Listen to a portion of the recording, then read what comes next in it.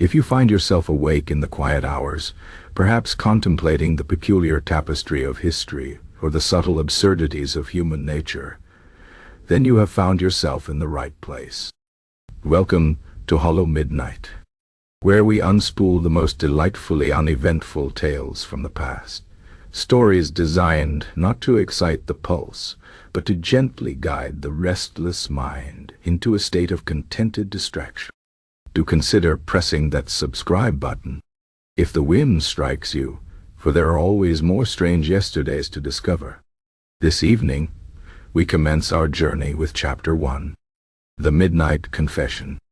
The air in the Marquis de Caussac's grand salon on that particular Tuesday evening, deep in the Parisian autumn of 1783, was thick with the accumulated perfumes of 100 noble bosoms, the faint, lingering scent of last night's snuff, and an almost palpable layer of polite boredom.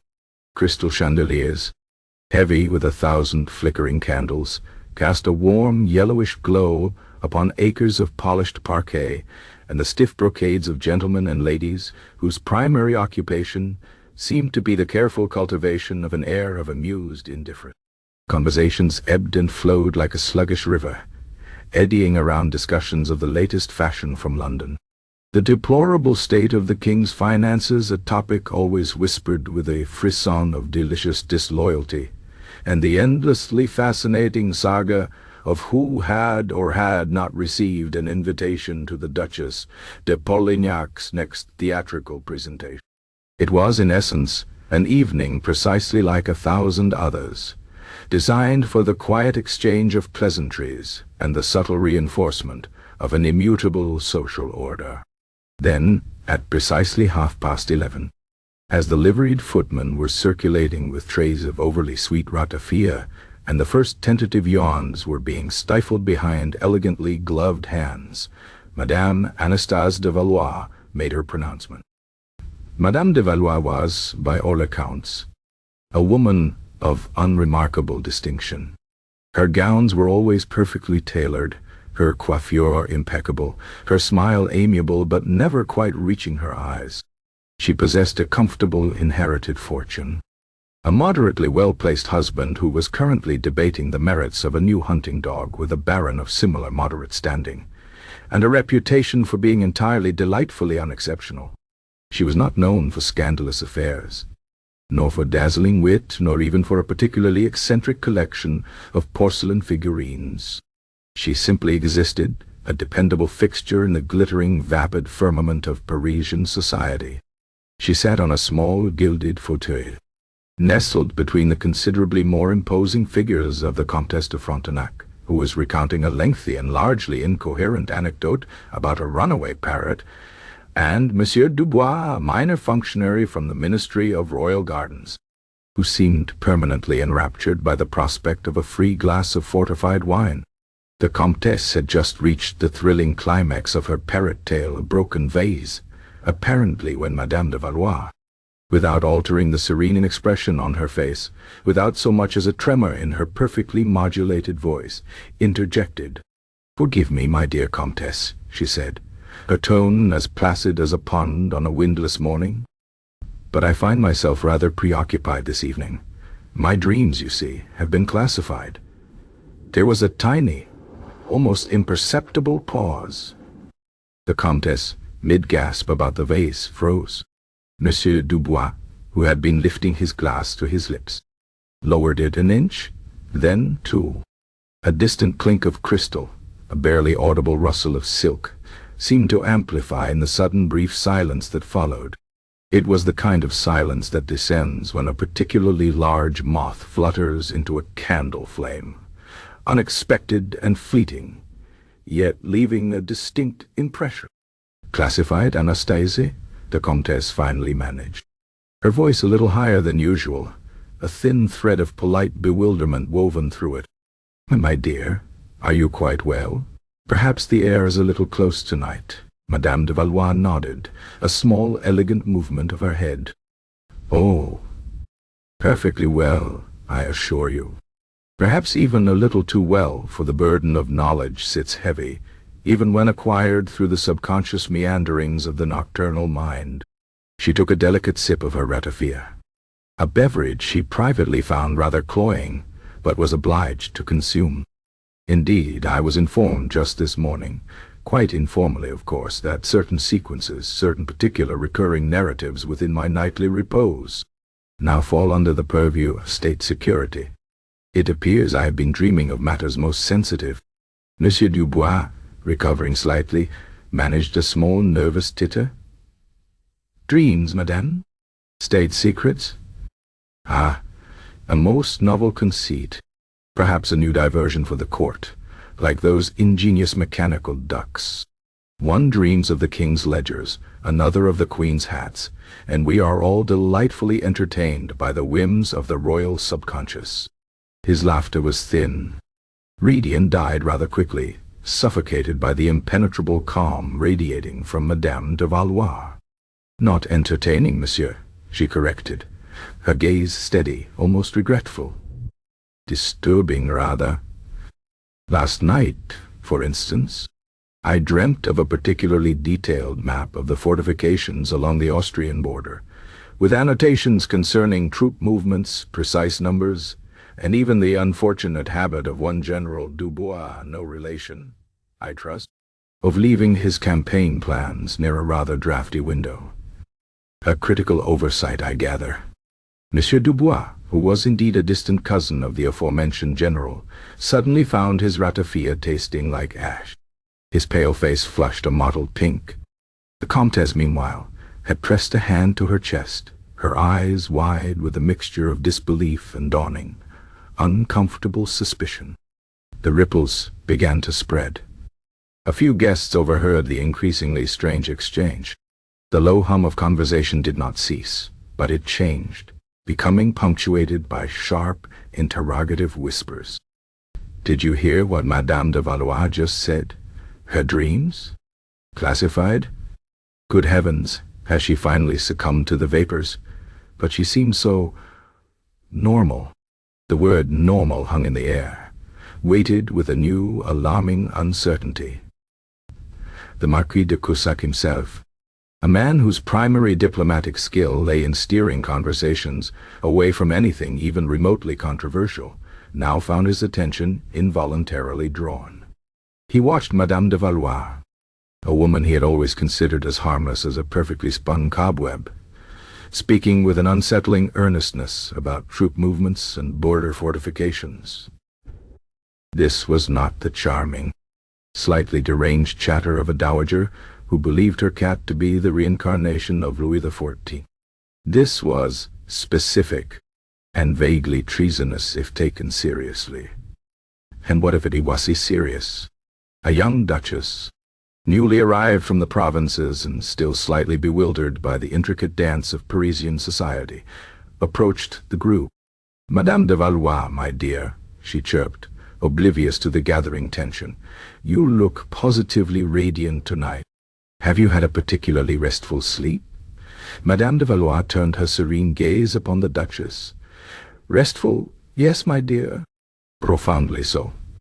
And utterly inconvenient. For during that profound repose, I found myself privy to the details of the new secret treaty with Spain concerning colonial trade routes. A rather intricate document with a particularly clever clause hidden within an appendix regarding the supply of salted cod. One would not think such dry matters could be revealed in a dream. Yet there they were, every single word, as clear as the finest print. The young Duchess blinked, her cheerful expression dissolving into confusion. The Comtesse de Frontenac let out a tiny, stifled squeak. Monsieur Dubois actually took a step backward, his half-empty glass rattling in his hand. The murmurs grew louder, more insistent, like a swarm of very well-dressed bees. People began to gather, ostensibly to admire a painting on the wall opposite, but their eyes kept darting back to Madame de Valois. Was she mad? The question hung unspoken, heavy in the perfumed air. Yet she did not look mad. There was no wildness in her eyes, no theatricality in her gestures. She spoke with the calm resignation of someone bearing an onerous, unasked-for burden. It was this very lack of histrionics that made her pronouncements so unsettling. If she were merely seeking attention, surely she would be gesticulating wildly, perhaps weeping or fainting, as any respectable hysterical noblewoman should. But no. She simply sat, a picture of tranquil propriety, revealing classified information gleaned from her and cycles as casually as one might discuss the price of truffles.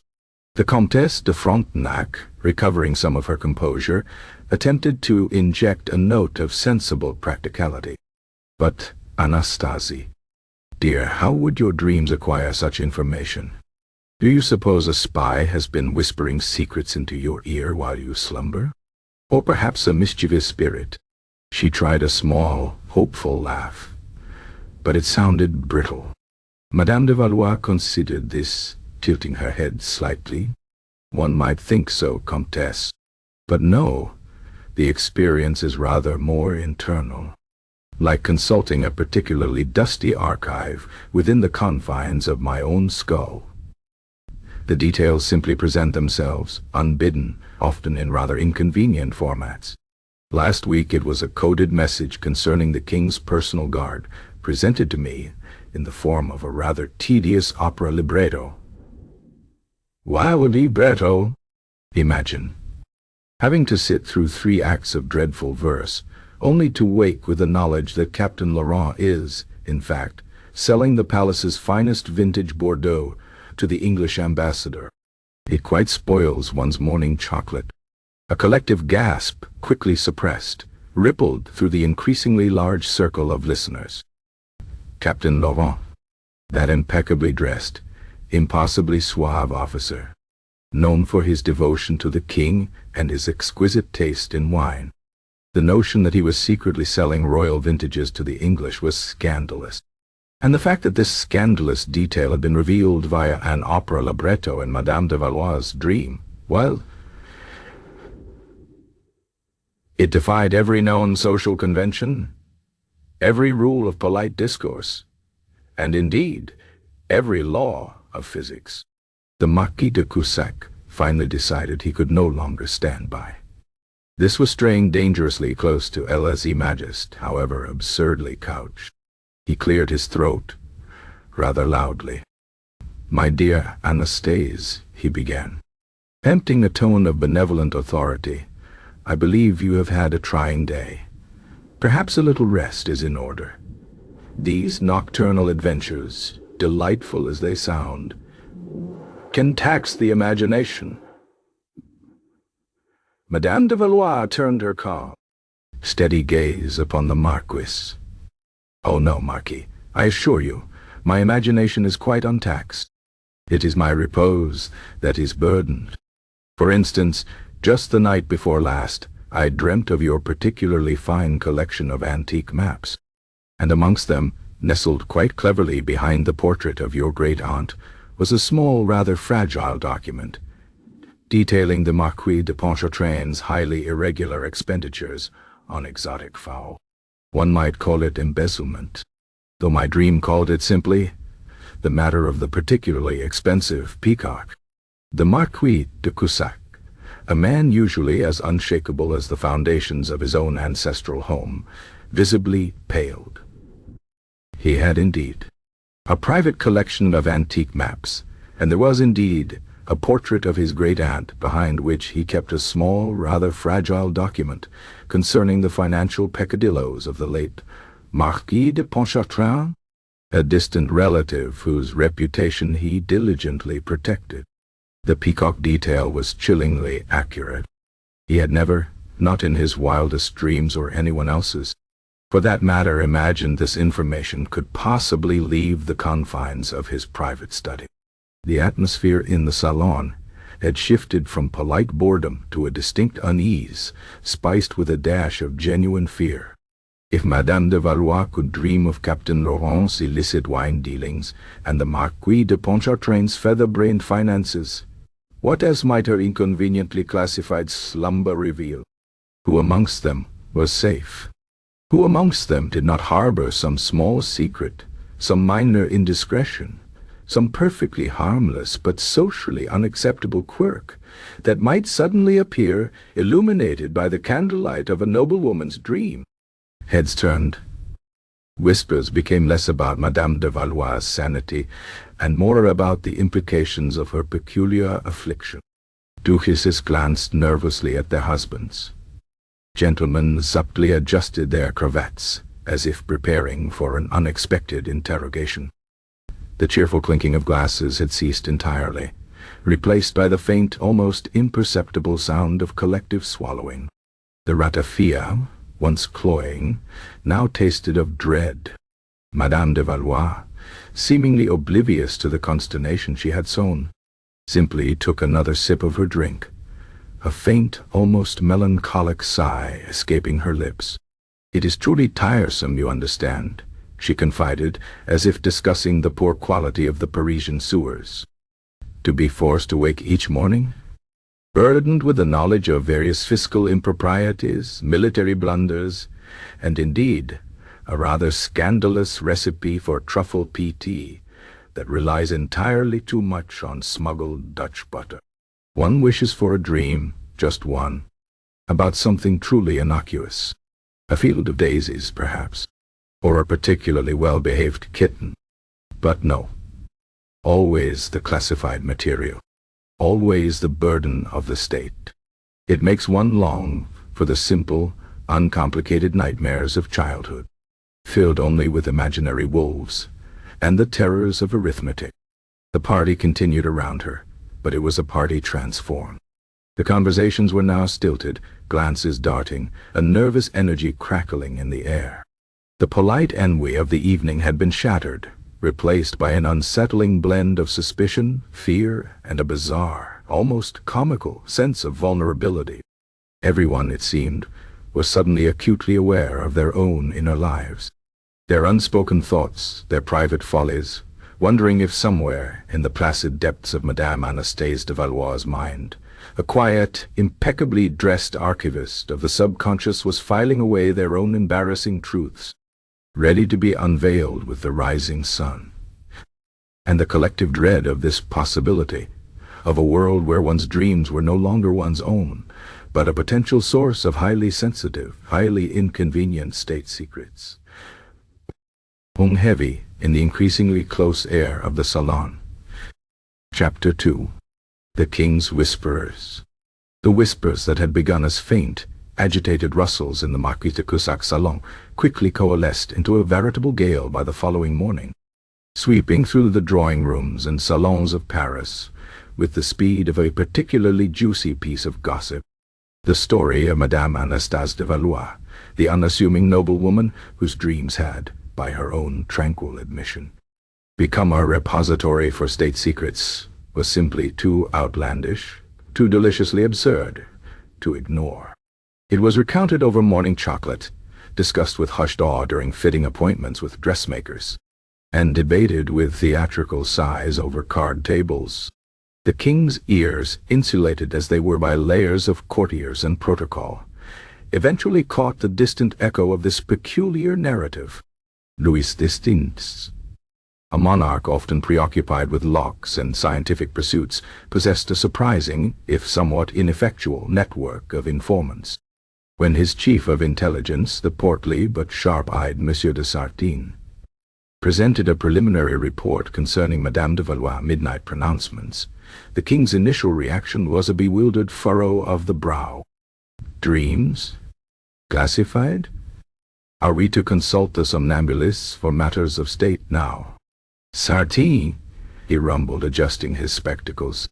Yet as specific details Madame de Valois had allegedly revealed the Austrian border fortifications, the king's personal guard, the Marquis de Pontchartrain's expensive peacock were, regrettably, verifiable.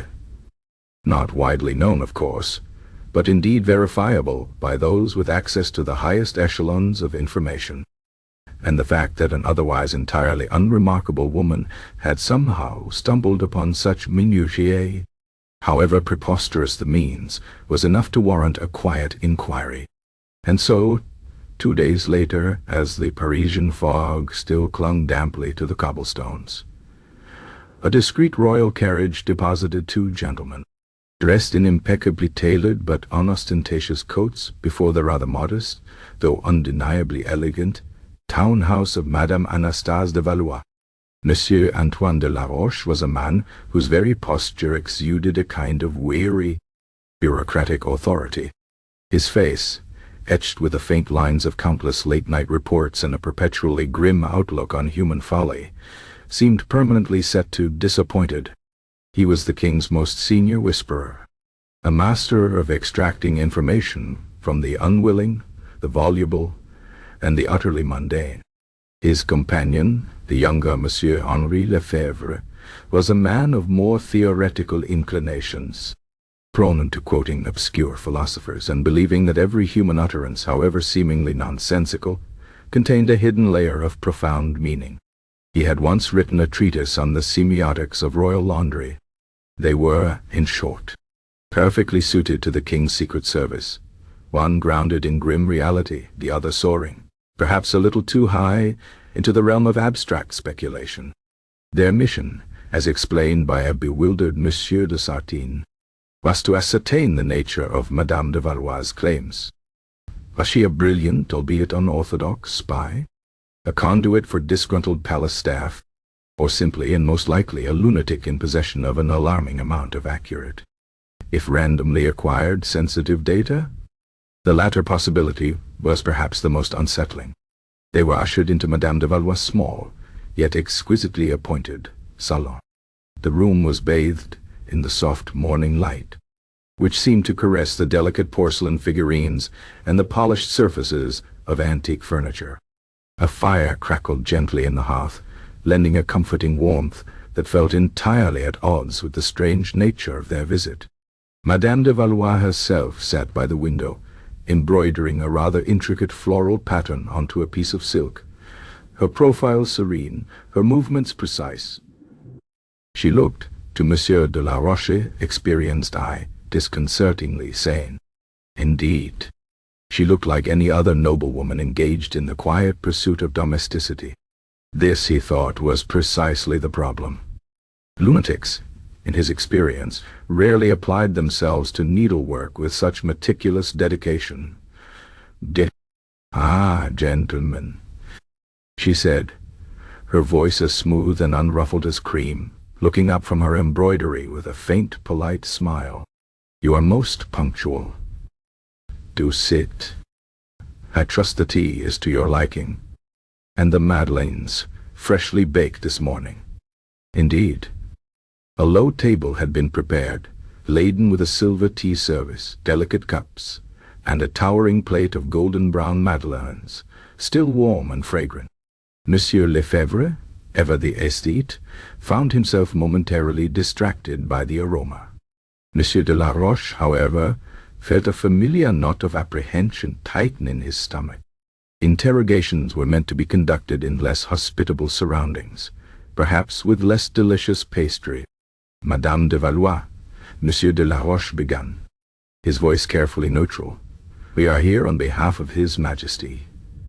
There have been certain reports concerning your unique insights." Madame de Valois nodded, placing her embroidery hoop gently on a side table. "Ah, yes. My dreams. I had rather anticipated such a visit. One cannot, after all, go about revealing the king's inventory of cheese wheels, or the exact number of buttons on a new uniform for the Royal Musketeers without attracting a certain amount of official curiosity. It is, I assure you, rather an inconvenience for all involved." Monsieur Lefebvre cleared his throat, adjusting his cravat. "Madame, if you would be so kind as to elaborate. These insights, as you term them, how precisely do they manifest?" She poured tea with a steady hand, a faint clink of porcelain the only sound. "Oh, quite naturally, monsieur. As naturally as one's eyelids fluttering in the darkness. One simply closes one's eyes, drifts into slumber, and there it is, a comprehensive report on, say, the structural integrity of the stables at Versailles, including a rather alarming detail about a loose plank near the third stall on the west side.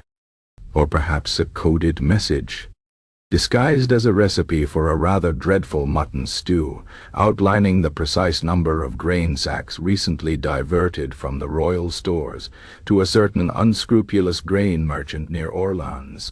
The mind, you see, is a most peculiar archive, and mine, it seems, has become rather too diligent in its cataloguing of state affairs.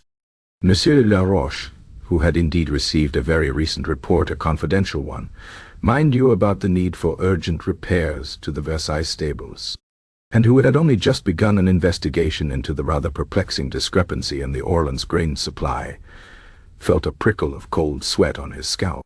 He maintained his composure, however, taking a delicate sip of tea. "And these details, madame, are they presented to you in a linear fashion?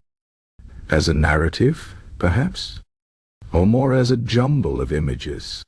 "Oh, sometimes a jumble, to be sure," she mused, picking up a madeleine and nibbling at its golden edge, like a forgotten drawer in a particularly untidy desk.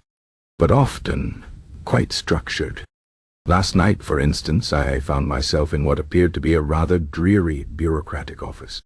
There was a clerk, quite rotund, with ink stains on his waistcoat, meticulously copying figures from one ledger to another.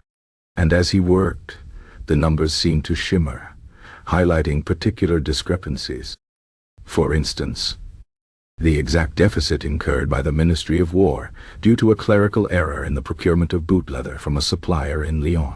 A deficit of precisely 3,742 livres, 14 sous, and 8 deniers. The error, I believe, was in the decimal point. Imagine being woken by the sheer numerical precision of a governmental blunder. Monsieur Lefebvre, who had been attempting a detached analytical expression, now found his jaw slackening. He knew, intimately, of the Ministry of War's procurement issues. He also knew, with a certainty that chilled him, that the precise figure of 3,742 livres, 14 sous, and 8 deniers, and the reference to a clerical error in boot leather procurement from Lyon, was knowledge confined to a mere handful of top-tier auditors, and now, apparently, to Madame de Valois' subconscious. It was not the sort of information one simply guessed. "A clerical error, you say?"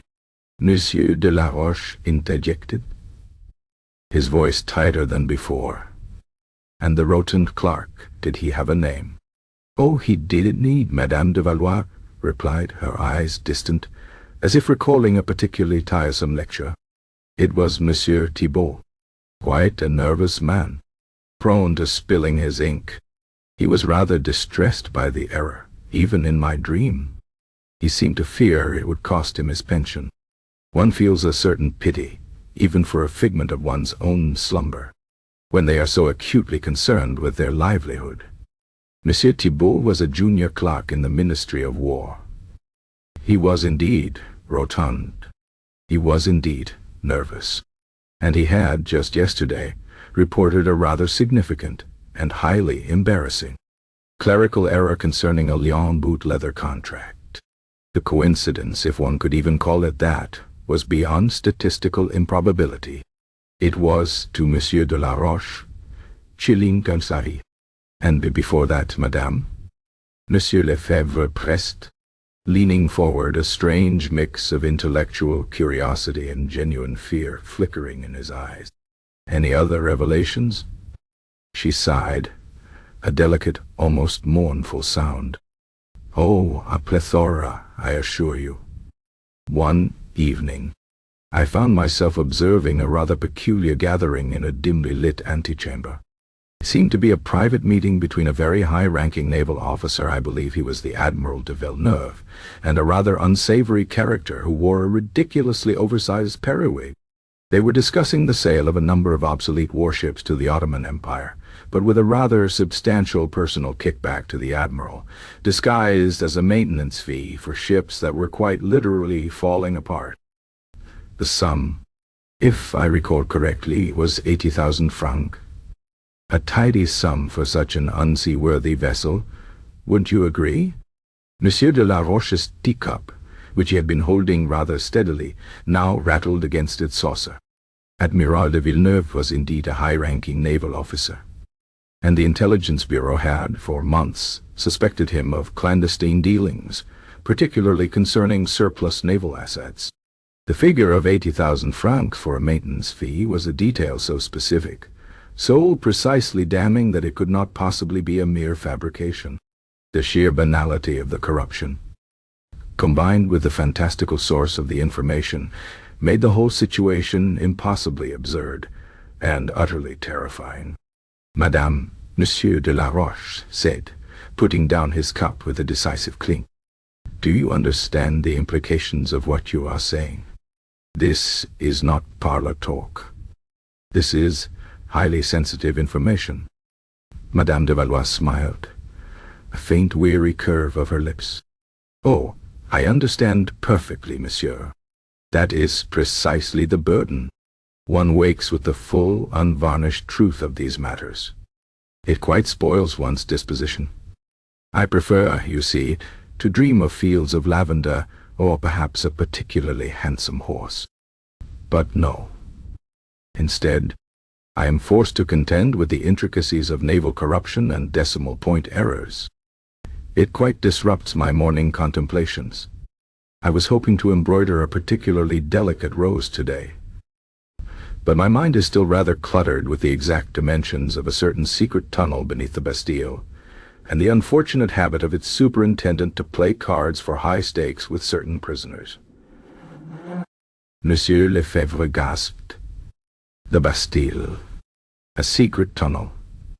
And its superintendent, Monsieur de Launay, was indeed a notorious gambler, a fact only known to a select few.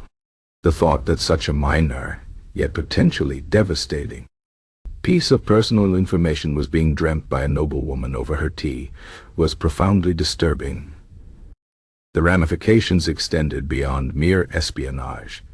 It was an invasion of privacy on a scale hitherto unimaginable.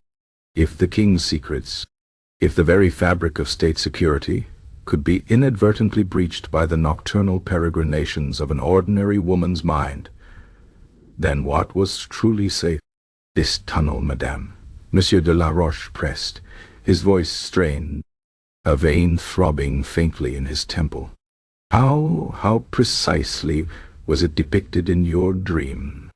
"Oh, as a rather narrow, damp affair," she replied, as if describing a poorly constructed garden path, leading from the superintendent's private quarters to a discreet exit point near the Rue Saint-Antoine. Apparently it was constructed many years ago for the purpose of, well, it was not explicitly stated, but I gathered it involved the discreet movement of certain individuals who were perhaps not meant to be officially detained, and its existence is known only to the superintendent and, I believe, two very elderly, rather deaf guards who tend to the subterranean areas. And now, myself, of course. The two royal whisperers exchanged a glance of utter, profound bewilderment. The Bastille tunnel was a myth, a rumor whispered by the oldest, most cynical of Parisian gossips, dismissed by the authorities as pure fabrication. Yet Madame de Valois had described it with chilling precision, right down to the specific exit point and the character of the elderly deaf guards. "And these prisoners," Monsieur Lefebvre ventured, his voice barely a whisper, "who played cards with the superintendent?" Madame de Valois frowned, a rare, fleeting expression of mild irritation. "Oh, just one, last night. A rather unpleasant fellow. Name of D'Artagnan, I believe. He was rather good at cheating, and the superintendent was losing quite a lot of money. The dream suggested that Monsieur d'Artagnan was in the Bastille, not for any particular crime, but because he knew too much about a certain network of disgruntled pamphleteers." Monsieur de la Roche felt a sudden, inexplicable urge to remove his wig and fan himself with it. The man known as D'Artagnan was indeed a political prisoner, a notorious silver-tongued agitator who had been locked away months ago for reasons vaguely attributed to sedition, and the network of pamphleteers was the king's most pressing internal security concern. The interrogation, which had begun with polite suspicion, had slowly, irrevocably, devolved into a terrifying encounter with the inexplicable. The Madeleines, once so inviting, now sat untouched, their sweetness seeming obscene in the face of such bizarre, yet undeniably accurate, revelations. The tea grew cold in the delicate cups. Madame de Valois, utterly unruffled, remained a picture of genteel propriety, a serene conduit for the king's most closely guarded, and often most embarrassing, secrets. Monsieur de la Roche, a man of empirical evidence and logical deductions, found his meticulously constructed world crumbling around him. He had faced hardened criminals, cunning spies, and treacherous courtiers, but he had never encountered a threat so utterly intangible, so impossibly absurd, and yet so devastatingly effective. What did one do with a woman whose very slumber became an intelligence leak? One could not imprison her for dreaming. One could not silence her subconscious. He pushed back from the table, a sudden desperate need for fresh, unclassified air overwhelming him. "Madame de Valois," he said, his voice hoarse, we thank you for your candor. We shall report to His Majesty." Madame de Valois inclined her head, a faint, almost pitying smile on her lips. "Of course, gentlemen. Do give my regards to Monsieur de Sartine, should you see him, and perhaps suggest, if you would be so kind, that he might wish to review the Royal Exchequer's latest quarterly accounts. My dreams suggest a rather egregious accounting error regarding the purchase of ceremonial ermine robes. It appears the supplier has charged for 500 more pelts than were actually delivered. A mere oversight, I am sure, but a costly one for the crown." As they stumbled out into the Parisian fog, leaving the quiet elegance of Madame de Valois' salon behind, Monsieur Lefebvre turned to Monsieur de la Roche, his face pale. She knows about the ermine robes. Only Sartine and the comptroller know that." Monsieur de la Roche did not reply. He merely walked faster, his mind a chaotic whirl of secret tunnels, naval kickbacks, and an inexplicable, utterly indefensible deficit in boot leather. The king, he knew, would have no easy answer for this. How does one classify a dream? And what security measures could possibly protect the state from the unintended, supremely inconvenient wisdom of a noblewoman's classified slumber? The Parisian fog, which had seemed merely damp moments before, now felt like a shroud, obscuring a world that had suddenly become far more opaque and far more ridiculously vulnerable than anyone had ever imagined. Chapter 2. The King's Whisperers. The whispers that had begun as faint, agitated rustles in the Marquis de Cusac's salon quickly coalesced into a veritable gale by the following morning, sweeping through the drawing rooms and salons of Paris with the speed of a particularly juicy piece of gossip. The story of Madame Anastase de Valois, the unassuming noblewoman whose dreams had, by her own tranquil admission, become a repository for state secrets, was simply too outlandish, too deliciously absurd to ignore. It was recounted over morning chocolate, discussed with hushed awe during fitting appointments with dressmakers, and debated with theatrical sighs over card tables. The king's ears, insulated as they were by layers of courtiers and protocol, eventually caught the distant echo of this peculiar narrative. Louis XVI, a monarch often preoccupied with locks and scientific pursuits, possessed a surprising, if somewhat ineffectual, network of informants. When his chief of intelligence, the portly but sharp-eyed Monsieur de Sartine, presented a preliminary report concerning Madame de Valois' midnight pronouncements, the king's initial reaction was a bewildered furrow of the brow. Dreams? Classified? Are we to consult the somnambulists for matters of state now? Sartine? He rumbled, adjusting his spectacles. Yet the specific details Madame de Valois had allegedly revealed the Austrian border fortifications, the king's personal guard, the Marquis de Pontchartrain's expensive peacock were, regrettably, verifiable. Not widely known, of course, but indeed verifiable by those with access to the highest echelons of information. And the fact that an otherwise entirely unremarkable woman had somehow stumbled upon such minutiae, However preposterous the means was enough to warrant a quiet inquiry. And so, 2 days later, as the Parisian fog still clung damply to the cobblestones, a discreet royal carriage deposited 2 gentlemen, dressed in impeccably tailored but unostentatious coats, before the rather modest, though undeniably elegant, townhouse of Madame Anastasie de Valois. Monsieur Antoine de la Roche was a man whose very posture exuded a kind of weary, bureaucratic authority. His face, etched with the faint lines of countless late-night reports and a perpetually grim outlook on human folly, seemed permanently set to disappointed. He was the king's most senior whisperer, a master of extracting information from the unwilling, the voluble, and the utterly mundane. His companion, the younger Monsieur Henri Lefebvre, was a man of more theoretical inclinations, prone to quoting obscure philosophers and believing that every human utterance, however seemingly nonsensical, contained a hidden layer of profound meaning. He had once written a treatise on the semiotics of royal laundry. They were, in short, perfectly suited to the king's secret service, one grounded in grim reality, the other soaring, perhaps a little too high, into the realm of abstract speculation. Their mission, as explained by a bewildered Monsieur de Sartine, was to ascertain the nature of Madame de Valois' claims. Was she a brilliant, albeit unorthodox, spy, a conduit for disgruntled palace staff, or simply, and most likely, a lunatic in possession of an alarming amount of accurate, if randomly acquired, sensitive data? The latter possibility was perhaps the most unsettling. They were ushered into Madame de Valois' small, yet exquisitely appointed, salon.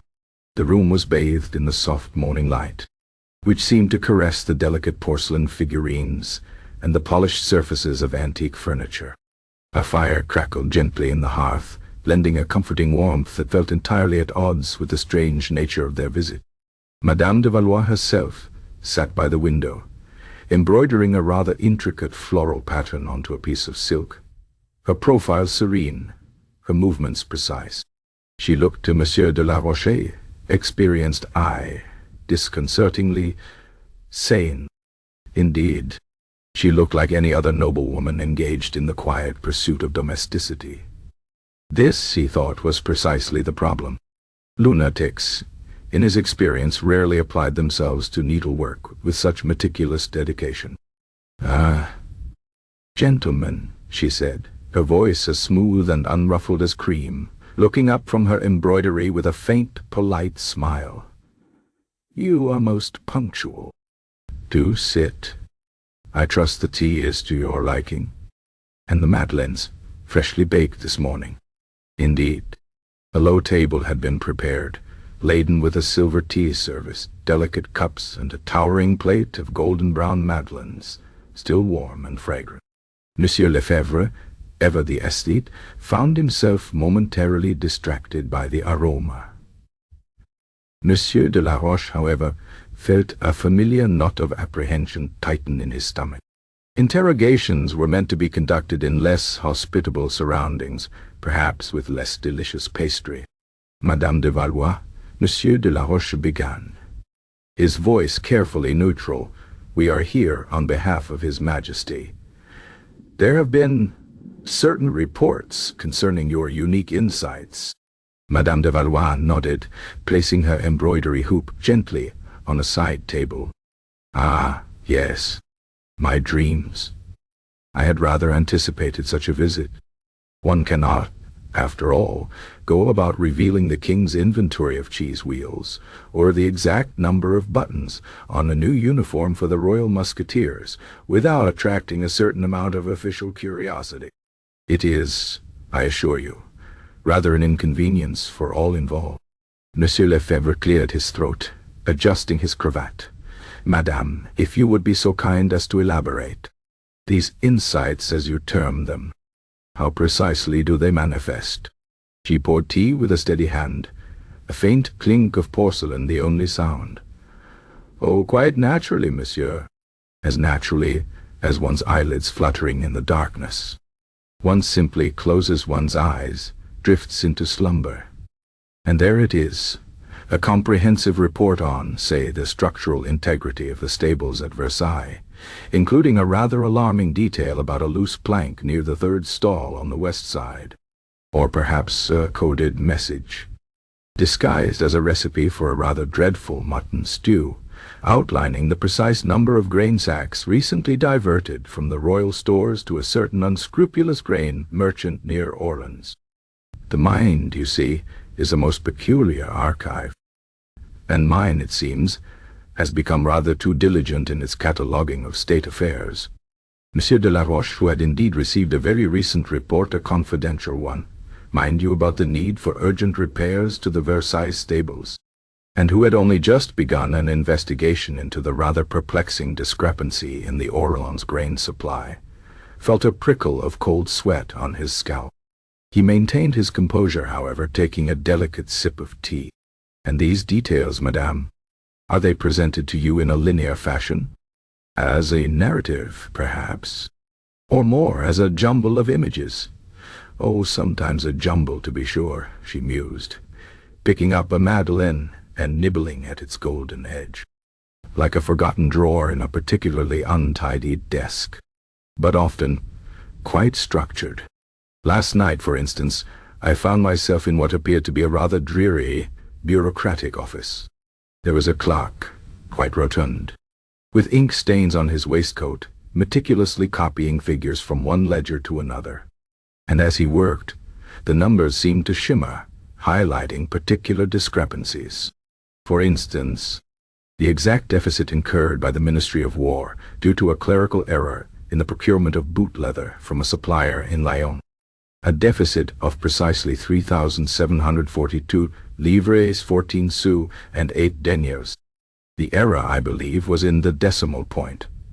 Imagine being woken by the sheer numerical precision of a governmental blunder. Monsieur Lefebvre, who had been attempting a detached analytical expression, now found his jaw slackening. He knew, intimately, of the Ministry of War's procurement issues. He also knew, with a certainty that chilled him, that the precise figure of 3,742 livres, 14 sous and 8 deniers, and the reference to a clerical error in boot leather procurement from Lyon, was knowledge confined to a mere handful of top-tier auditors, and now, apparently, to Madame de Valois' subconscious. It was not the sort of information one simply guessed. "A clerical error, you say?" Monsieur de la Roche interjected, his voice tighter than before.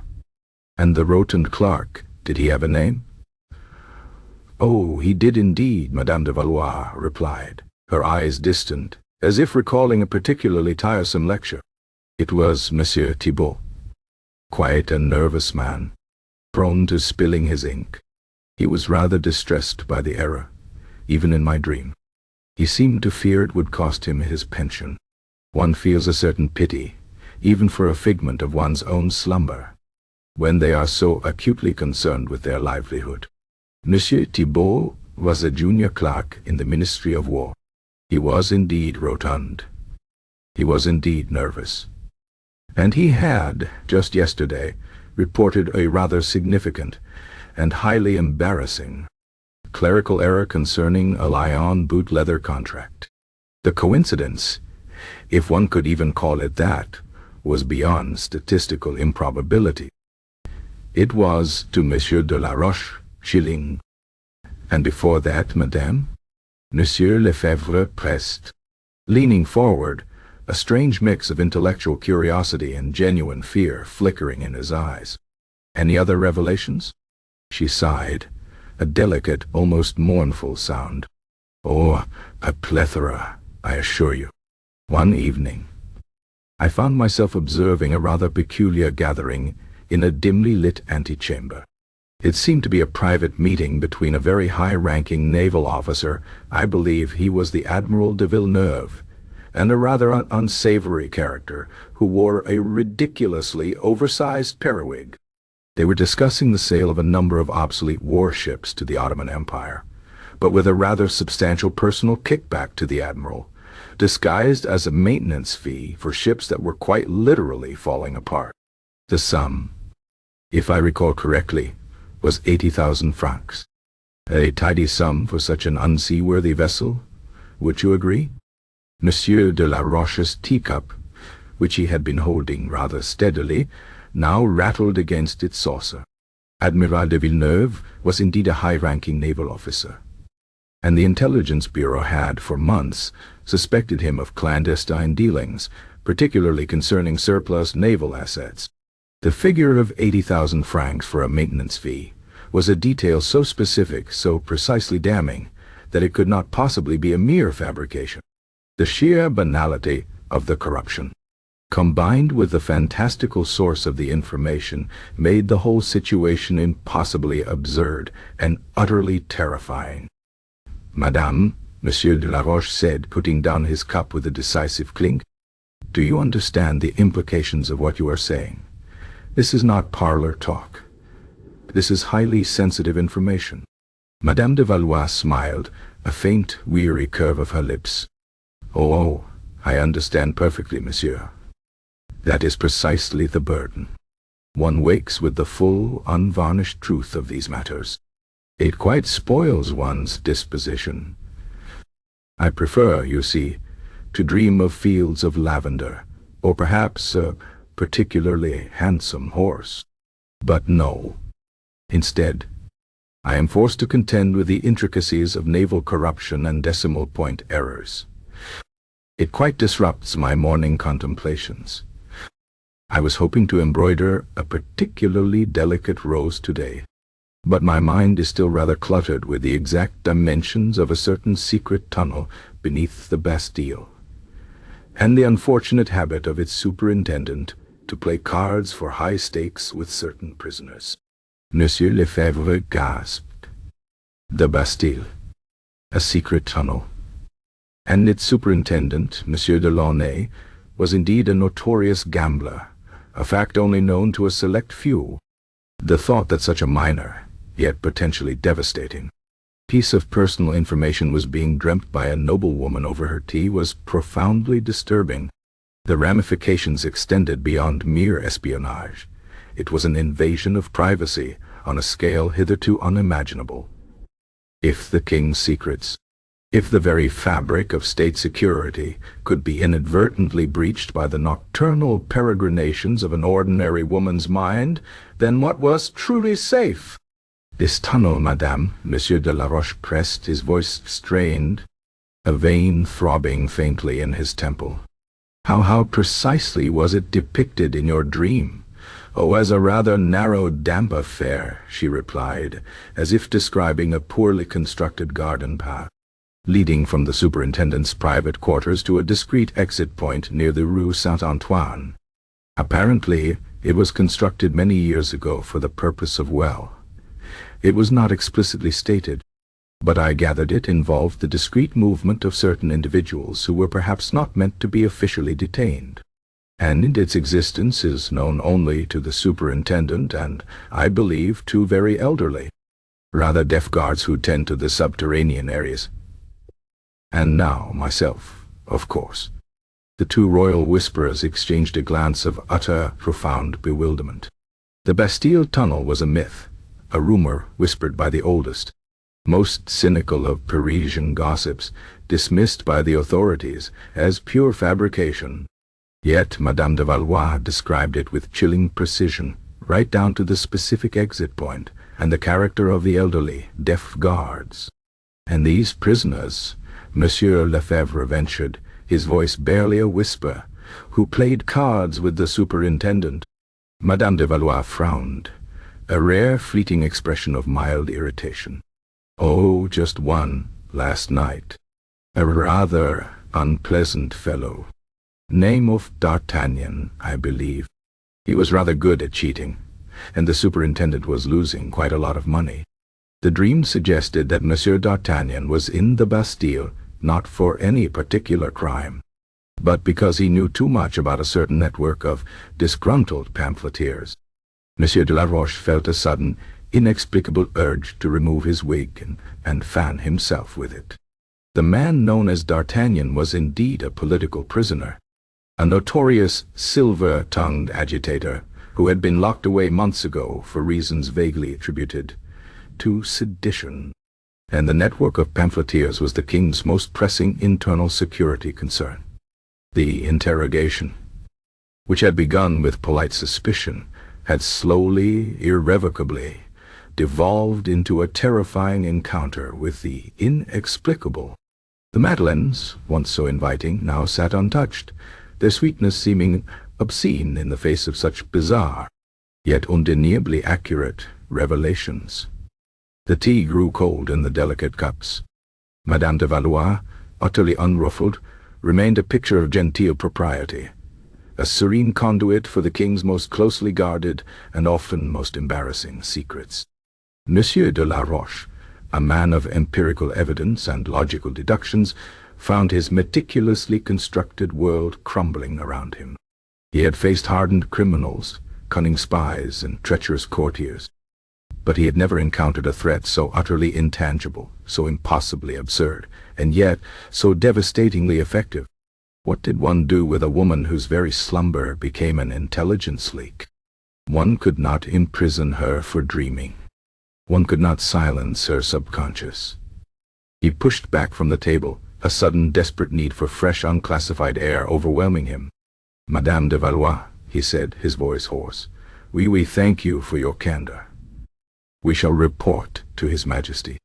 Madame de Valois inclined her head, a faint, almost pitying smile on her lips. "Of course, gentlemen.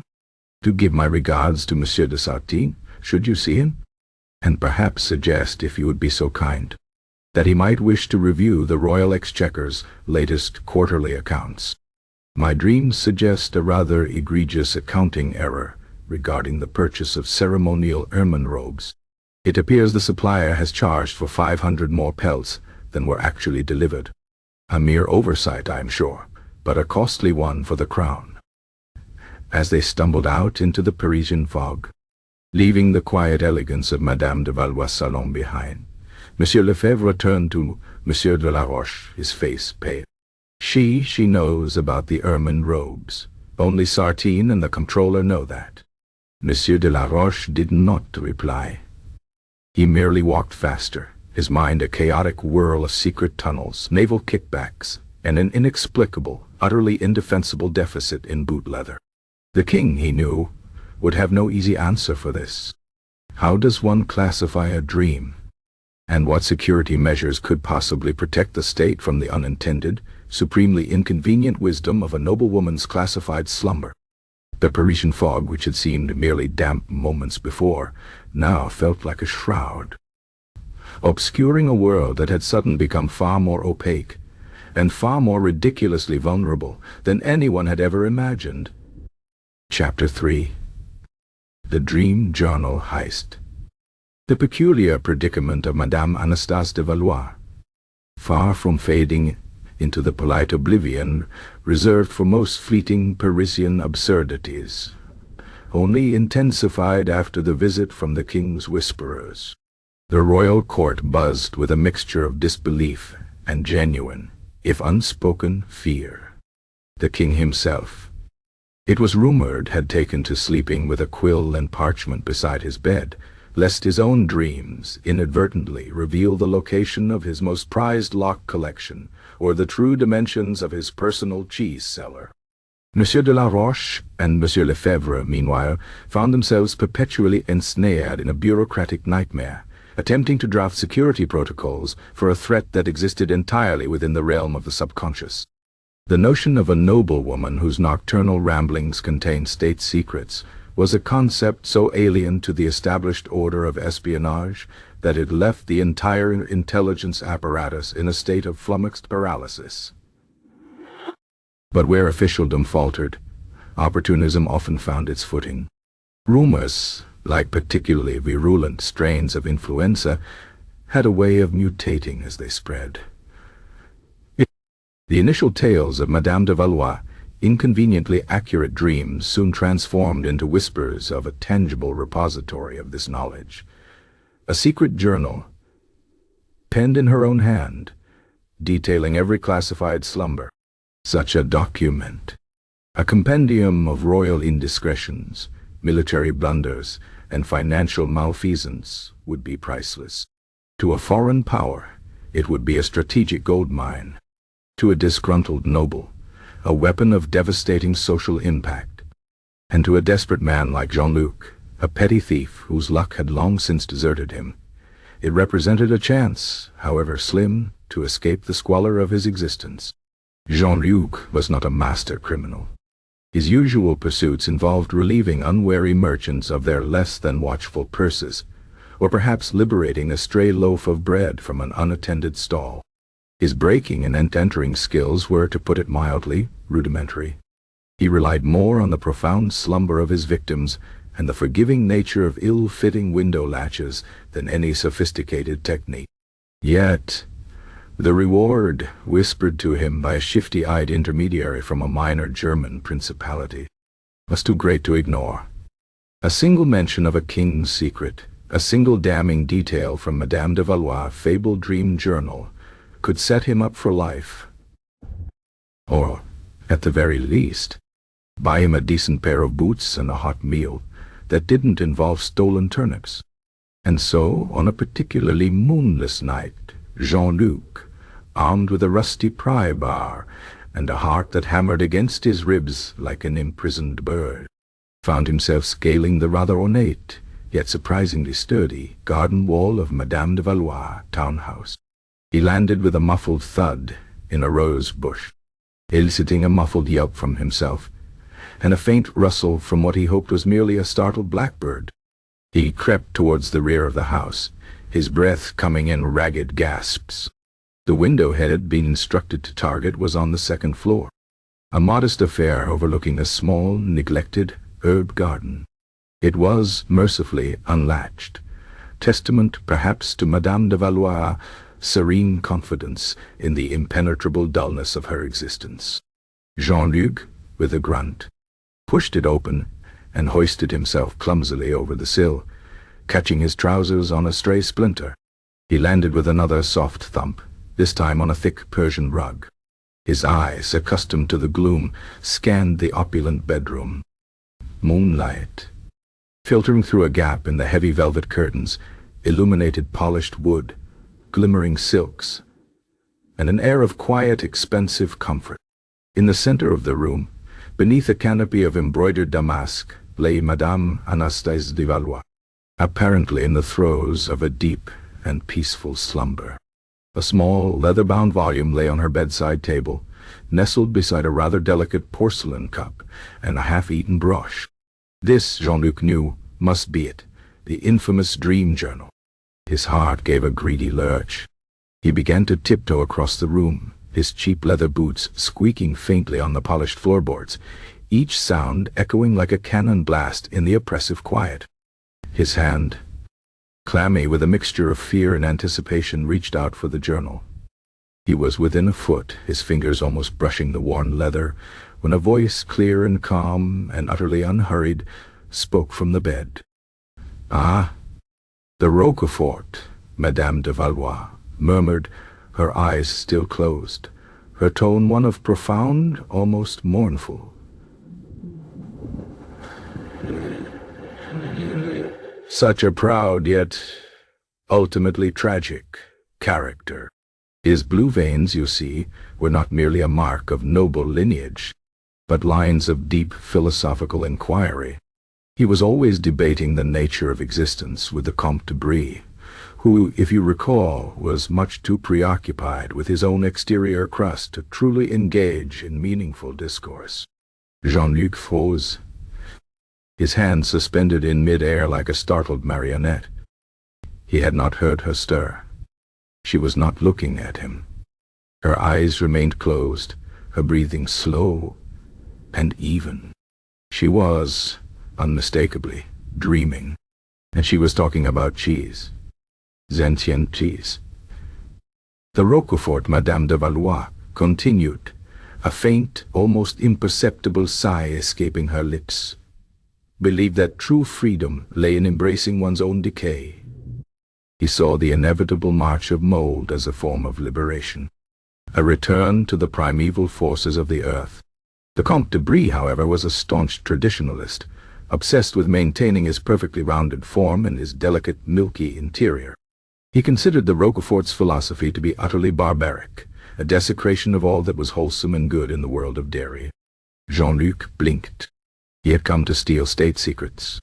He was now listening to a philosophical debate between two pieces of cheese.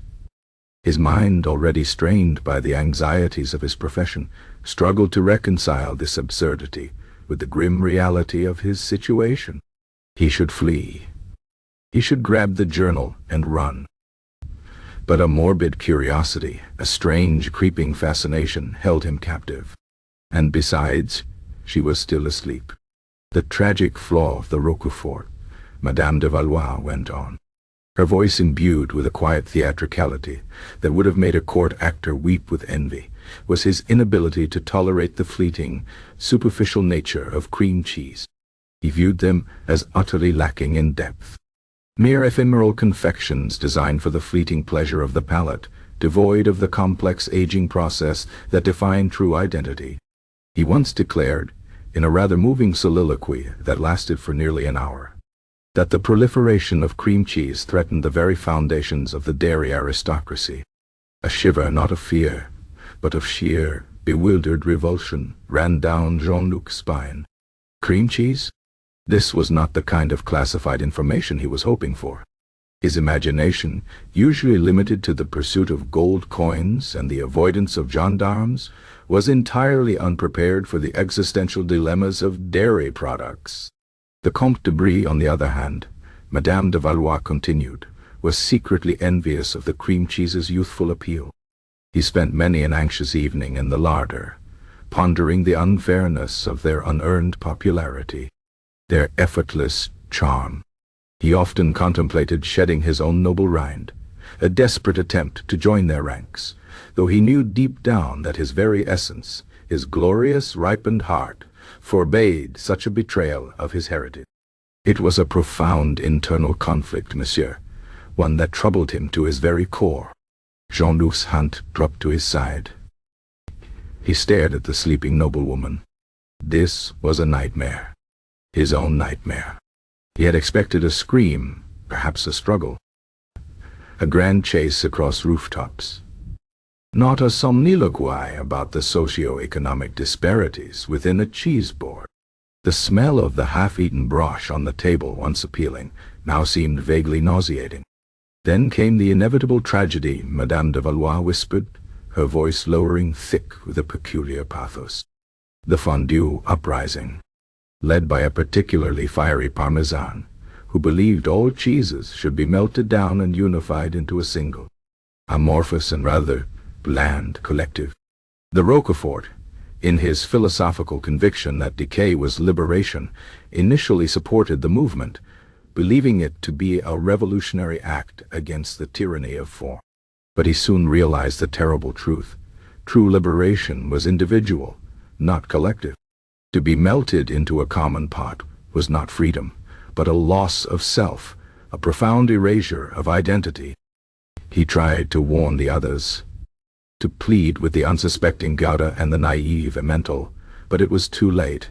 They plunged, one by one, into the bubbling cauldron, their distinct personalities dissolving into a uniform, gloopy mass. Jean-Luc felt a bead of sweat trickle down his temple, completely unrelated to the exertion of climbing. The sheer, terrifying specificity of the cheese dream was getting to him.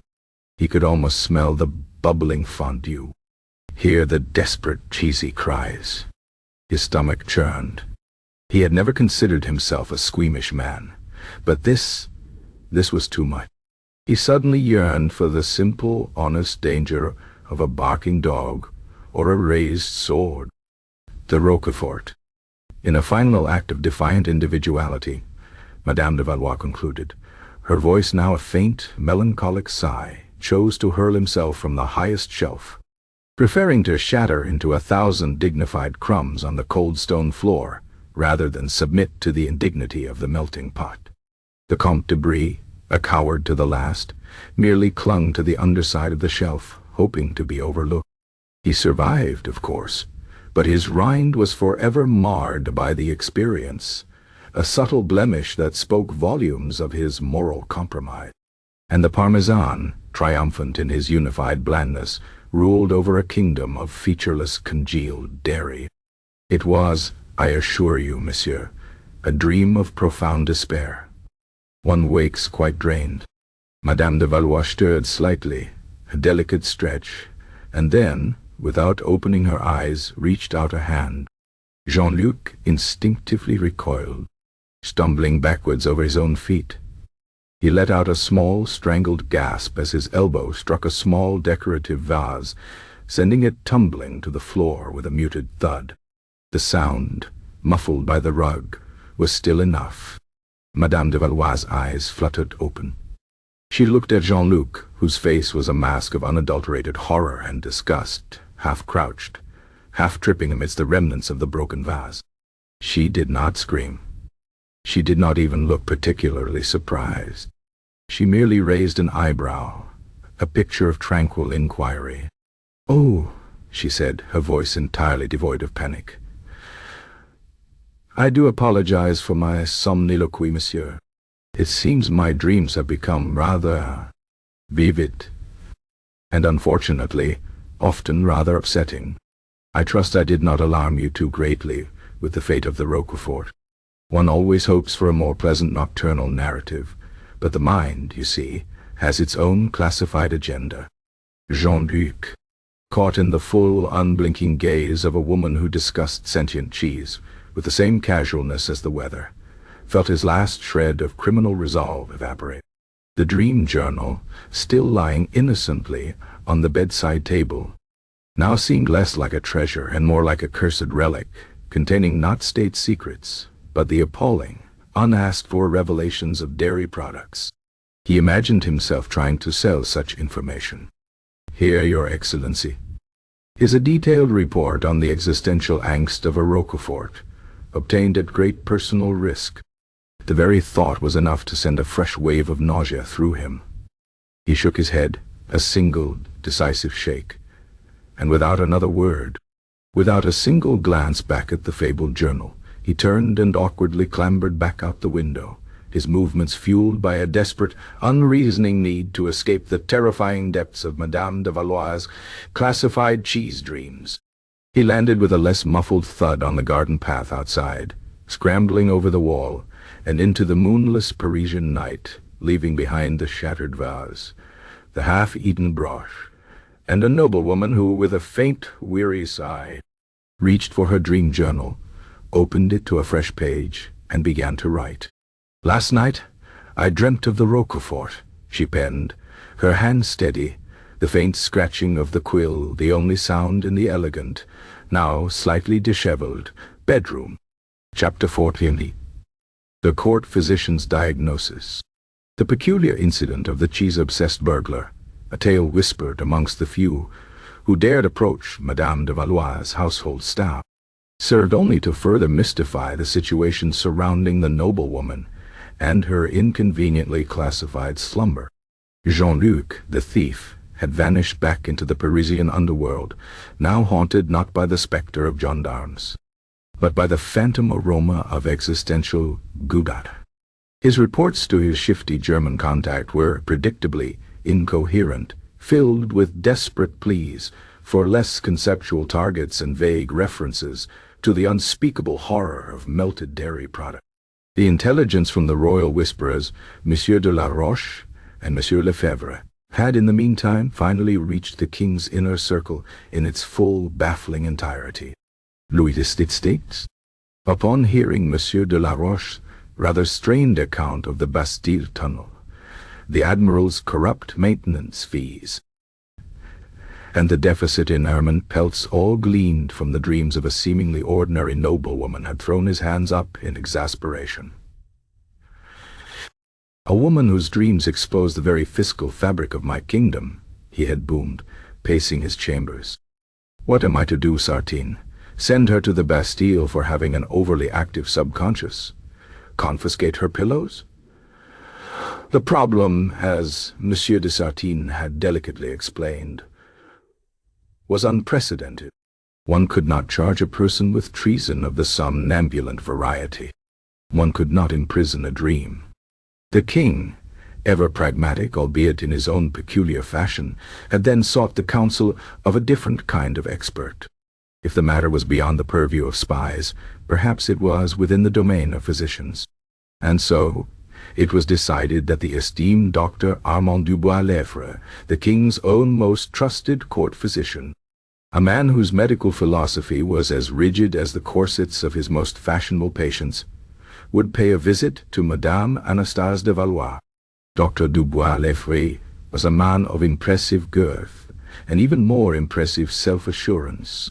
He subscribed wholeheartedly to the ancient theories of humoral balance, believing that all ailments, from a common cough to the most profound melancholia, could be traced back to an excess or deficiency of blood, phlegm, yellow bile, or black bile. His preferred remedies involved copious bleedings, vigorous purgings, and a dietary regime so bland it could cure even the most ardent gourmand of his appetite for life. He viewed the human body as a complex but ultimately predictable machine, and the human mind as a mere offshoot of the body's internal workings, entirely subject to the whims of its fluids. The notion of classified dreams was, to Dr. Dubois-Lefre, an utter absurdity, a symptom of some deeper, more mundane imbalance. He approached Madame de Valois' case with a mixture of professional curiosity and thinly veiled disdain for what he presumed was aristocratic hypochondria. He arrived at Madame de Valois' townhouse mid-morning, accompanied by a rather nervous assistant carrying a leather satchel clinking faintly with various medical instruments, leeches primarily. He found Madame de Valois in her drawing-room, engaged in the quiet contemplation of a potted fuchsia, its delicate blossoms a vibrant counterpoint to the subdued autumn light filtering through the tall windows. She looked, to the physician's experienced eye, entirely too well. Her complexion was fair, her eyes clear, her posture erect. There was no tremor in her hands, no flush to her cheeks, none of the telltale signs of a woman afflicted by vapors or melancholia. This, Dr. Dubois-Lefre privately concluded, was going to be a vexing case of fabricated illness, designed no doubt to avoid some tiresome social obligation. Madame de Valois, Dr. Dubois-Lefre intoned, his voice deep and resonant, a voice accustomed to delivering solemn diagnoses and even more solemn prognoses. I am here at His Majesty's request to examine your condition. Madame de Valois turned, a faint, polite smile gracing her lips. Ah, Dr. Dubois-Lefre, I had rather expected you. One cannot, after all, consistently provide the king's intelligence apparatus with unscheduled briefings from one's own slumber without eventually attracting the attention of the medical establishment. Do sit. May I offer you some freshly brewed coffee? Or perhaps a calming infusion of chamomile? Dr. Dubois-Lefre waved a dismissive hand, the very thought of herbal infusions an affront to his scientific rigor. No, madame. We must be serious. I understand you have been experiencing certain nocturnal phenomena. Dreams, I am told, of a most unusual nature. He pulled out a small, ornate stethoscope, its bell made of polished brass, and placed it against her chest with an air of profound importance. Most unusual indeed. Madame de Valois murmured, her voice calm, even as the cold brass pressed against her silk gown. Just last night, for instance, I found myself in the king's private library. A rather dusty place for His Majesty, I am afraid. Prefers the company of Locks to ancient tomes. And there, behind a particularly weighty volume on the breeding of royal hounds, I discovered a concealed compartment. Inside, a small, rather illegible note, penned, I believe, by a former Minister of Finance, detailing a secret overseas investment in a chain of particularly unsanitary sardine fisheries. A rather ill-advised venture, I gather, as the sardines, according to my dream, were prone to sudden, spontaneous combustion when exposed to direct sunlight, most inconvenient for the investors, and rather pungent for the local populace. Dr. Dubois-Lefray froze, his ear still pressed to her chest. His breath hitched. He knew, with a sinking feeling, of the king's library. He knew of the king's fondness for locks, and he had quite recently heard a hushed, incredulous rumor among certain court circles about a disastrous, financially ruinous investment in foreign fisheries, a rumor so absurd that it had been instantly dismissed as the ravings of a madman. The detail about spontaneously combusting sardines, while obviously a fantastical embellishment, only made the underlying truth more terrifyingly plausible. He quickly pulled back the stethoscope, clearing his throat loudly. Indeed, madame. Fascinating. And are these dreams accompanied by any other symptoms? Palpitations? Dizziness? A feeling of melancholia? He reached for her wrist, his fingers probing for a pulse, a tangible sign of corporeal distress. "Oh, not really, doctor," she replied, her pulse remarkably steady beneath his fingers. A faint weariness, perhaps, from the sheer volume of information. And a certain, shall we say, intellectual indigestion when confronted with the full scope of human folly.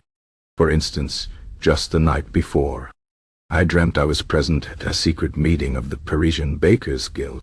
They were discussing a clandestine scheme to inflate the price of baguettes by secretly adding sawdust to the flour. A truly ingenious, if unconscionable, plot. My dream even provided the precise ratio, 1 part sawdust to 20 parts flour, for maximum profit and minimum detectability. The horror, you see, is not in the grand conspiracies, but in the mundane, everyday deceit. Dr. Dubois-Lefray's eyes widened infinitesimally. The price of bread, always a volatile subject in Paris, had indeed seen a puzzling, unjustified rise in recent weeks. Sawdust in flour. It was an outrage. But how could she possibly know such a detail? His mind, trained in the quantifiable, struggled to process the qualitative nature of her revelations. And prior to that, madame, any particularly vivid dreams concerning, perhaps, the state of the humors within your own person? Or perhaps a delightful vision of a balanced constitution? He attempted to steer the conversation back to the familiar safe harbor of his medical expertise. Madame de Valois sighed, a sound of gentle resignation. "Alas, doctor, my dreams are rarely so self-referential, though I did once have a rather perplexing dream about the construction of a new royal observatory. It was rather detailed, complete with blueprints and calculations for the curvature of the lenses. And, regrettably, it also contained the rather unfortunate information that the chief architect, Monsieur Thibault, a different Monsieur Thibault than the one concerned with boot leather, I trust, had entirely miscalculated the load-bearing capacity of the dome. My dream suggested it would collapse precisely on the morning of the royal unveiling, landing rather spectacularly on the king's new telescope. A logistical nightmare, you understand, for the court astronomers." Dr. Dubois-Lefray felt a cold dread creep up his spine. He had personally reviewed the initial plans for the new royal observatory, a project dear to the king's heart. He was also intimately aware of the chief architect's chronic, though usually minor, mathematical errors. The thought of the dome collapsing on the king's new, exorbitantly expensive telescope, derived from a dream, was almost too much to bear. This was not vapors. This was something else entirely. Something deeply inconvenient for the delicate sensibilities of the monarchy. He straightened up, stroking his chin with a ponderous air. His initial hypothesis of hypochondria was proving increasingly untenable. Yet, the alternative that this woman was genuinely receiving classified information through her dreams was professionally unacceptable. There had to be a medical explanation, however outlandish. He paced the room slowly, his heavy boots sinking slightly into the thick rug. "Madame," he finally pronounced, turning to face her with an air of profound certainty, "I believe I have ascertained the root of your unique malady." He puffed out his chest, preparing to deliver a diagnosis that would, in his mind, restore order to this chaotic situation. "It is clear that you suffer from an acute, indeed, an alarming excess of imagination." Madame de Valois blinked, a flicker of something akin to mild amusement in her eyes. "An excess of imagination, doctor? Are you quite sure? I always considered myself rather prosaic." "Quite sure," Dr. Dubois-Lefray declared, warming to his theme. "Your humors, while perhaps not wildly out of balance in the conventional sense, are clearly overstimulated. Your mind, madame, is simply too active, too keen to perceive patterns, too eager to construct elaborate narratives from the stray observations of your waking hours. This excess of imaginative faculty, when combined with a natural relaxation of sleep, leads to a kind of nocturnal delirium, a highly structured, yet entirely unfounded, projection of your subconscious anxieties and curiosities onto the canvas of your dreams. The state secrets, the financial irregularities, the combusting sardines, these are merely the unfortunate, if vivid, products of an overheated fancy. Your humors, you see, are simply too spirited." He paused, allowing his profound medical insight to sink in. "The solution, therefore, is clear. We must drain some of this excessive mental energy.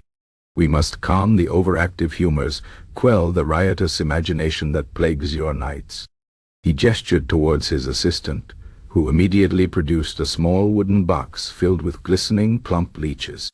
"I shall prescribe a course of weekly leech applications, a dozen or so, at the temples and behind the ears, to draw out the excess of choleric and sanguine humors that are, no doubt, fueling these fantastical visions.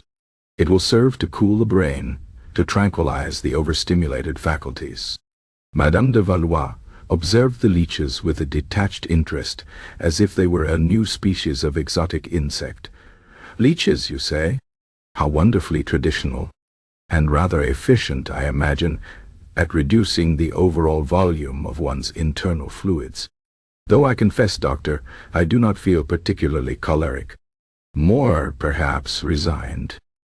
And Dr. Dubois-Lefray continued, "Undeterred by her placid acceptance, your diet, madame, must be adjusted.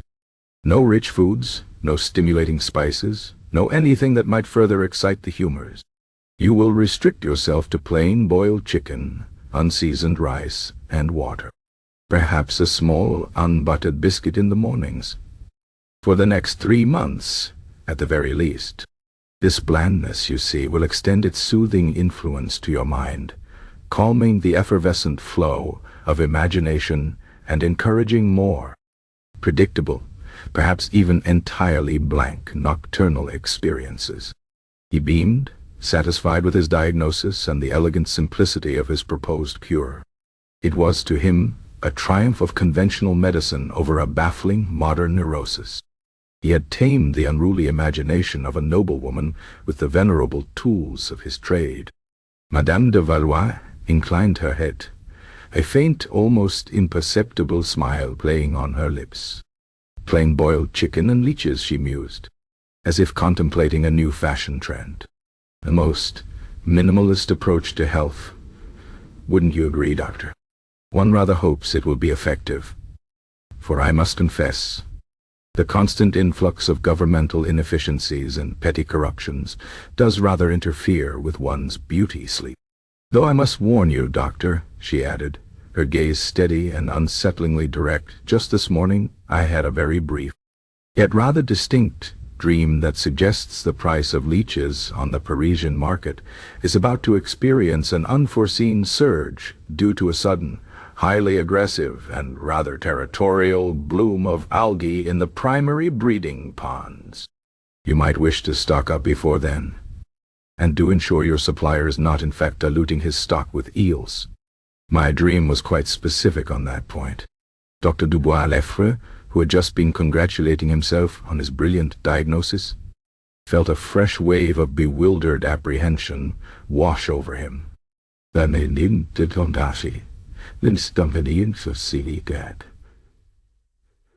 Leeches.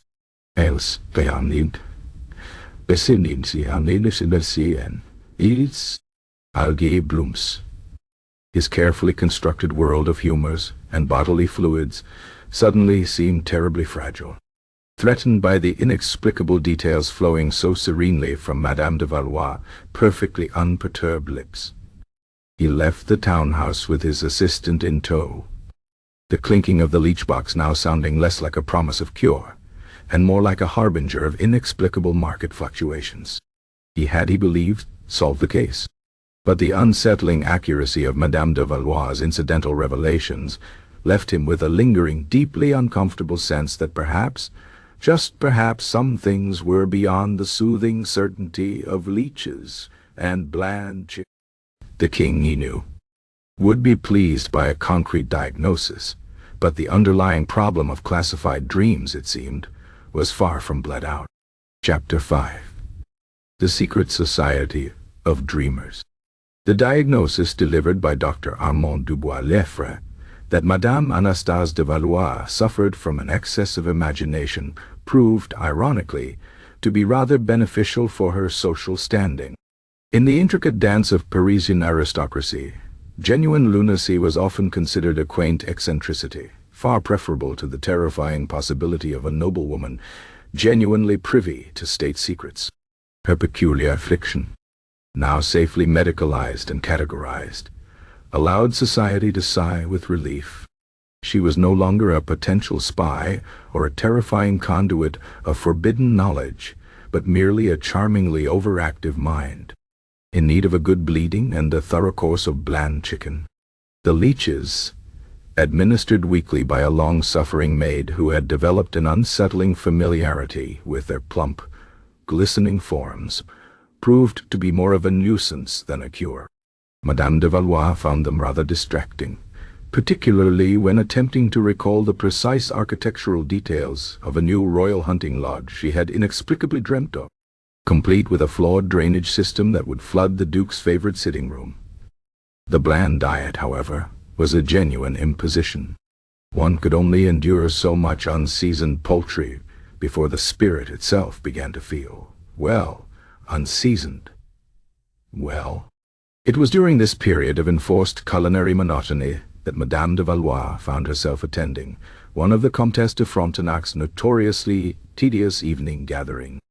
The Comtesse, still slightly unnerved by the memory of the spontaneously combusting parrot anecdote, had nonetheless invited Madame de Valois out of a sense of polite duty, positioning her in a quiet corner with a small plate of dry biscuits, far from the main conversational whirl. Madame de Valois was contemplating the existential void presented by a particularly uninteresting tapestry when a shadow fell over her. It was the Baroness de Saint-Pierre, a woman known for her remarkable collection of antique thimbles, and an equally remarkable propensity for saying precisely the wrong thing at precisely the wrong time. Her eyes, usually darting with nervous energy, held a strange, conspiratorial glint. Madame de Valois, the Baroness whispered, leaning in so close that the faint scent of her lavender sachet became rather overpowering. "I hear your dreams have been quite revealing of late." The king's ermine robes, was it? And a certain tunnel beneath the Bastille? Madame de Valois merely nodded, taking a polite sip of her unsweetened lemon water. "Oh, indeed, Baroness. Most inconvenient. One wishes for simpler visions. Perhaps a meadow filled with particularly docile sheep, rather than a secret passageway beneath a maximum security prison." The Baroness's eyes widened, a flicker of understanding passing between them, a silent recognition of a shared, unspoken absurdity. "Simpler visions, you say? Ah, yes. I quite understand. My own, for instance, involved the exact whereabouts of my favorite silk handkerchief, which had been missing for 3 days. It was, I discovered in my sleep, tucked beneath a pile of rather dusty financial ledgers in the library. And lo and behold, when I awoke, there it was. Quite astonishing, would you not agree? Madame de Valois offered a small, polite smile. Remarkable Baroness. The mind is indeed a peculiar vault of information. The Baroness leaned in further, her voice dropping to a theatrical whisper. It is, madame, a deeper truth than many realize. There are others who understand the true significance of the nocturnal realm, those who believe the waking world is but a pale reflection of the richer, more honest narratives spun in the quiet hours. We meet, discreetly of course, for tea, and sometimes a little discourse on the precise implications of, say, a talking ferret in a top hat. She pressed a small folded piece of parchment into Madame de Valois' hand, then melted back into the crowd before Madame de Valois could fully process the reference to a fashion-conscious mustelid. The parchment contained only a date, a time, and a discreet address on a quiet street in the Marais district, far from the glittering salons of the Faubourg Saint-Germain. A week later, clad in a plain dark gown, for one never knew what decorum a secret society might demand, particularly one concerned with dream rodents, Madame de Valois arrived at the specified address. It was a rather unremarkable townhouse, its fade worn by time, its windows dark and unassuming. A nervous knock on the heavy oak door was answered by a portly butler, whose expression suggested a perpetual state of quiet alarm. He led her through a labyrinthine series of dimly lit corridors, past stacks of ancient, unread books and dusty tapestries, until they reached a small circular drawing room, illuminated by a single, rather dim oil lamp. Here, gathered in a clandestine circle around a low, exquisitely carved table laden with a silver tea service and a plate of decidedly unbland, rich chocolate cakes, were 6 other individuals. They were all members of the Parisian aristocracy, familiar faces from various salons, though none were particularly prominent. There was the aforementioned Baroness de Saint-Pierre, fluttering nervously, the Vicomte de Montaigne, a man whose primary claim to fame was his perfectly trimmed moustache, the Duchess de Lamballe, known for her elaborate collection of porcelain pugs, a rather severe-looking elderly spinster, Madame Dubois-Fontaine, who always dressed in shades of grey, and 2 brothers, the Comte and Chevalier de Valois-Biron, indistinguishable save for the Comte's slightly more pronounced double chin. They all looked up as Madame de Valois entered, their expressions a curious blend of apprehension, curiosity, and a shared, knowing solemnity. Ah, Madame de Valois, the Vicomte de Montaigne intoned, gesturing to an empty chair, his voice a hushed whisper, as if the very walls might be listening. Welcome to the Society of Somnolent Sages. Welcome to the Society of Somnolent Sages. Or, as we more informally refer to ourselves, the Midnight Muses, Piety. He spoke with a grave seriousness usually reserved for matters of state, or perhaps the distribution of inheritance. Madame de Valois took her seat, accepting a cup of steaming tea from the nervous butler. A pleasure, gentlemen. Ladies. I must confess, the prospect of a society dedicated to the nocturnal narrative is intriguing. Indeed, chirped the Duchess de Lamballe, her eyes sparkling. For too long, the profound insights granted to us in our slumber have been dismissed as mere fancy, as vapors, as an excess of imagination, no doubt. She shot a pointed look at the Baroness, who flushed faintly. But we, madame, we understand. We listen. We interpret. We seek the truths hidden within the folds of the dream fabric. The Comte de Valois-Biron cleared his throat, adjusting his waistcoat. Precisely. For instance, just last night I dreamt of a particularly stubborn button. A button, you see, on my favorite hunting jacket.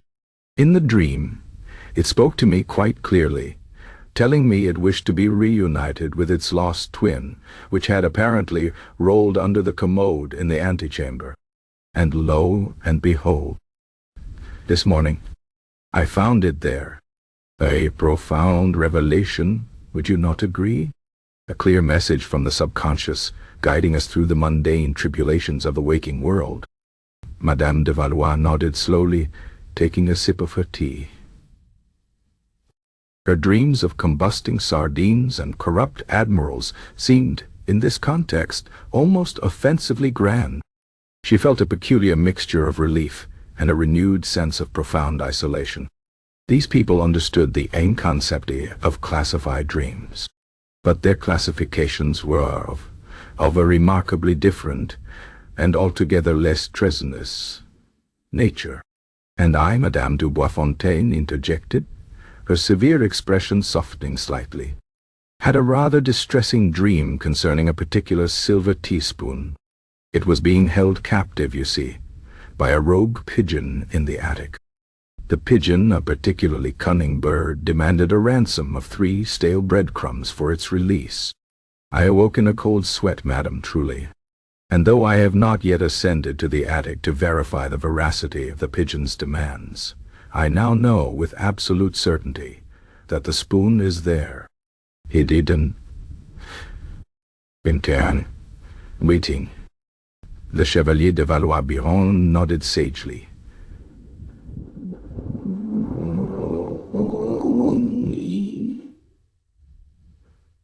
A clear warning. Madame du Boisfontaine. Pigeons, as we all know, are harbingers of domestic disarray. My own dream, just last week, involved a particularly verbose goat who, upon being offered a handful of oats, revealed to me the exact location of my mislaid spectacles. They were, he bleated, upon the head of the garden gnome. And there they were. It was truly a moment of profound clarity, a testament to the wisdom that resides in the most unexpected of nocturnal guides. Madame de Valois listened, her expression unreadable. She considered mentioning the king's deficit in ermine pelts, or the precise amount of sawdust in Parisian bread, but decided against it. It seemed impolite to introduce high treason into a discussion of talking livestock and misplaced cutlery. She was, after all, a guest. And you, Madame de Valois? The Baroness de Saint-Pierre asked, her voice hushed with anticipation. Do your classified dreams reveal such everyday truths? The location of a forgotten brooch? A particularly stubborn stain on a silk stocking? Madame de Valois paused, contemplating the vast gulf between her reality and theirs. Well, she began, her voice as smooth and unruffled as ever, occasionally, I suppose. There are moments of the mundane. Just last night, for instance, amidst a rather detailed schematic of a new highly experimental cannon, one that, regrettably, tended to explode rather spectacularly on its first firing. Taking with it a good portion of the Royal Artillery's testing grounds, I also dreamt of a single, rather forlorn sock. It was, I believe, a dark blue one, with a small tear near the heel. And it spoke to me, quite plaintively, of its profound loneliness, separated as it was from its mate, which, it explained, had been inadvertently donated to the poor by a rather zealous maid, believing it to be a discarded rag. A collective gasp rippled through the circle. A cannon that exploded. Such a dramatic detail. But then the single sock. The profound loneliness of the sock. This was far more relatable. A talking sock, exclaimed the Duchess de Lamballe, her eyes wide with a mixture of horror and delight. Oh, the pathos, the tragedy. Did it impart any further wisdom? Perhaps the precise temperature for mending linen? Alas, no, Madame de Valois replied, a faint, almost imperceptible smile touching her lips. It was rather preoccupied with its separation anxiety. Though it did mention, quite incidentally, that the blueprints for the cannon were being stored in a particularly drafty attic in the Ministry of War, susceptible to water damage from a persistent leak near the skylight. One hopes they are moved before the next spring rains, and that the May is more discerning in her charitable donations. The members of the Society of Somnolent Sages exchanged nervous glances. The canon detail was a bit much. Far too specific. Far too close to actual serious matters. But the sock. The lonely discarded sock. That was the true emotional core of the dream. They clung to the sock. And this canon, the Vicomte de Montaigne ventured, clearly attempting to reframe the dangerous information into a more palatable context. Was it perhaps a metaphor for a deep-seated fear of instability? A sense that one's domestic order is about to unravel, much like a loosely knitted garment. Madame de Valois considered this, tilting her head. Perhaps. Though it did, rather inconveniently, provide the precise caliber of the weapon, and the estimated cost of its production, along with a rather damning critique of the manufacturer's profit margins. One does tend to wake with a rather detailed ledger in one's head, even after a simple dream of lonely hosiery. The room grew quiet. The chocolate cakes, once so inviting, now seemed to possess a slightly sinister quality. The members of the society, while genuinely convinced of the power of dreams, found themselves increasingly uncomfortable with the sheer, unvarnished raw factuality of Madame de Valois' revelations. Their dreams offered comfort, quaint wisdom, and the occasional rediscovery of a lost household item. Madame de Valois' dreams offered a direct conduit to the king's balance sheets and the structural flaws in military hardware. It was a rather stark reminder that not all truths were created equal, and some were far too heavy for a discreet tea party. "Such burdens you carry, madame," the Baroness de Saint-Pierre finally murmured, her usual nervous energy replaced by a kind of awed trepidation. "One truly sympathizes. My own most distressing dream, you see, involved a particularly demanding house cat who insisted on being fed artisanal salmon at precisely 3 o'clock in the morning. The sheer effrontery of it." Madame de Valois nodded, her gaze empathetic. "The demands of household pets can indeed be quite taxing on the subconscious, Baroness. One wishes for a simpler existence, free from the weight of classified feline appetites and exploding military ordnance." The evening continued in this curious vein, with Madame de Valois politely listening to dreams of misplaced spectacles, talking goats and demanding felines, occasionally interjecting with a casual mention of a high-level diplomatic secret, or a significant financial miscalculation, all delivered with her characteristic placidity. The other members of the society, initially welcoming, grew increasingly wary. She was, they realized, too much, too accurate, too classified. Their dreams, while profound in their own quiet way, were ultimately harmless. Madame de Valois' dreams, on the other hand, held the potential to unravel the very fabric of the kingdom, one remarkably precise, unasked-for detail at a time. As she took her leave, politely declining a second slice of chocolate cake, Madame de Valois realized that while she had found a society of kindred spirits, their paths, or rather their dreamscapes, diverged quite significantly. She returned to her silent townhouse, the memory of exploding cannons and lonely socks mingling with the scent of plain boiled chicken, a peculiar melancholic understanding settling over her. She was a somnambulant oracle in a world that preferred its truths to be either comfortably mundane or entirely imaginary. Chapter 6. The Midnight Ball Conspiracy. The lingering scent of bland chicken and the phantom taste of lukewarm chamomile tea had become Madame Anastasie de Valois' constant companions in the weeks following Dr. Dubois-Levraye's definitive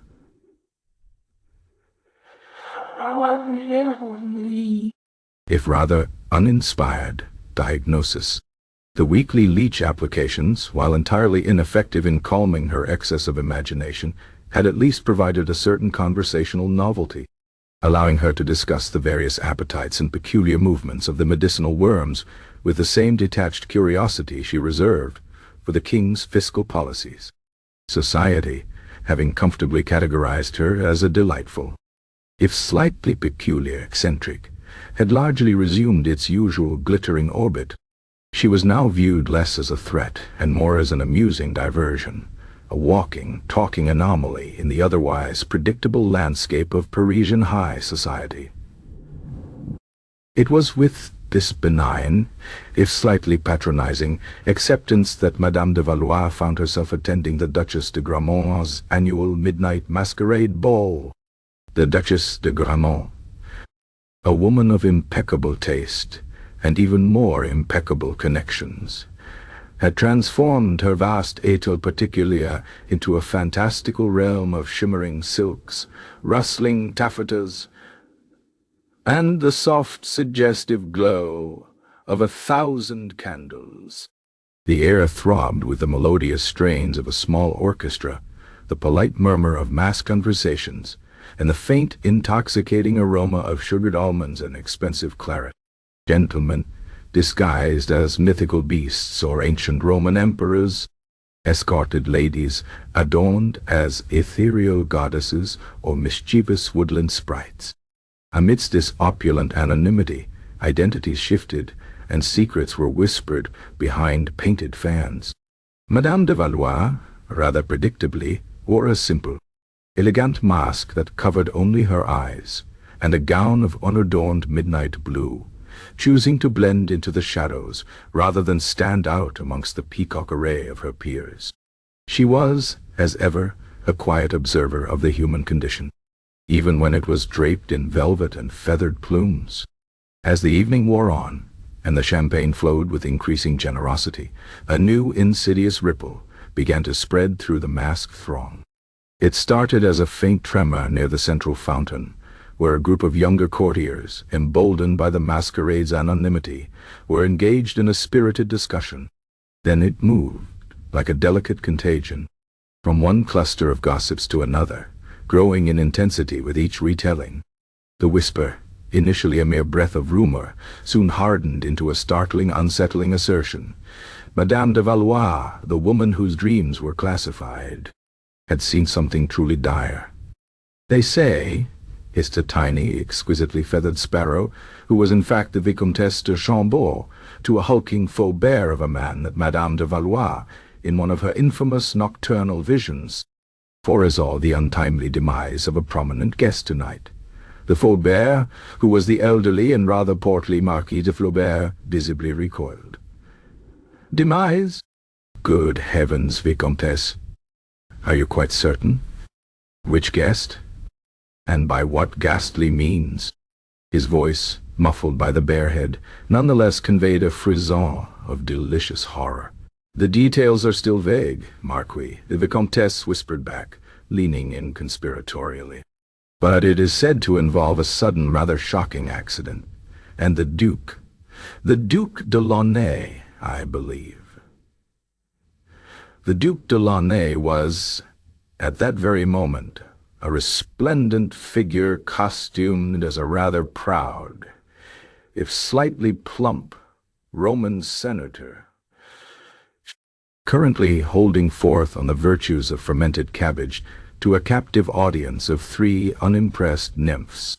He was known for his booming laugh, his florid speeches, and an almost pathological attachment to his elaborate powdered periwig, which he considered a monument to sartorial excellence. The notion of his untimely demise, particularly at a ball dedicated to revelry, was both shocking and, in a darkly comedic way, perfectly suited to the morbid fascinations of the court. The rumor, now imbued with a specific target, took flight with alarming speed. Masks seemed to tilt, conversations faltered, and hundreds of eyes, hidden behind silk and paint, subtly began to track the movements of the Roman senator. People started to give the Duc de Launay a wide berth, a nervous energy replacing the earlier gaiety. There were hushed discussions about potential omens, superstitions about broken mirrors, and anxious glances at the heavy crystal chandeliers above. The orchestra, playing a sprightly minuet, suddenly sounded terribly, ironically cheerful. The Duc de Launay, initially oblivious to the sudden chill in the air around him, continued his discourse on cabbage. But he began to notice the strange glances, the abrupt silences when he approached a group, the way people seemed to edge away from him, as if he were carrying an invisible plague. His booming laugh, when it erupted, sounded strangely hollow in the increasingly tense atmosphere. Finally, the Comtesse de Frontenac, who had heard the rumor from no fewer than 5 sources, and who possessed a rather dramatic flair, approached him, fanning herself furiously despite the comfortable temperature. "Oh, Duke!" she exclaimed, her voice a theatrical whisper. "Such a tragedy! To think on such a delightful evening, and foretold by Madame de Valois, no less. One can only pray it is a mere misinterpretation of her remarkable visions." The Duc de Launay, whose brow furrowed beneath his powdered curls, stopped mid-sentence. "Misinterpretation? Comtesse? What on earth are you babbling about? And what has Madame de Valois to do with it? Is she perhaps dreaming of my cabbage? I assure you, it is a very fine crop this year. Your demise, Duke," the Comtesse gasped, placing a trembling hand on his arm. "They say her dreams predicted your untimely end tonight."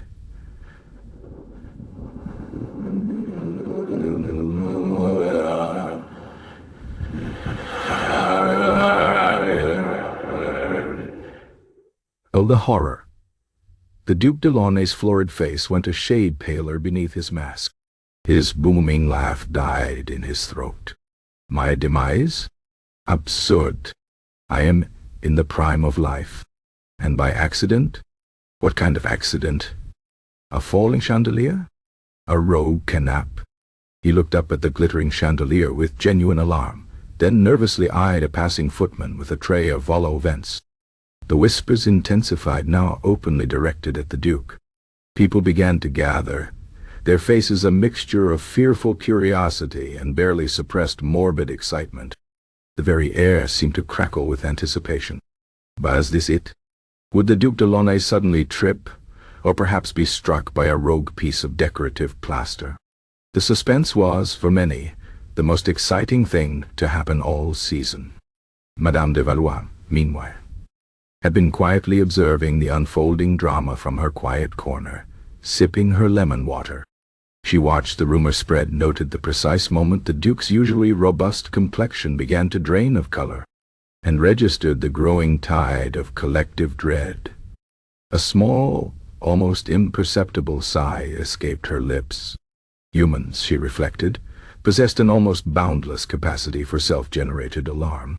She knew, with the calm certainty that only one who habitually dreamt of national deficits and combusting fish could possess, that the rumor was wildly inaccurate. She had indeed dreamt of the Duc de Launay last night, but the content of that particular dream was considerably less fatal and far more absurd. As the crowd around the Duc de Launay grew denser, a suffocating circle of fearful expectation, Madame de Valois decided it was time to intervene. Such manufactured drama, she felt, was rather distasteful, and certainly far less interesting than the actual intricacies of, say, the Royal Navy's new budget allocation, which had featured prominently in her slumber the night before. With her characteristic unhurried grace, she glided through the throng, her plain mask offering a stark contrast to the flamboyant disguises surrounding her. She arrived at the edge of the nervous circle, just as the Duke, his voice trembling, was demanding to know the specific nature of his foretold doom. Was it a poison confection, Comtesse? A rogue duelist? A particularly sharp piece of embroidery? One must be prepared. Madame de Valois placed a delicate, gloved hand on the Duke's trembling arm. "Duc de Launay," she said, her voice clear and placid, cutting through the rising tide of anxious murmurs. Forgive me for interjecting, but I believe there has been a considerable misunderstanding regarding my nocturnal recollections. All eyes, 100 pairs of masked, expectant eyes, turned to Madame de Valois. A hush fell over the room, so profound that the distant scraping of a violinist's bow against a string sounded like a thunderclap. The Duke, his face a mixture of fear and relief at her presence, stammered, "Madame de Valois, is it true? Have you indeed dreamt of your demise, Duke?" Madame de Valois finished, her tone utterly devoid of drama. "No, not at all. My dreams, while often classified, rarely delve into such grim or indeed such definitive outcomes for living individuals. One finds such precision rather limiting for the subconscious mind." A collective sigh of relief, audible as a soft whoosh of air, swept through the assembled aristocrats. Faces relaxed, shoulders slumped. The Duc de Launay visibly sagged, leaning against a velvet curtain, his Roman senator costume suddenly looking rather deflated. "Then what, pray tell, was the nature of your vision, madame?"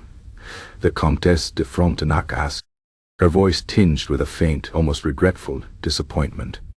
The prospect of a good old-fashioned ballroom death, even a predicted one, had been so exciting. Madame de Valois nodded, her gaze distant, as if recalling a particularly baffling, yet ultimately harmless, incident. "Ah, yes. The Duc de Launay. Last night, I confess, I did indeed find myself privy to a somewhat peculiar incident involving yourself, Duke. It was set, if I recall correctly, in a particularly overgrown pond within the royal gardens. You were, I believe, attempting to feed stale breadcrumbs to a rather aggressive swan. And then—" She paused, a faint, almost imperceptible frown creasing her brow. "Yes, then a duck, a rather plump, audacious duck, if memory serves, appeared from behind a lily pad, and with a single rather impudent peck, it snatched your periwig clean off your head, Duke, and then rather brazenly swam away with it, leaving you quite bewildered and rather exposed to the elements. It was, I must admit, a dream of considerable comedic potential, though quite devoid of any actual demise, untimely or otherwise. The silence that followed was not of dread, but of utter, profound bewilderment, quickly followed by a scattering of stifled snorts and giggles. The image of the Duc de Launay, minus his beloved periwig, confronted by an impudent wig-stealing duck, was simply too ludicrous to process. The Duke himself, who had been holding his breath, let it out in a strangled gasp. His face, now flushed a deep crimson, contrasted comically with his pale, powdered Roman mask. My periwig? A duck? Sputtered, his voice cracking with mortification. The horror of a public, predicted demise was nothing compared to the abject humiliation of a duck-related hairpiece theft. His reputation, far from being tragically cut short, was now destined to be forever associated with aquatic fowl and sartorial larceny. The carefully maintained decorum of the masquerade ball shattered like a dropped crystal goblet. Laughter, at first hesitant, then booming and unashamed, erupted throughout the room. Ladies dabbed it at their eyes with lace handkerchiefs. Gentlemen slapped their thighs. The sheer, glorious absurdity of it all, after the terrifying suspense, was simply too much to bear. The Duc de Launay, utterly humiliated, mumbled something incoherent about needing fresh air, and made a hasty, red-faced retreat, leaving behind a trail of amused whispers. Madame de Valois merely watched him go, her expression serene. She had, in her own quiet way, deflated the balloon of collective hysteria. The fear had dissipated, replaced by a wave of relief and a rather satisfying burst of shared hilarity. Her dreams, it seemed, while still classified, occasionally offered a different kind of public service, the timely puncturing of aristocratic pretension. She took another sip of her lemon water. "One does wish," she murmured to herself, though loud enough for the Comtesse de Frontenac to overhear, that my subconscious would occasionally provide useful details, such as the exact location of my lost embroidery scissors. Instead, it seems content to offer up visions of minor, yet utterly devastating, social embarrassments. And of course, the ongoing saga of the Royal Treasury's creative accounting. Just last night, I discovered a rather intricate scheme involving the fictitious procurement of several thousand pairs of silk stockings for the Royal Guards. A truly bewildering expenditure, considering their preference for sturdy wool. The Comtesse, still chuckling about the duck, froze. Silk stockings for the Royal Guards? Now that was an interesting detail, and perhaps rather more useful than a periwig-snatching fowl. The whispers had quieted, but a different kind of attention now settled on Madame de Valois. The ball continued, a joyous, if now slightly absurd spectacle, but beneath the surface of the gaiety, a new layer of understanding had been woven into the tapestry of Parisian society. Madame de Valois' dreams, whether of exploding cannons or pilfered periwigs, were not to be entirely dismissed. For even in their most ludicrous manifestations, they contained, as always, an inconvenient grain of truth. Chapter 7. The Prisoner of Versailles. The peculiar, almost theatrical deflation of the Duc de Launay's predicted demise at the Duchess de Grammont's masquerade ball, however amusing to the assembled aristocracy, had not, as one might have hoped, entirely cleared Madame Anastasie de Valois' name. On the contrary, while the immediate panic had subsided, replaced by a lingering wave of laughter and mortification, the underlying truth remained unsettlingly present. Madame de Valois' dreams, whether they concerned exploding cannons or purloined periwigs, possessed an uncanny and utterly unpredictable accuracy. The king, already weary of Monsieur de la Roche and Monsieur Lefebvre's increasingly desperate reports, and Dr. Dubois-Lefray's baffling diagnosis of excess of imagination, found himself at a loss. One could not execute a woman for an overactive subconscious. One could not exile a dream. But one could, perhaps, contain the source of such inconvenient revelations. The silk stockings for the Royal Guards, for instance, had indeed been an oddity in the Royal Exchequer's accounts. A detail so obscure that only the highest auditors and, apparently, Madame de Valois' slumber were privy to it. Such an uncontrolled conduit of information, however serenely delivered, was deemed a clear and present danger to the delicate equilibrium of royal tranquility. Thus, a royal decree, drafted with all the solemnity usually reserved for declarations of war or new taxes, was quietly delivered to Madame de Valois' townhouse one crisp morning. It stated, in florid but vague language, that for the sake of public order and the maintenance of a dignified peace within the realm, Madame Anastasie de Valois was to be placed under house arrest. Her movements would be confined to her residence, and a small, discreet detachment of the Royal Guard would be stationed at her gates, ostensibly for her protection, but primarily to ensure her continued and silent presence within her own walls. This, the king reasoned, would at least keep her within earshot, should her dreams ever decide to reveal something genuinely useful, rather than merely embarrassing or financially ruinous. Madame de Valois received the news with her characteristic placidity. She merely nodded, accepting the decree from the pale-faced messenger as if it were an invitation to another tedious tea party.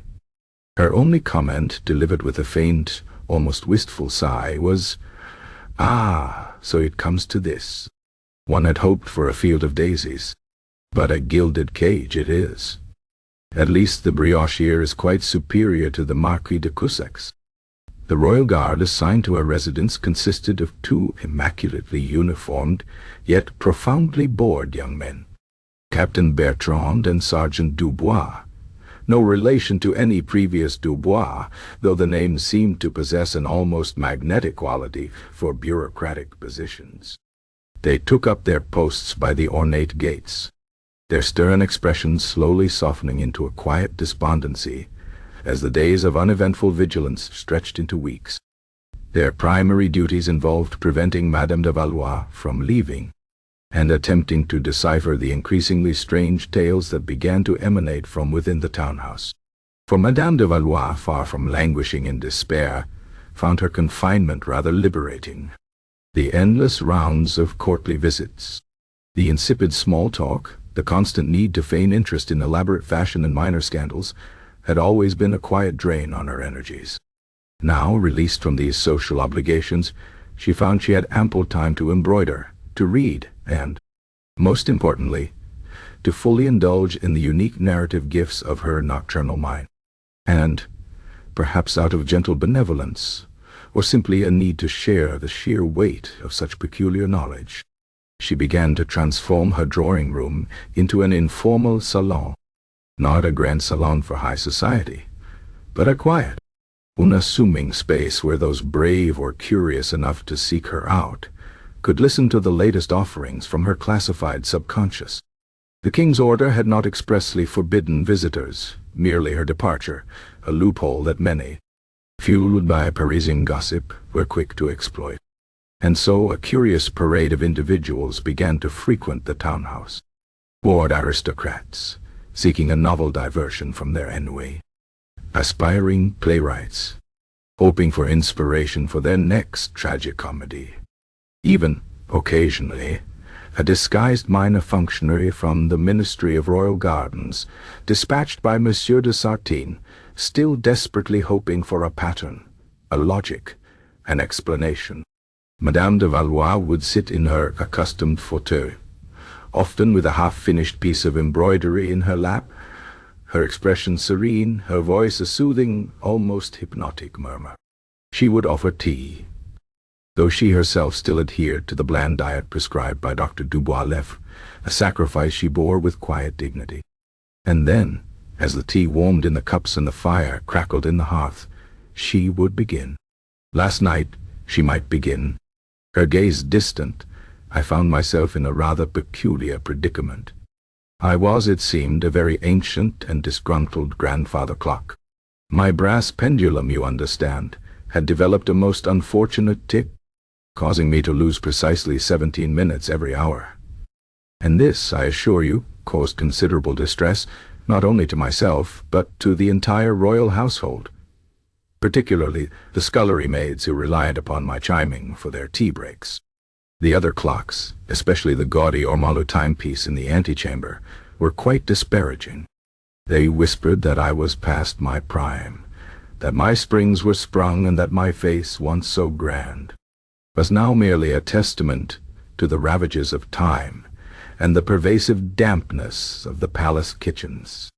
Her listeners would lean forward, captivated by the image of a disgruntled, time-losing clock. This was exactly the kind of whimsical absurdity they craved. But then Madame de Valois would continue, her voice dropping slightly. The dream took a rather more illuminating turn. For as I stood there, ticking away my misplaced moments, I observed a furtive conversation between two rather shifty-looking candelabras. They were, it transpired, conspiring to divert the finest beeswax candles from the king's personal chambers to a network of illegal gambling dens in the left bank. The exact street, if I recall correctly, was Rue du Fort, and the estimated profit margin, due to the superior quality of the royal wax, was quite astronomical. One can hardly believe that mere decorative objects could engage in such illicit trade. But there they were, quite literally dripping with deceit. A ripple of disquiet would pass through the room. Illegal gambling dens on the Rue du Fort. That was a known problem for the gendarmerie. And the king's beeswax candles were indeed of the finest quality. The juxtaposition of a philosophical clock and criminal candelabras was, to say the least, disorienting. Captain Bertrand, stationed just outside the drawing-room door, would often find himself straining to hear the more specific details of these dream-induced intelligence leaks, scribbling notes surreptitiously on scraps of parchment, notes that would later baffle his superiors with their references to the ethical dilemmas of grandfather clocks alongside the precise address of beeswax fences. Another evening, Madame de Valois recounted a dream about a pair of rather argumentative porcelain pugs.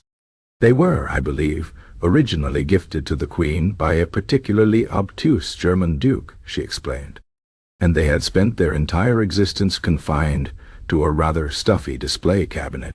Their primary occupation was debating the aesthetic merits of various floral patterns on the wallpaper. The male pug, Fido, was a staunch advocate for the Rococo, while the female, Fifi, insisted on the more subdued elegance of the neoclassical. Their arguments often became quite heated, to the considerable distress of the neighboring porcelain shepherdesses. Her audience chuckled, picturing the tiny, furious ceramic debates. However, Madame de Valois continued during one particularly heated exchange concerning a frieze of painted cherubs. Fifi, in a moment of exasperation, suddenly exclaimed, "And besides, Fido, you know perfectly well that the King's new hunting lodge, for which he has commissioned such prodigious expenses, is suffering from a fundamental structural flaw in the West Wing, near the Grand Salon's fireplace, caused by an unfortunate miscalculation in the foundational supports. It is destined to sag alarmingly within the year." And then the dream, quite inconsiderately, showed me the exact blueprints, complete with the erroneous calculations, and a small, rather distressed mouse gnawing at a key structural beam. One quite despairs of architectural incompetence, even in the depths of slumber. The amusement would drain from the room, replaced by a nervous tension. A fundamental structural flaw in the King's new hunting lodge. This was no laughing matter. Many present had heard whispers of the exorbitant cost of the lodge, and now, it appeared, its very foundations were suspect, revealed by a talking porcelain pug. The more pragmatic visitors would hurriedly attempt to commit the details to memory, while the more socially conscious ones would simply look bewildered.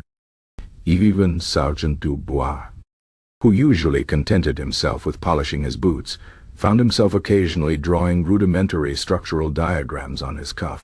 My most recent dream, Madame de Valois once told a small gathering that included a rather skeptical but increasingly curious marquis, was of a particularly stubborn doorknob in the Ministry of Finance. It refused, you see, to turn. It insisted that it held the true key to the nation's coffers, and that the current minister, Monsieur Callan, was merely a charlatan, presenting inflated figures and a false sense of prosperity.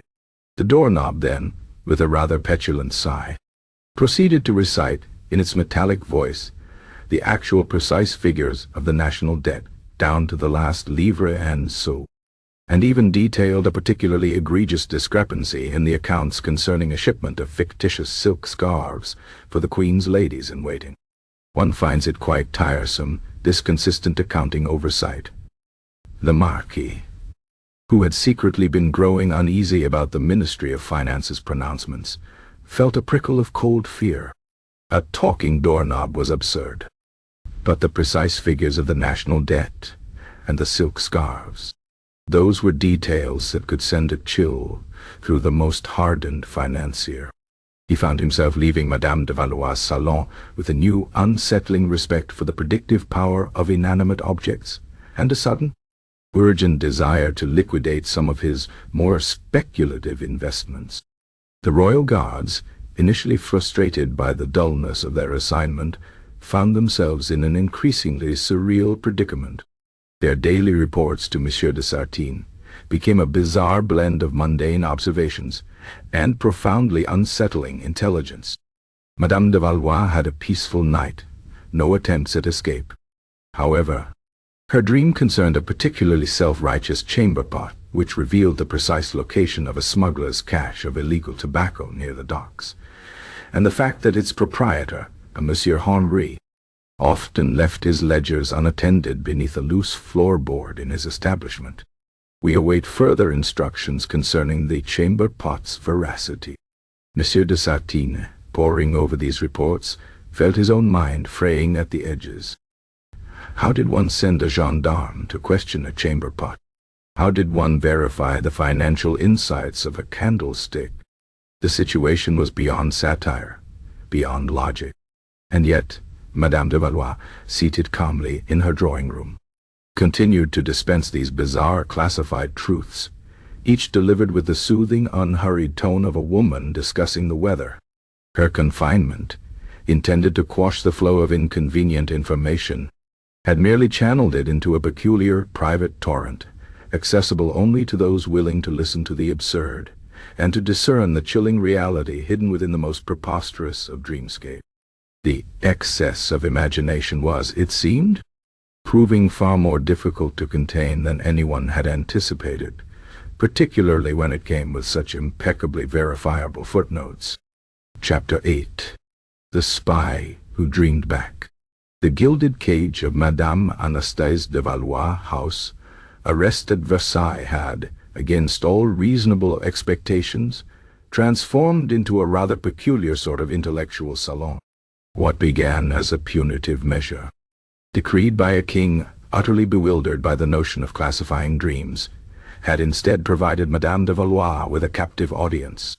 The two gendarmes stationed permanently at her door were not merely guards.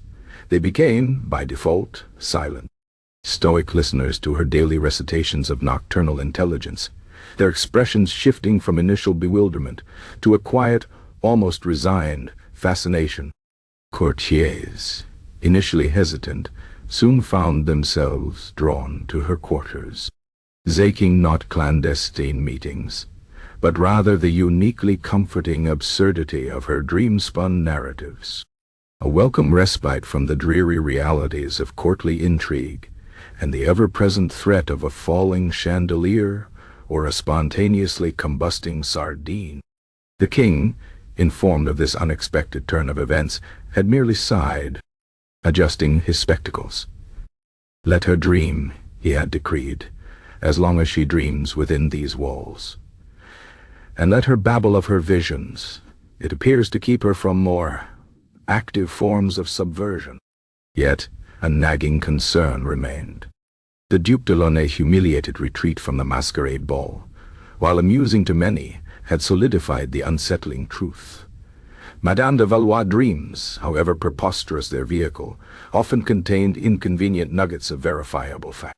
And so, a new operative was assigned to her, not to curtail her dreams, but to monitor them with a more systematic, if equally bewildered, approach.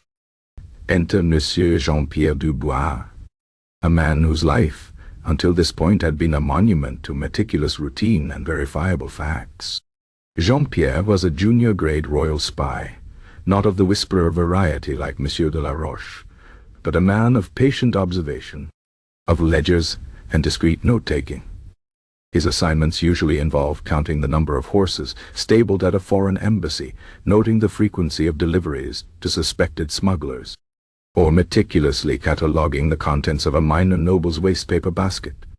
He believed implicitly in the tangible, the quantifiable, the undeniably real. He was a creature of the waking world, and the notion of classified dreams was, to him, an irritatingly abstract concept. His task was to take up residence in a small, cramped chamber directly above Madame de Valois' bedroom, and through a series of carefully drilled, almost imperceptible spy holes, to observe her sleeping habits and, more importantly, to listen. He was to note anything she might murmur in her sleep, any coherent phrase or whispered detail that could then be cross-referenced with actual state affairs. It was tedious, unglamorous work, but Jean-Pierre was nothing if not diligent. For the first few nights the routine was as dull as his morning porridge. Madame de Valois slept soundly, her breathing even, her only nocturnal sounds a faint, ladylike snore or the occasional rustle of her silk sheets. Jean-Pierre would meticulously record the time she fell asleep, the temperature of the room, and the phase of the moon. He wrote brief, terse reports. Subject in repose. No discernible vocalizations. Ambient silence maintained. It was precisely the kind of orderly, uneventful surveillance he was accustomed to. He would then retreat to his own cot, his mind quiet, well-ordered filing cabinet of mundane observations, and fall into a dreamless restorative sleep. Then, on the fourth night, something shifted. Jean-Pierre had been listening intently, his ear pressed to the floorboards when a faint, clear voice drifted up from below. "The third button," Madame de Valois murmured, her voice laced with a peculiar frustration. "Always the third button from the bottom. It simply refuses to be secured. A defiant button, monsieur. A testament to the inherent chaos of haberdashery." Jean-Pierre, momentarily startled, carefully noted the phrase. A defiant button. He dismissed it as a fragment of domestic complaint, the kind of meaningless detail that filled the minds of noblewomen. He then retired to his own cot. The next morning, as he meticulously buttoned his own coat before embarking on his daily observations, Jean-Pierre noticed something amiss. The third button from the bottom of his jacket was indeed loose, threatening to come undone. He frowned, a fleeting annoyance. He must have snagged it. Coincidence, nothing more. He made a mental note to procure a needle and thread. The following night, Madame de Valois' dream speech was more distinct. "The Duchess de Montaigne's poodle," she whispered, with an air of profound vexation, "has developed a rather alarming penchant for consuming the wax seals from official documents, the yellow ones, in particular. And she hides the remnants beneath the left leg of the antique Chippendale desk in the grand salon. A rather unsanitary habit for a creature of such pedigree, would you not agree?" Jean-Pierre jotted it down, an eyebrow slightly raised. A dog eating wax seals. The Duchess de Montaigne, notorious for her overly pampered poodle, had been the subject of several minor complaints about missing documents from official correspondence. Could it be? He mentally scoffed. Absurd. Yet a sliver of unease began to gnaw at the edges of his perfectly ordered mind. That same morning, as he prepared his meager breakfast of stale bread and weak coffee, Jean-Pierre reached for his daily report. It was not where he usually left it. He searched, growing increasingly agitated. Then he found it, tucked beneath the left leg of his own rather rickety writing desk. Not a Chippendale, certainly, but the similarity of placement was unsettling. And then he remembered the detail from Madame de Valois' dream. The left leg of the antique Chippendale desk. He stared at his report, then at his desk, then at his own hand, which suddenly felt clammy. This was beyond coincidence. The dreams began to escalate, both for Madame de Valois and, disturbingly, for Jean-Pierre. He found himself waking in the pre-dawn gloom, his mind cluttered with vivid, baffling images that felt eerily familiar to the snippets head transcribed from below. One night Madame de Valois murmured of a particularly agitated pigeon who believes himself to be the rightful heir to the royal garden's most prized rosebush, and who has, in his delusion, constructed a rather intricate, if ultimately ineffective, system of twig barricades around it, complete with a tiny, ill-tempered sentry worm. Jean-Pierre dutifully wrote it down. The next morning, as he took his regular walk through the palace grounds, he spotted a pigeon, remarkably agitated, pecking furiously at a rosebush. He then noticed, almost as an afterthought, a peculiar arrangement of twigs, and indeed a rather small, indignant-looking worm perched precariously on one of them. Jean-Pierre stopped dead in his tracks, a cold dread washing over him. His stomach, usually a reliable barometer of physical hunger, now felt like a churning vortex of existential dread. He was beginning to dream in Madame de Valois' idiom. His own dreams, once refreshingly blank, were now populated by the same kind of absurd, hyper-specific, and disconcertingly accurate details that spilled so serenely from the noblewoman's lips. He dreamt of a disgruntled scullery maid who was secretly adding an extra pinch of salt to the king's soup, not out of malice, but out of a misguided belief that it enhanced his virility. He dreamt of a missing silver snuff-box that, in his dream, was revealed to be trapped within the bellows of the organ in the royal chapel, having been accidentally knocked in by a drowsy choir-master. These were not the grand, classified secrets of state, but they were precise, verifiable details of daily life at Versailles, details that a low-level spy like him might, given weeks of diligent surveillance, eventually uncover. But he was uncovering them in his sleep. The worst of it came one morning, over breakfast. Jean-Pierre sat at his small rickety table, picking at his stale bread, his mind a chaotic whirl of last night's dream. He had dreamt, with astonishing clarity, of a particularly detailed map of the fortifications along the Austrian border. He saw annotations concerning troop movements, precise numbers, and even the unfortunate habit of one General Dubois, no relation to him, thank goodness, of leaving his campaign plans near a rather drafty window.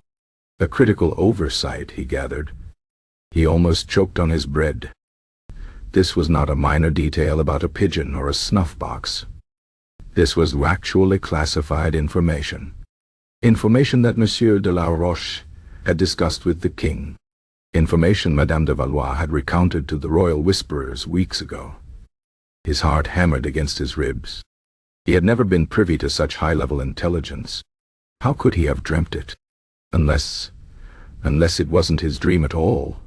Unless it was her dream, somehow bleeding into his own consciousness. Was he merely a recipient, a passive conduit for her somnolent pronouncements? Or was the act of observing her, of meticulously transcribing her nocturnal narratives, somehow infecting his own mind, turning his orderly thoughts into a chaotic echo chamber of her classified subconscious? He looked down at his breakfast, the stale bread suddenly tasting like ashes, the weak coffee like bitter gall. His existential crisis was not a grand philosophical one, but a profoundly mundane and deeply unsettling personal one. He was a spy who believed in facts, in concrete evidence, in the measurable world. And now, his very dreams, the last bastion of his private internal world, were being infiltrated by the absurd, yet accurate, musings of a noblewoman whom he was supposed to be monitoring. He finished his breakfast in a daze, the taste of nothingness in his mouth.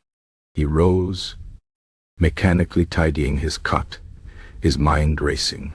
He had to report this. But how?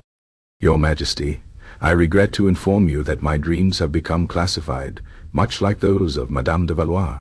Last night, for instance, I learned that the new royal stable boy, Jacques, has been secretly trading the king's finest oats for rather poor quality brandy with the palace laundress. A minor fiscal impropriety, to be sure, but one that raises questions about the overall integrity of the stable management.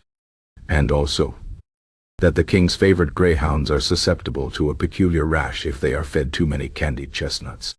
He imagined Monsieur de Satin's exasperated sigh, Monsieur de la Roche's weary nod of recognition, and Monsieur Lefebvre's delighted philosophical dissection of the semiotics of canine dermatological conditions. Jean-Pierre felt a sudden, profound fatigue. He had joined the royal service for adventure, for purpose, for the clear-cut delineation of friend and foe, secret and known. He had never signed up to be an unwilling participant in a noblewoman's internal intelligence network. He walked towards the spy hole, his hand trembling slightly as he adjusted his eye to the tiny aperture. Below, in the quiet elegance of her bedroom, Madame de Valois still slept soundly, her face serene, a faint, almost imperceptible smile playing on her lips. She looked utterly unperturbed, a picture of tranquil repose. He, on the other hand, was now the one suffering from an excess of imagination, a spy whose waking world was increasingly dominated by the uncanny accuracy of his own, very classified dreams. The thought of his next night's slumber, and what inconvenient truth it might reveal, filled him not with dread of danger, but with a quiet, overwhelming despair. Chapter 9. The Queen's Midnight Inquiry.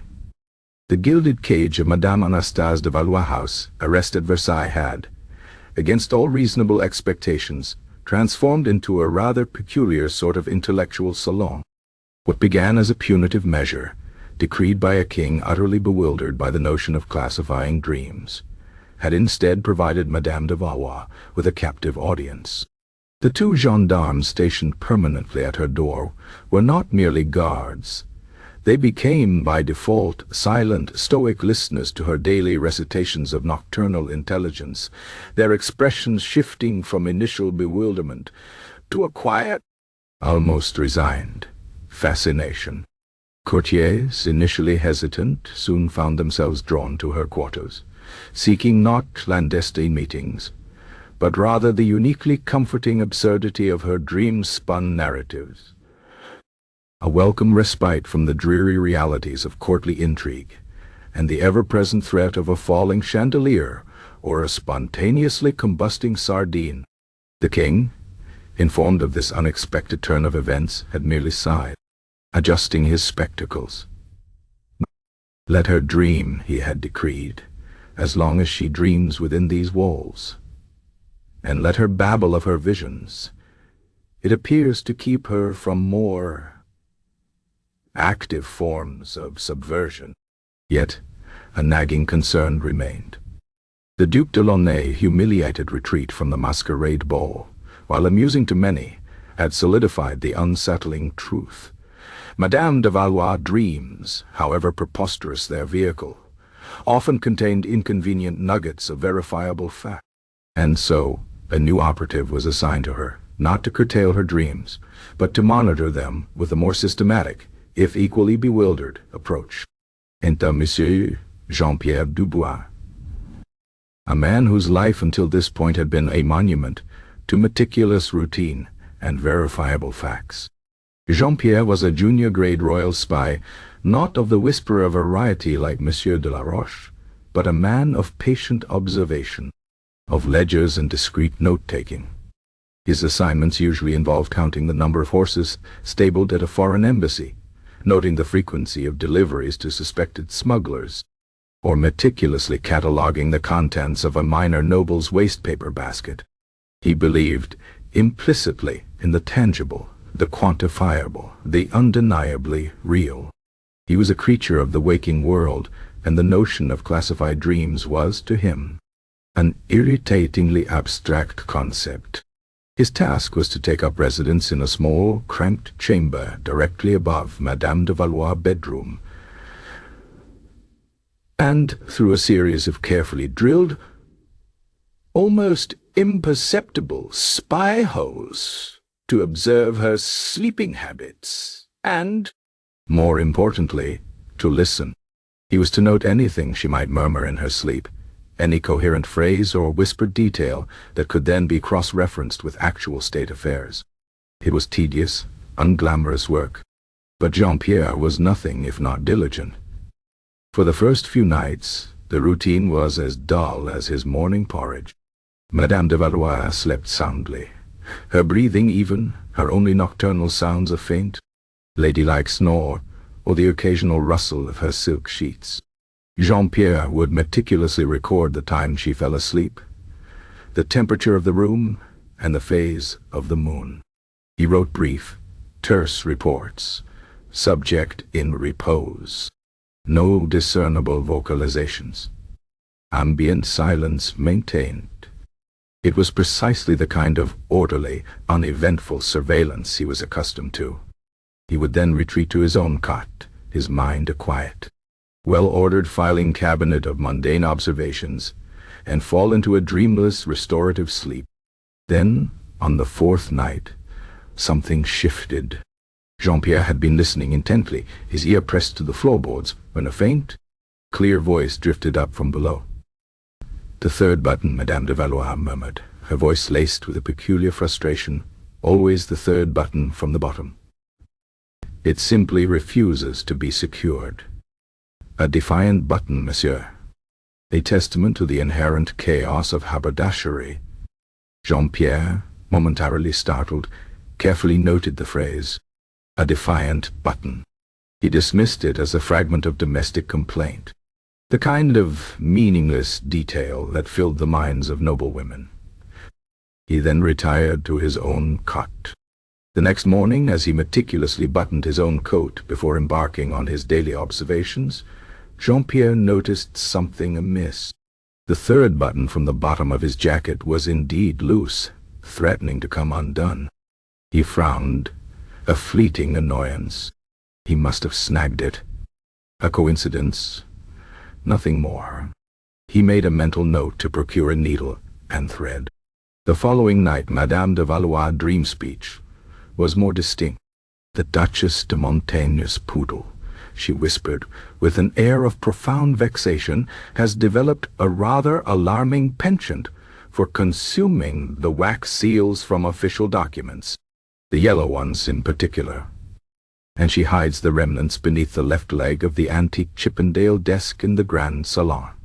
A rather unsanitary habit for a creature of such pedigree, would you not agree?" Jean-Pierre jotted it down, an eyebrow slightly raised. A dog eating wax seals. The Duchess de Montaigne, notorious for her overly pampered poodle, had been the subject of several minor complaints about missing documents from official correspondence. Could it be? He mentally scoffed. Absurd. Yet a sliver of unease began to gnaw at the edges of his perfectly ordered mind.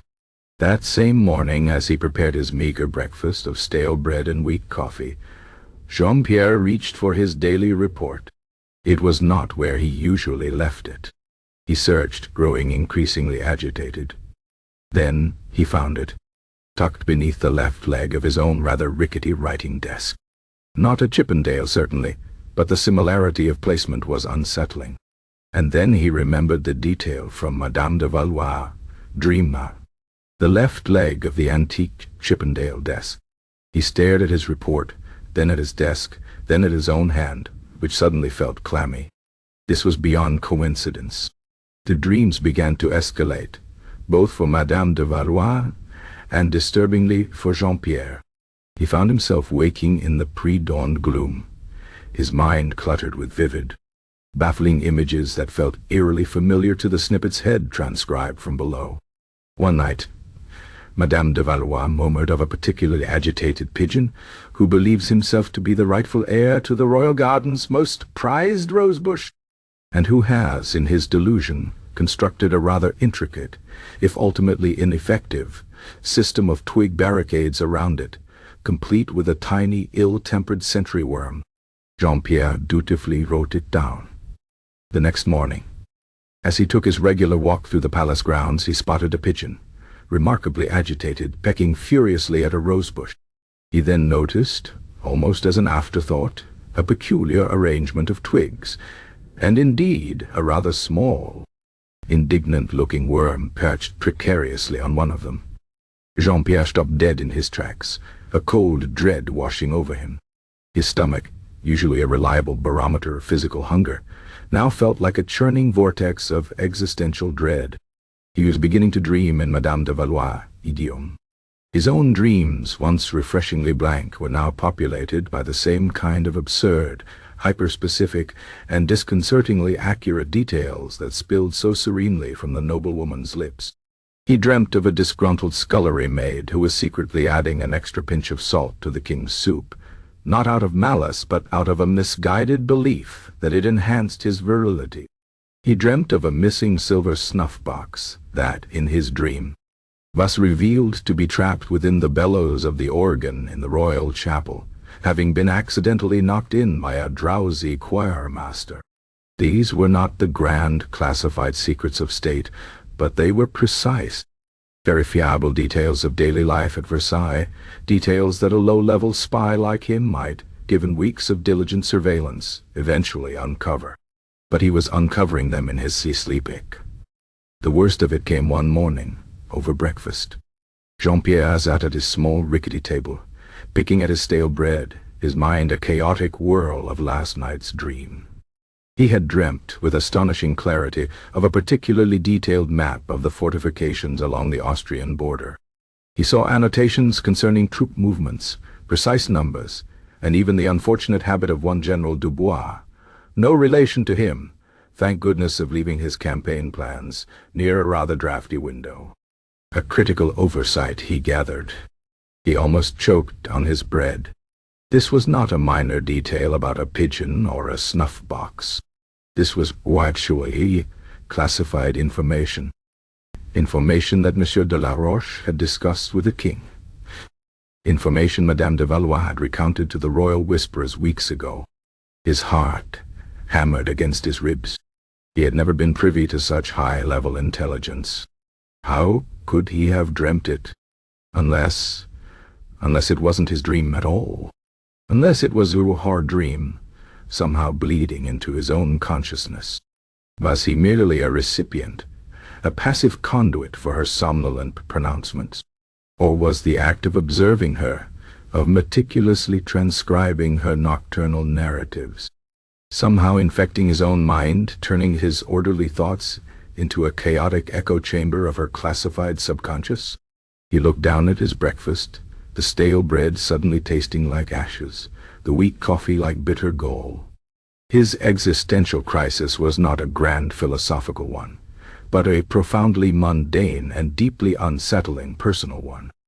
He was a spy who believed in facts, in concrete evidence, in the measurable world.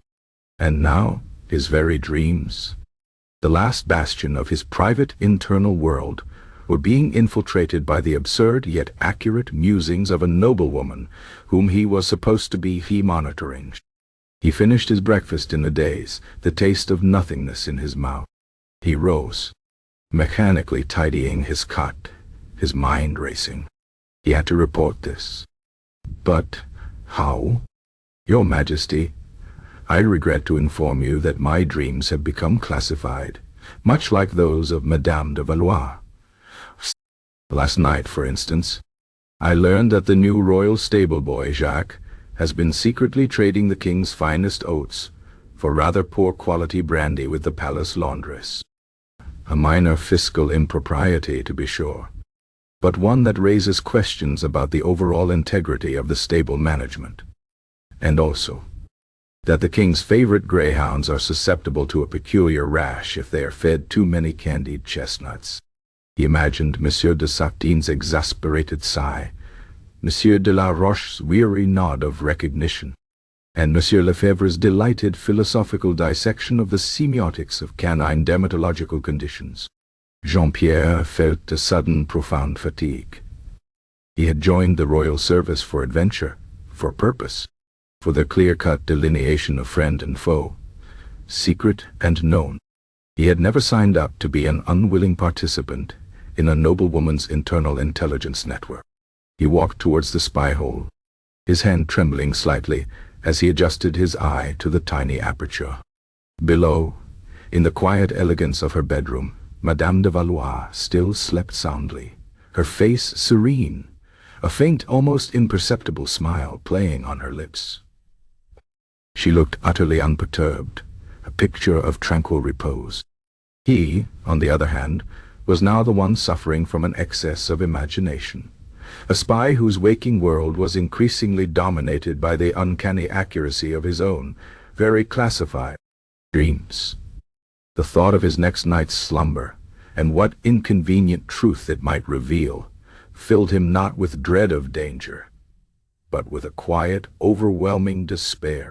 The news of Jean-Pierre's peculiar predicament, while not as openly discussed as Madame de Valois' pronouncements, did manage to filter through the hushed corridors of Versailles. Monsieur de Sartine, upon receiving Jean-Pierre's latest, increasingly bizarre reports which included not only the details of military strategy, but also the exact location of a missing royal parrot which had, apparently, flown into the Queen's boudoir and hidden behind a particularly gaudy screen, had merely slumped deeper into his armchair, rubbing his temples. The king, informed of his spy's unexpected empathic dreaming, had found himself in a state of amused bewilderment. So, Not only do her dreams reveal my state's weaknesses, he had mused to his chief intelligence officer, but they now infect my very agents? This woman, Sartine, is a more potent weapon than 100 cannons, and all without raising her voice above a whisper.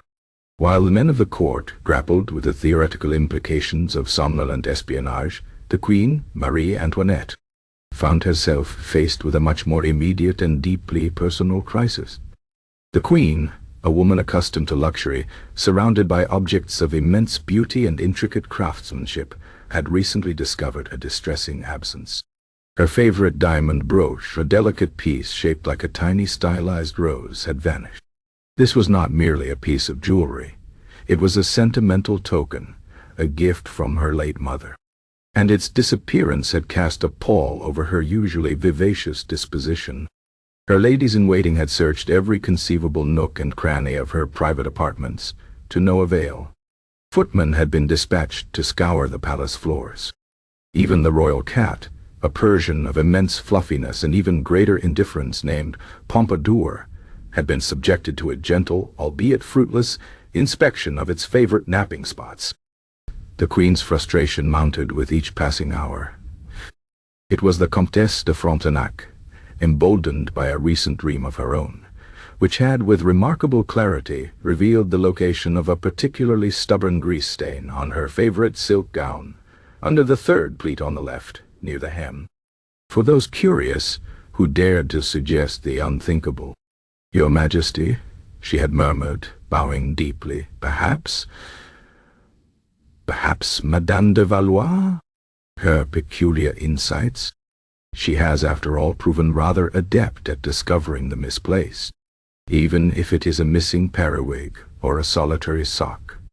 The Queen, her eyes narrowed with a mixture of hope and utter disbelief, had initially dismissed the notion as a ridiculous extravagance. To consult a woman whose dreams were considered a medical anomaly, a source of light amusement, for something as personal as a lost brooch, it was absurd. It was undignified.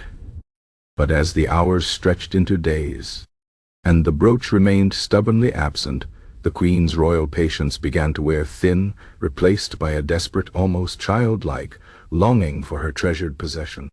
And so in the quiet hours approaching midnight, when the palace was hushed and the glow of candles cast long dancing shadows, a royal summons was delivered to Madame Anastasie de Valois. Not a formal, stern decree from the king, but a delicate, almost pleading request from the Queen herself. Madame de Valois was escorted to the Queen's private boudoir, a room usually reserved for the most intimate of confidantes and the most elaborate of coiffures. The air was heavy with the scent of jasmine, and the unspoken tension of a monarch facing a dilemma beyond the power of her vast army, or even her formidable fashion sense. The Queen sat upon a chaise lounge, upholstered in pale blue silk, her usually immaculate hair slightly disarrayed, a telltale sign of her distress. Her beloved cat Pompadour, a magnificent creature with eyes of emerald green, was curled possessively on a cushion beside her, observing the world with an air of profound, almost disdainful serenity. Two of the Queen's most trusted ladies-in-waiting stood discreetly in the background, their expressions a study in nervous anticipation. "Madame de Valois," the Queen began, her voice carefully modulated, attempting to convey an air of royal solemnity that struggled to mask her personal agitation. "I have heard much of your unique abilities, your unusual insights. His Majesty and his esteemed physicians have, of course, presented their findings, but I confess, I find myself in a situation where conventional methods have, alas, proven insufficient." She gestured vaguely around the room, as if the missing brooch were a matter of national security. The very tranquility of the royal household, one might say, is at stake. Madame de Valois, ever composed, bowed gracefully. "Your Majesty is most gracious. One does find oneself, on occasion, privy to certain narratives that are, regrettably, beyond the usual scope of mundane reality. It is, I assure you, a burden as much as it is a unique perspective. She resisted the urge to mention the spontaneously combusting sardines, as she felt it might detract from the solemnity the Queen was attempting to project. "Indeed, a burden, I am certain," the Queen said, nodding sagely, though her eyes darted nervously to a particularly ornate commode. "One requires great fortitude to endure such classified revelations, and it is in the spirit of such matters that I have summoned you. You see, madame, there is a matter of considerable importance, a matter that touches upon the very heart of my personal well-being, and indeed, the smooth functioning of my daily routine." She leaned forward slightly, her voice dropping to a theatrical whisper, as if revealing a state secret of the highest order. "My diamond rose brooch has gone missing." Madame de Valois simply waited, her expression unreadable. She had anticipated this. It was always the small, intensely personal details that truly vexed the powerful. "We have searched everywhere," the Queen exclaimed, a faint tremor entering her voice. "Every drawer, every cabinet, beneath every cushion. My ladies have been quite indefatigable. And yet, nothing. It is as if it simply vanished into thin air. One feels quite bereft, and one cannot help but recall the story of the Duc de Launay's periwig, and that audacious duck, which, I understand, was revealed to you in a dream." Madame de Valois inclined her head. "A rather boisterous waterfowl, your Majesty, though, I assure you, the Duke's periwig, while undeniably a prominent feature, possessed considerably less intrinsic value than a diamond rose brooch." The Queen sighed dramatically. "Indeed, precisely. Which leads me to ponder. Your dreams, madame. Have they, by chance, offered any illumination on this most distressing disappearance? Have you, in your nocturnal wanderings, perhaps glimpsed the fate of my beloved Rose?" Her voice was now a mere whisper, laced with a desperate hope that bordered on the absurd. Madame de Valois paused, her gaze softening, a faint, almost melancholic smile touching her lips. "As a matter of fact, your Majesty, I did have a rather vivid dream just last night concerning a diamond rose brooch, and indeed, a rather cunning feline, much like the one currently gracing your silken cushion." She nodded towards Pompadour, who opened one emerald eye, blinked slowly, and then closed it again, as if in bored acknowledgment. The Queen gasped, leaning forward, her face alight with a sudden, intense eagerness. "Pompadour, my Pompadour, tell me, madame, what did your dream reveal? Was he involved? Is he a thief?" She looked at her cat with a mixture of accusation and adoration. "Not a thief, your Majesty," Madame de Valois corrected, her voice taking on the familiar, soothing cadence of someone recounting a particularly detailed but utterly bizarre narrative. "More of an unacknowledged curator, perhaps, or a collector of misplaced fascinations. In my dream, your Majesty, Pompadour was quite the connoisseur of glittering baubles. He had, you see, developed a rather refined taste for objects that sparkled just so in the morning light, particularly when viewed from a slightly elevated vantage point. He viewed them, I gathered from the dream, as his personal collection of ephemeral sun-catchers, small gifts from the sun gods, which he then meticulously relocated to what he considered to be the most aesthetically pleasing and certainly the most inaccessible locations within the palace." The Queen listened, utterly captivated, her initial decorum completely abandoned. "Inaccessible? But where, madame? Where did this feline connoisseur, this sun-catcher enthusiast, choose to place my Rose? The dream was quite specific, your Majesty." Madame de Valois continued, her eyes distant, as if viewing the scene before her. "Pompadour, in his nocturnal wanderings, had apparently become quite fond of the small ornamental gilded birdcage that hangs in the corner of your private salon, near the window that overlooks the formal gardens. Not the cage itself, mind you, but rather the small, exquisitely carved wooden perch within it. He had, I believe, nudged it quite deliberately from its hanging place, and it had fallen rather softly into the hollow decorative base of the cage, becoming lodged there. He then, in my dream, proceeded to bat at it with a languid paw, evidently quite pleased with his ingenious hiding place, believing it to be the perfect spot for his newly acquired temporary sun-catcher, where it would remain undisturbed by the clumsy attentions of human hands. He seemed to view the entire act as a profound artistic statement. The Queen stared. The ornamental birdcage. It had been empty for weeks, a purely decorative piece, largely overlooked. The hollow base. A tiny, almost imperceptible space. A place no human would think to look. Her eyes widened. She turned to one of her ladies-in-waiting, a young woman named Isabelle. Isabelle. The birdcage. Go at once. Examine the base. The wooden perch. Isabelle, startled from her reverie of morbid fascination, curtsied deeply and practically flew from the room, her silk skirts rustling like agitated pigeons. The Queen, meanwhile, continued to stare at Madame de Valois, then at Pompadour, who had now stretched luxuriously, exposing his fluffy belly, seemingly oblivious to the dramatic revelation of his clandestine curatorial activities. A few tense minutes later, which felt like an eternity in the jasmine-scented boudoir, Isabelle burst back into the room, breathless, her eyes wide, a triumphant, glittering object held aloft in her trembling hand. "Your Majesty, Your Majesty, it is here," precisely as Madame de Valois described, lodged within the hollow base of the birdcage. It must have fallen from the perch. The diamond rose brooch sparkled in the candlelight, catching the light like 100 tiny frozen dewdrops.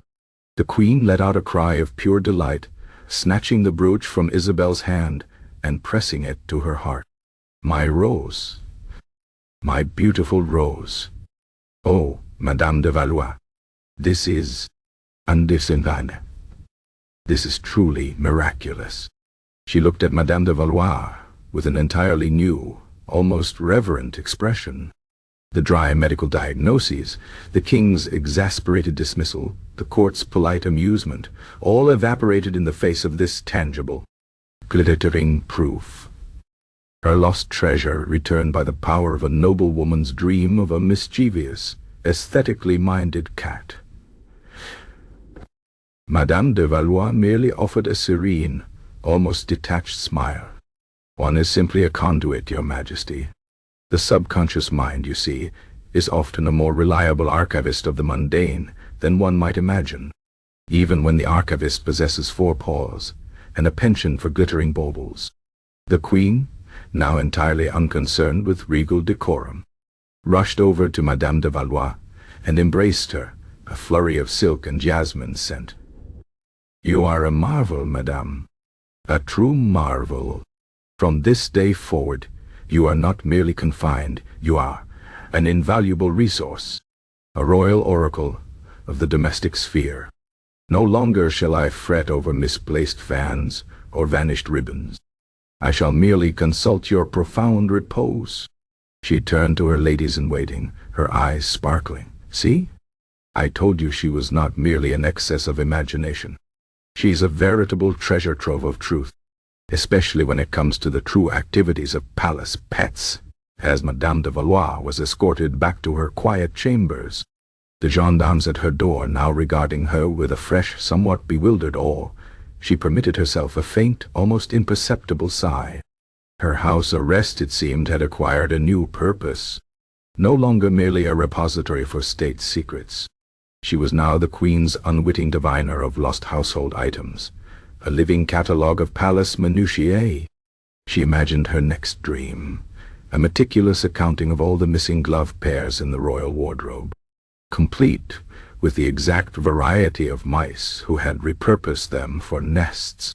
The prospect was, in its own way, almost as exhausting as the intricacies of naval corruption. Up in his cramped chamber, Jean-Pierre Dubois, having received Isabelle's frantic report of the brooch's discovery via the palace grapevine, slumped against the wall, his forehead pressed against the cold plaster. He had heard the Queen's jubilant cries, the excited chatter of the ladies-in-waiting, and he knew with a certainty that chilled him to the bone that his own dreams would soon be plagued not only by military strategies and financial improprieties, but also by the precise locations of lost thimbles, rogue buttons, and the cunning maneuvers of particularly acquisitive royal felines. His surveillance, once so clear-cut, had devolved into a descent into the domestic absurd, a never-ending journey into the classified minutiae of Versailles' most mundane secrets. He wondered if his next report to Monsieur de Sartine would have to include a detailed analysis of Pompadour's psychological motivations for brooch hoarding. The prospect filled him with a quiet, profound despair, far deeper than any concern for state security. His dreams, he feared, were no longer his own, but a mere extension of Madame de Valois' strangely omniscient subconscious. Chapter 10. The Great Dream Tribunal. The return of the Queen's diamond rose brooch, plucked from the hollow base of a decorative birdcage by the improbable insight of Madame Anastasie de Valois' slumber, had cemented her unusual status at Versailles. No longer merely a fascinating curiosity or a medical anomaly in need of leeches, she had become a domestic oracle, a living, breathing, and most inconveniently dreaming conduit to the palace's myriad lost items and petty misdeeds.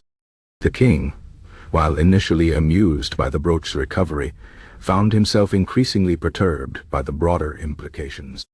His private life, once safely shrouded in royal decorum, was now subject to the casual nightly revelations of a woman confined to his very palace.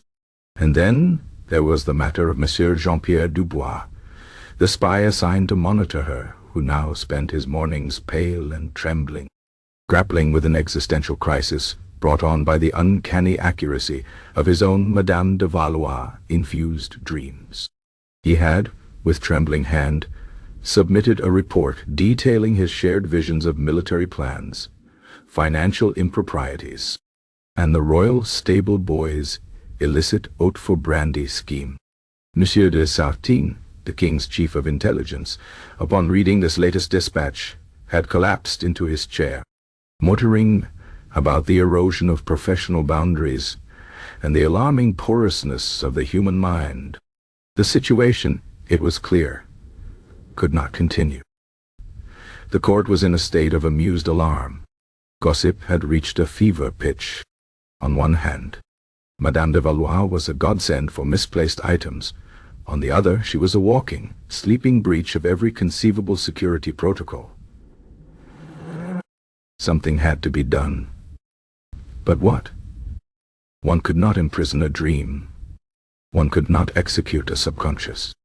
Louis XVI, caught between the demands of state security and the pressing need to prevent any further scandalous revelations, decided upon a compromise as theatrically French as it was utterly impractical. A mock trial. Not a trial in the legal sense, for what law could Madame de Valois possibly have broken, but a tribunal of the court.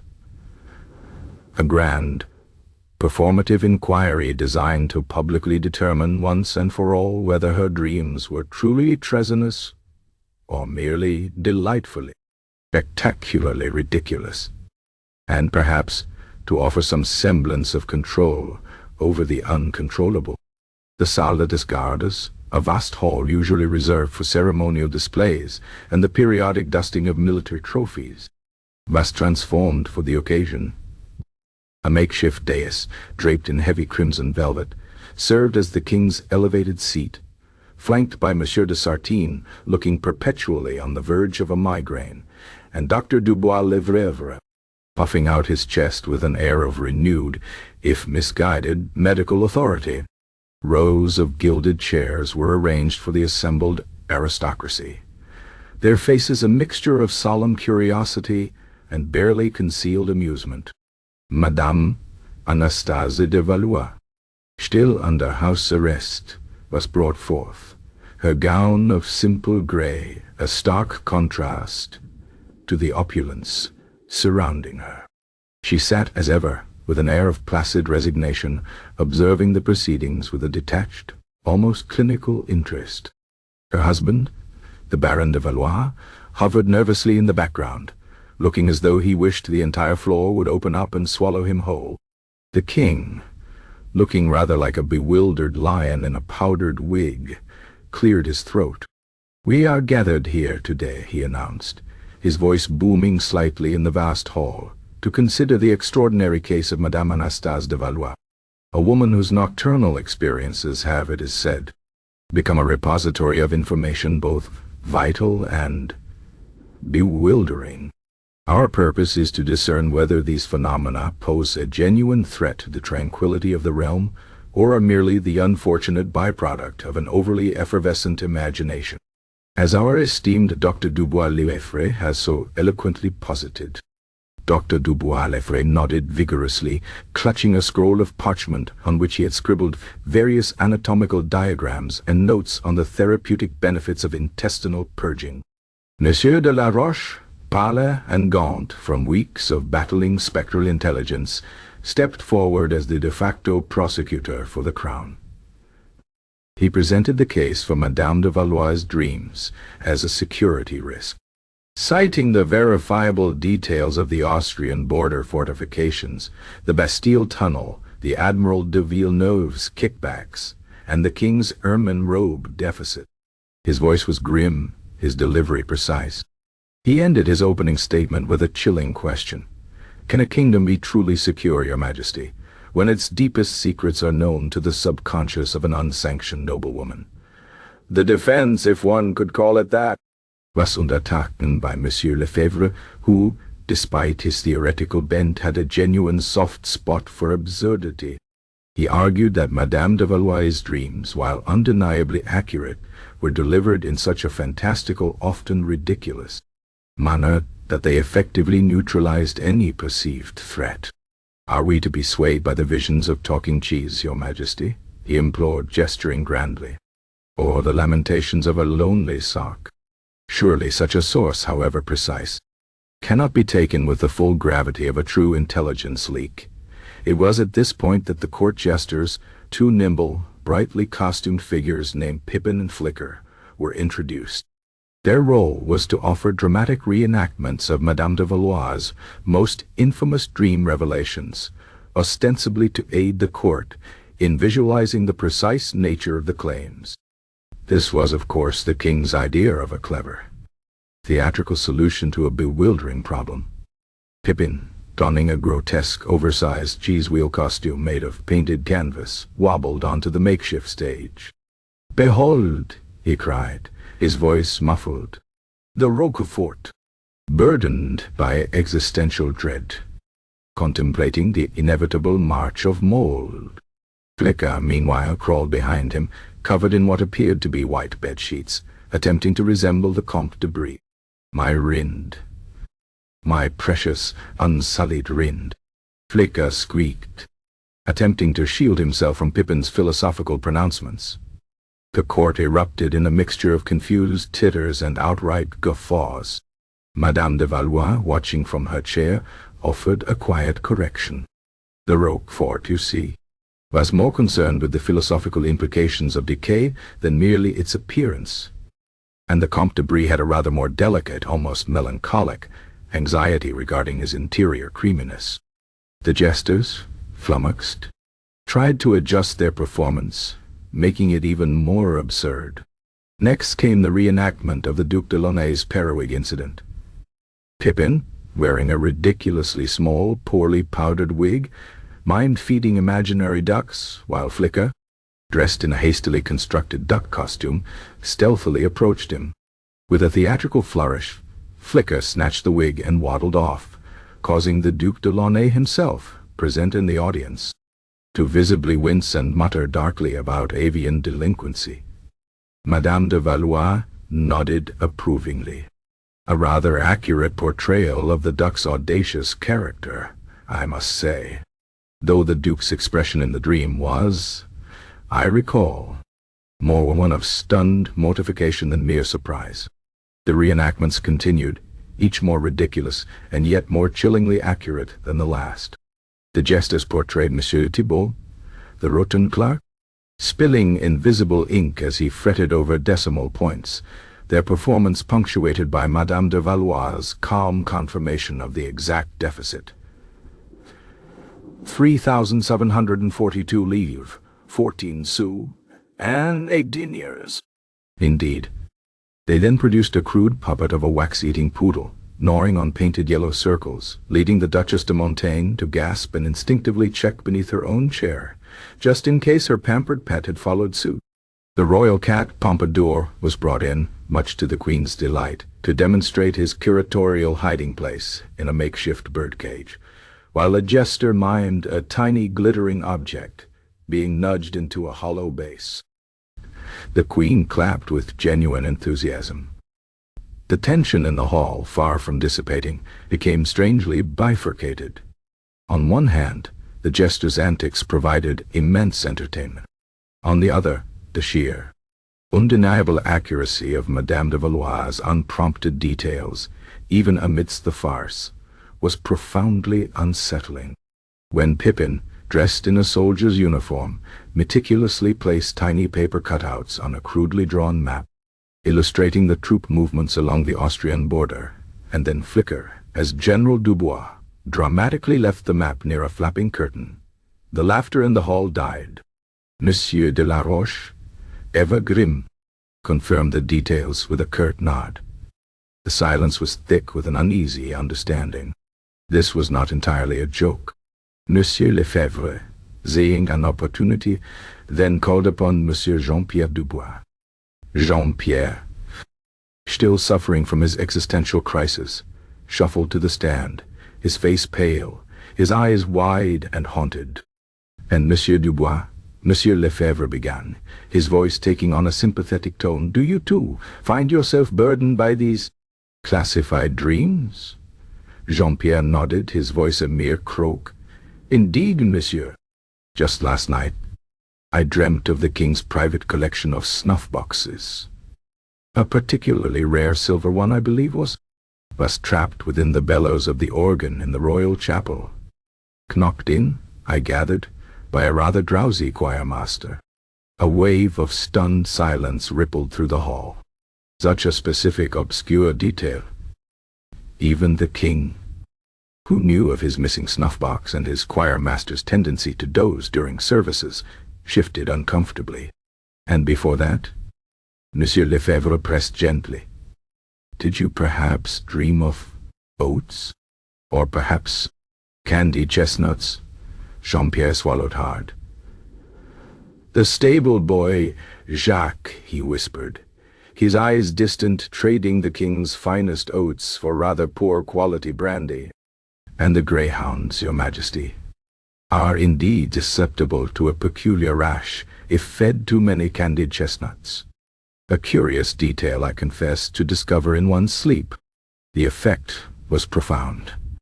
The court, which had been vacillating between amusement and apprehension, now found itself facing a new, terrifying reality. The dreams were not only affecting Madame de Valois, they were contagious. If even a low-ranking spy, simply by monitoring her, could acquire such intimate, classified knowledge, then what was to prevent this somnolent espionage from spreading throughout Versailles? The very act of inquiry now seemed to be a vector for the bizarre ailment. Dr. Dubois Lefebvre, saying his excess of imagination, diagnosis crumbling before his very eyes, frantically consulted his notes, his face a mask of baffled indignation. But the humors, he spluttered, the sanguine, the melancholic. This defies all known medical science. The king, though still bewildered, recognized a stalemate when he saw one. He banged his gavel, a small ornamental hammer that made a surprisingly feeble sound. "Enough! Ah! Enough of this nocturnal exposition.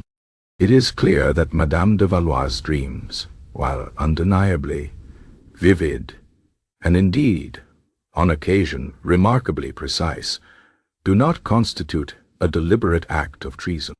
Her very demeanor, I believe, speaks to her innocence in the matter. One does not plot against the crown while lamenting the existential plight of cheese." A nervous ripple of laughter spread through the court. Madame de Valois, for her part, simply nodded, a faint, almost melancholy smile on her lips. "The Roquefort's despair was quite profound, Your Majesty. One could not possibly contrive such a narrative in waking hours without a considerable effort of theatrical ingenuity." The king continued, his voice attempting a tone of decisive authority, though it was tinged with a distinct weariness. "Therefore we find Madame de Valois acquitted of any malicious intent. She is, however, to remain under house arrest, for the sake of royal tranquility, and to prevent any further unintentional dissemination of palace minutiae. Her dreams shall continue to be monitored, but with a renewed emphasis on benign domestic predictions. And should any of you, dear courtiers, find yourselves dreaming of classified information, or indeed of particularly verbose poultry, you are to report it immediately to Monsieur de Sartine, who, I assure you, is quite accustomed to the unusual by now." Monsieur de Sartine groaned audibly, resting his head in his hands. As the mock trial concluded, and the jesters bowed to scattered applause, the court dispersed, the atmosphere lighter, yet strangely altered. Madame de Valois was led back to her chambers, her confinement now recategorized from a punitive measure to a form of necessary, if absurd, quarantine. The mystery of her dreams remained unsolved, their origins as nebulous as the fog that sometimes clung to the Versailles gardens. But one thing was clear: the delicate dance between the waking world and the subconscious realm had, in the strange case of Madame Anastasie de Valois, become a matter of state, a bizarre intersection of espionage, medicine, and the whimsical, unreliable narratives of the dreaming mind. And somewhere, in his cramped chamber, Jean-Pierre Dubois sat, staring at his half-eaten breakfast, wondering what new, utterly mundane, yet entirely verifiable secret of the palace his own classified slumber would reveal to him that very night. He longed for a dream of nothing but a blank wall, or perhaps a truly uninteresting pebble. But he knew, with a certainty that chilled him, that his nights were now irrevocably entwined with the strange, detailed, and utterly preposterous realities of Madame de Valois' subconscious. Chapter 11. The Escape in a Horse-Drawn Carriage. The gilded cage of Madame Anastasie de Valois' house arrest, while having evolved into a peculiar, if unintentional, salon for the absurdities of court life, remained a cage nonetheless. She was no longer a threat to the realm in the eyes of the king, merely an oracle of domestic minutiae, a living, breathing catalogue of misplaced royal thimbles and the surprising dietary preferences of palace rats. The gendarmes at her door, initially stoic and bewildered, had by now developed a quiet appreciation for her narratives, often exchanging knowing glances when she relayed a dream involving the precise inventory of the royal linen closets or the exact measurements of a particularly ill-fitting royal boot. Even Monsieur Jean-Pierre Dubois, the unfortunate spy whose dreams had become unsettlingly classified in tandem with hers, had found a certain grim if despairing routine in his nocturnal contaminations. He meticulously transcribed his own dream revelations, which now ranged from the precise quantity of sugar cubes consumed by the Queen's parakeets to the hidden stash of stale breadcrumbs maintained by a particularly ambitious footman for illicit card games. His reports to Monsieur de Sartine were now a chaotic blend of genuine intelligence and utterly trivial, yet accurate observations, leaving his superior perpetually on the verge of declaring a permanent state of official bewilderment. Madame de Valois, for her part, endured the leech applications with characteristic serenity, though she privately considered them less a medical intervention and more a rather tedious form of bloodletting that occasionally coincided with a particularly accurate dream about the leech supplier's burgeoning monopoly. Her diet of bland chicken, however, remained a true challenge to her stoic nature. One could only gaze upon so much unseasoned poultry before the spirit itself began to yearn for a dash of adventure, a hint of something beyond the meticulously ordered, yet profoundly dull, confines of her gilded prison. The thought of a life spent divining the whereabouts of lost royal cufflinks or the true nature of a pampered poodle's digestive issues, while certainly less perilous than revealing state secrets, felt, in its own way, almost more suffocating. She longed for a dream of untamed wilderness, perhaps a desolate moor, or a vast, unclassified ocean. Instead, she dreamt of the precise number of threads in a particular piece of royal tapestry, or the exact weight of the Queen's favorite pug after an unusually indulgent supper. It was after a particularly meticulous dream concerning the inventory of all the King's neglected gardening tools, complete with their individual rust patterns and the precise location of a missing watering can beneath a third rose bush from the left in the lesser parterre, near the statue of the weeping nymph, that a flicker of something akin to existential ennui stirred within Madame de Valois. The prospect of an entire lifetime spent as a somnolent archivist of royal trivia, however accurate, was quite simply rather draining. She yearned for a dream that was truly her own, unburdened by the mundane realities of the monarchy, unclassified, uncatalogued, and utterly without practical application. She longed for chaos, for serendipity, for the glorious, unadulterated nonsense of a truly private dream.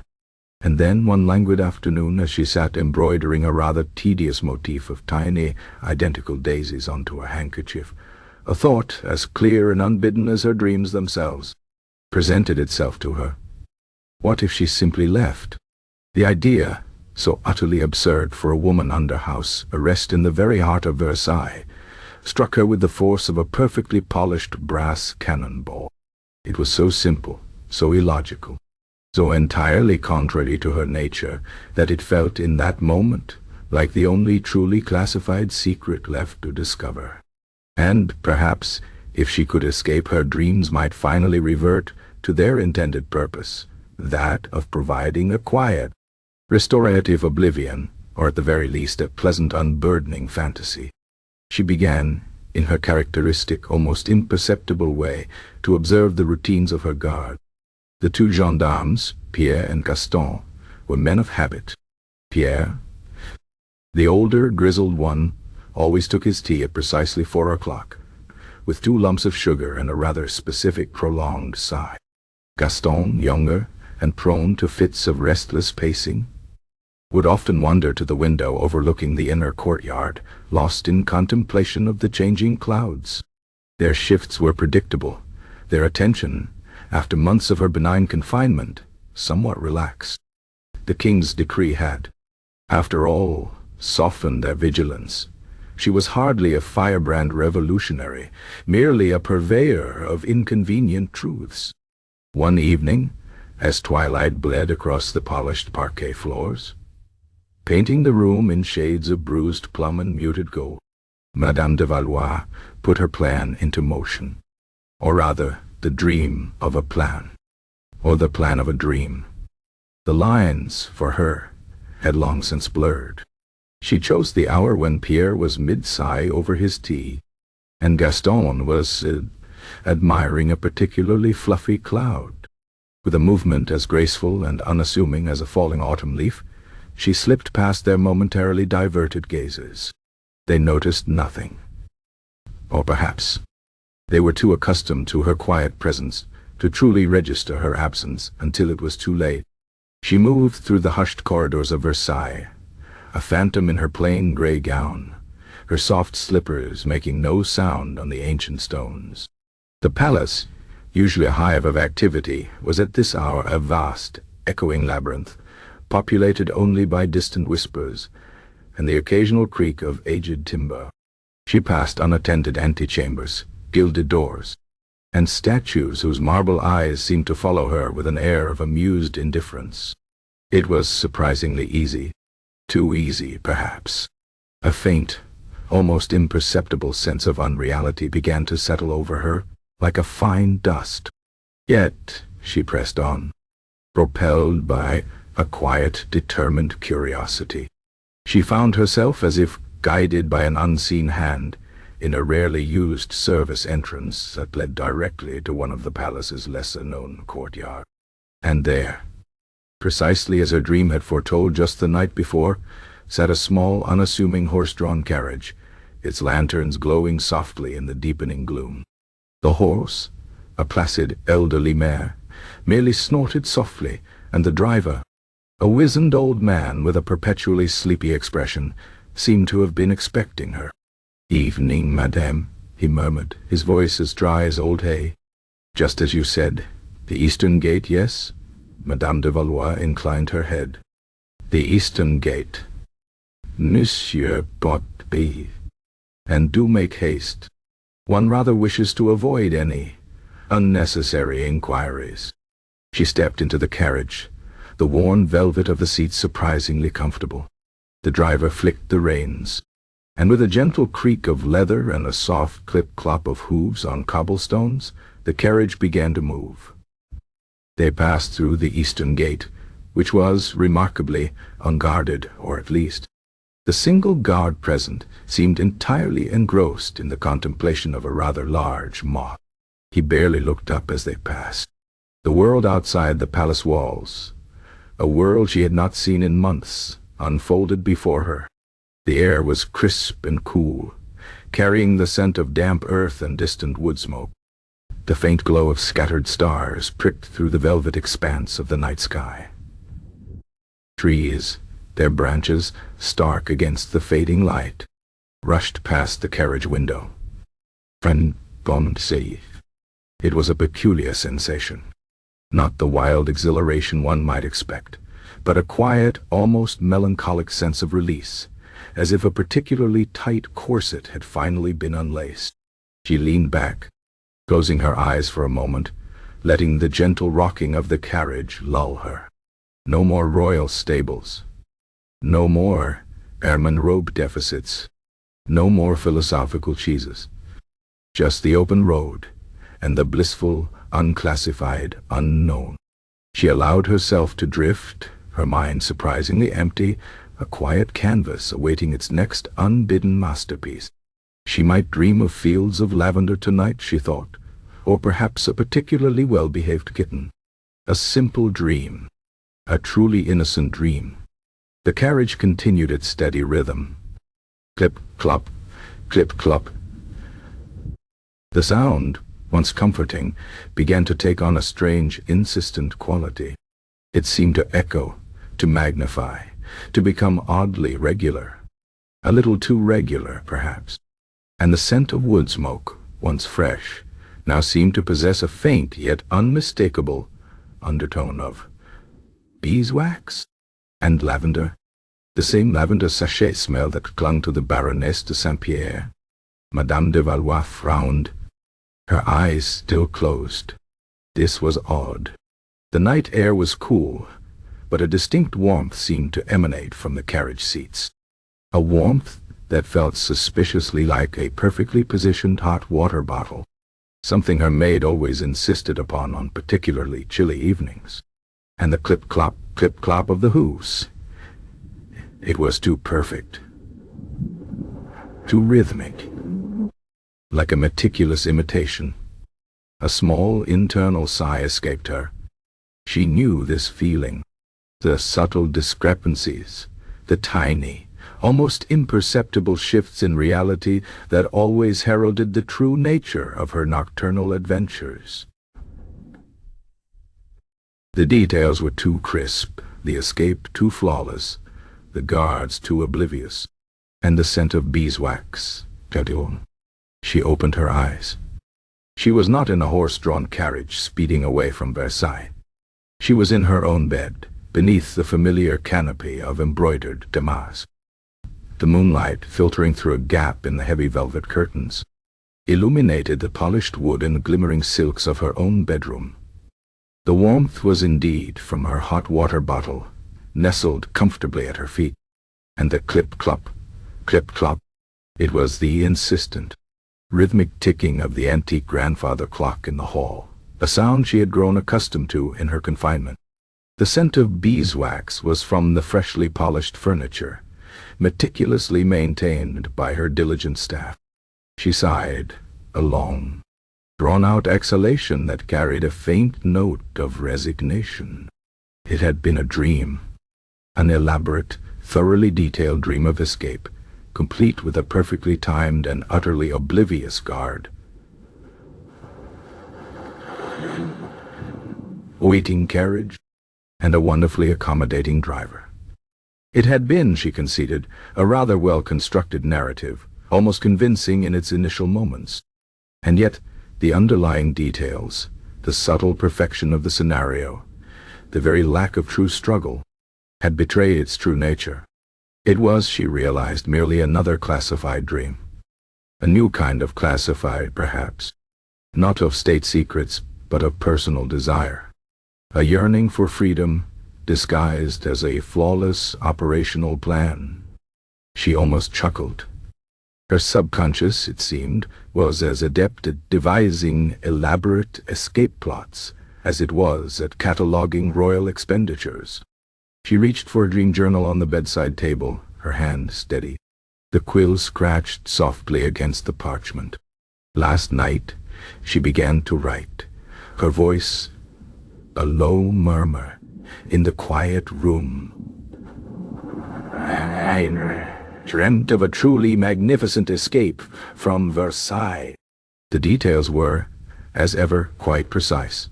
The eastern gate, an elderly mare, a sleepy driver, and the fleeting, glorious sensation of unclassified freedom.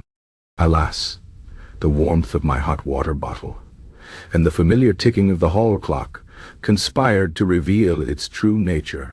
It was, I regret to report, merely a highly detailed, indeed a rather thrilling dream of escape. She paused, her quill hovering over the page. Or was it? One does occasionally ponder the subtle distinctions between a particularly vivid dream and a conveniently forgotten reality. Perhaps the grand escape is merely postponed, waiting for a less meticulously documented rendition. Or perhaps the very act of dreaming it is its own form of liberation, a clandestine journey for the mind, even if the body remains confined. The king, I imagine, would prefer the former explanation, though the prospect of a perpetually dreaming spy remains, for poor Monsieur Dubois, a most inconvenient truth. She closed her journal, the quiet click of the clasp echoing in the silent room. Outside, the moon cast long, silver shadows across the meticulously manicured gardens of Versailles, a world where the line between waking and dreaming, truth and absurdity, remained for Madame Anastase de Valois a beautifully stubbornly blurred one. Chapter 12. The Philosopher's Debate. The strange case of Madame Anastase de Valois, and indeed the increasingly peculiar predicament of Monsieur Jean-Pierre Dubois, had reached a curious impasse. Her house arrest, now a de facto royal information service for lost baubles and wayward poultry, continued without incident, her nights filled with dreams of remarkable, if often trivial, precision. Jean-Pierre, the spy, had descended further into a private purgatory of classified slumber, his days now a chaotic jumble of mundane surveillance and hyper-specific nocturnal revelations.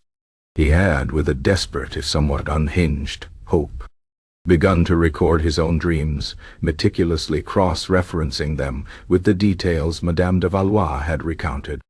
The alarming overlap.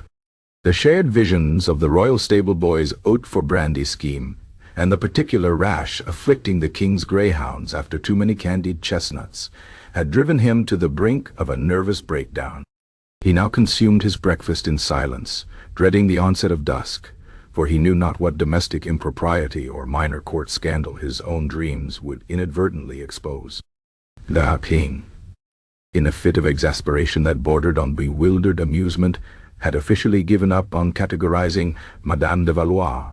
She was neither spy nor lunatic, merely an inconvenient phenomenon.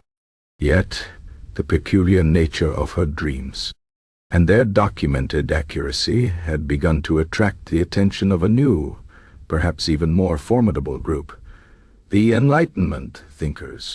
These were the intellectual titans of the age, the philosophers and savants who gathered in the grand salons of Paris, believing with an almost religious fervor in the omnipotence of reason, the scientific method, and the absolute triumph of logic over superstition.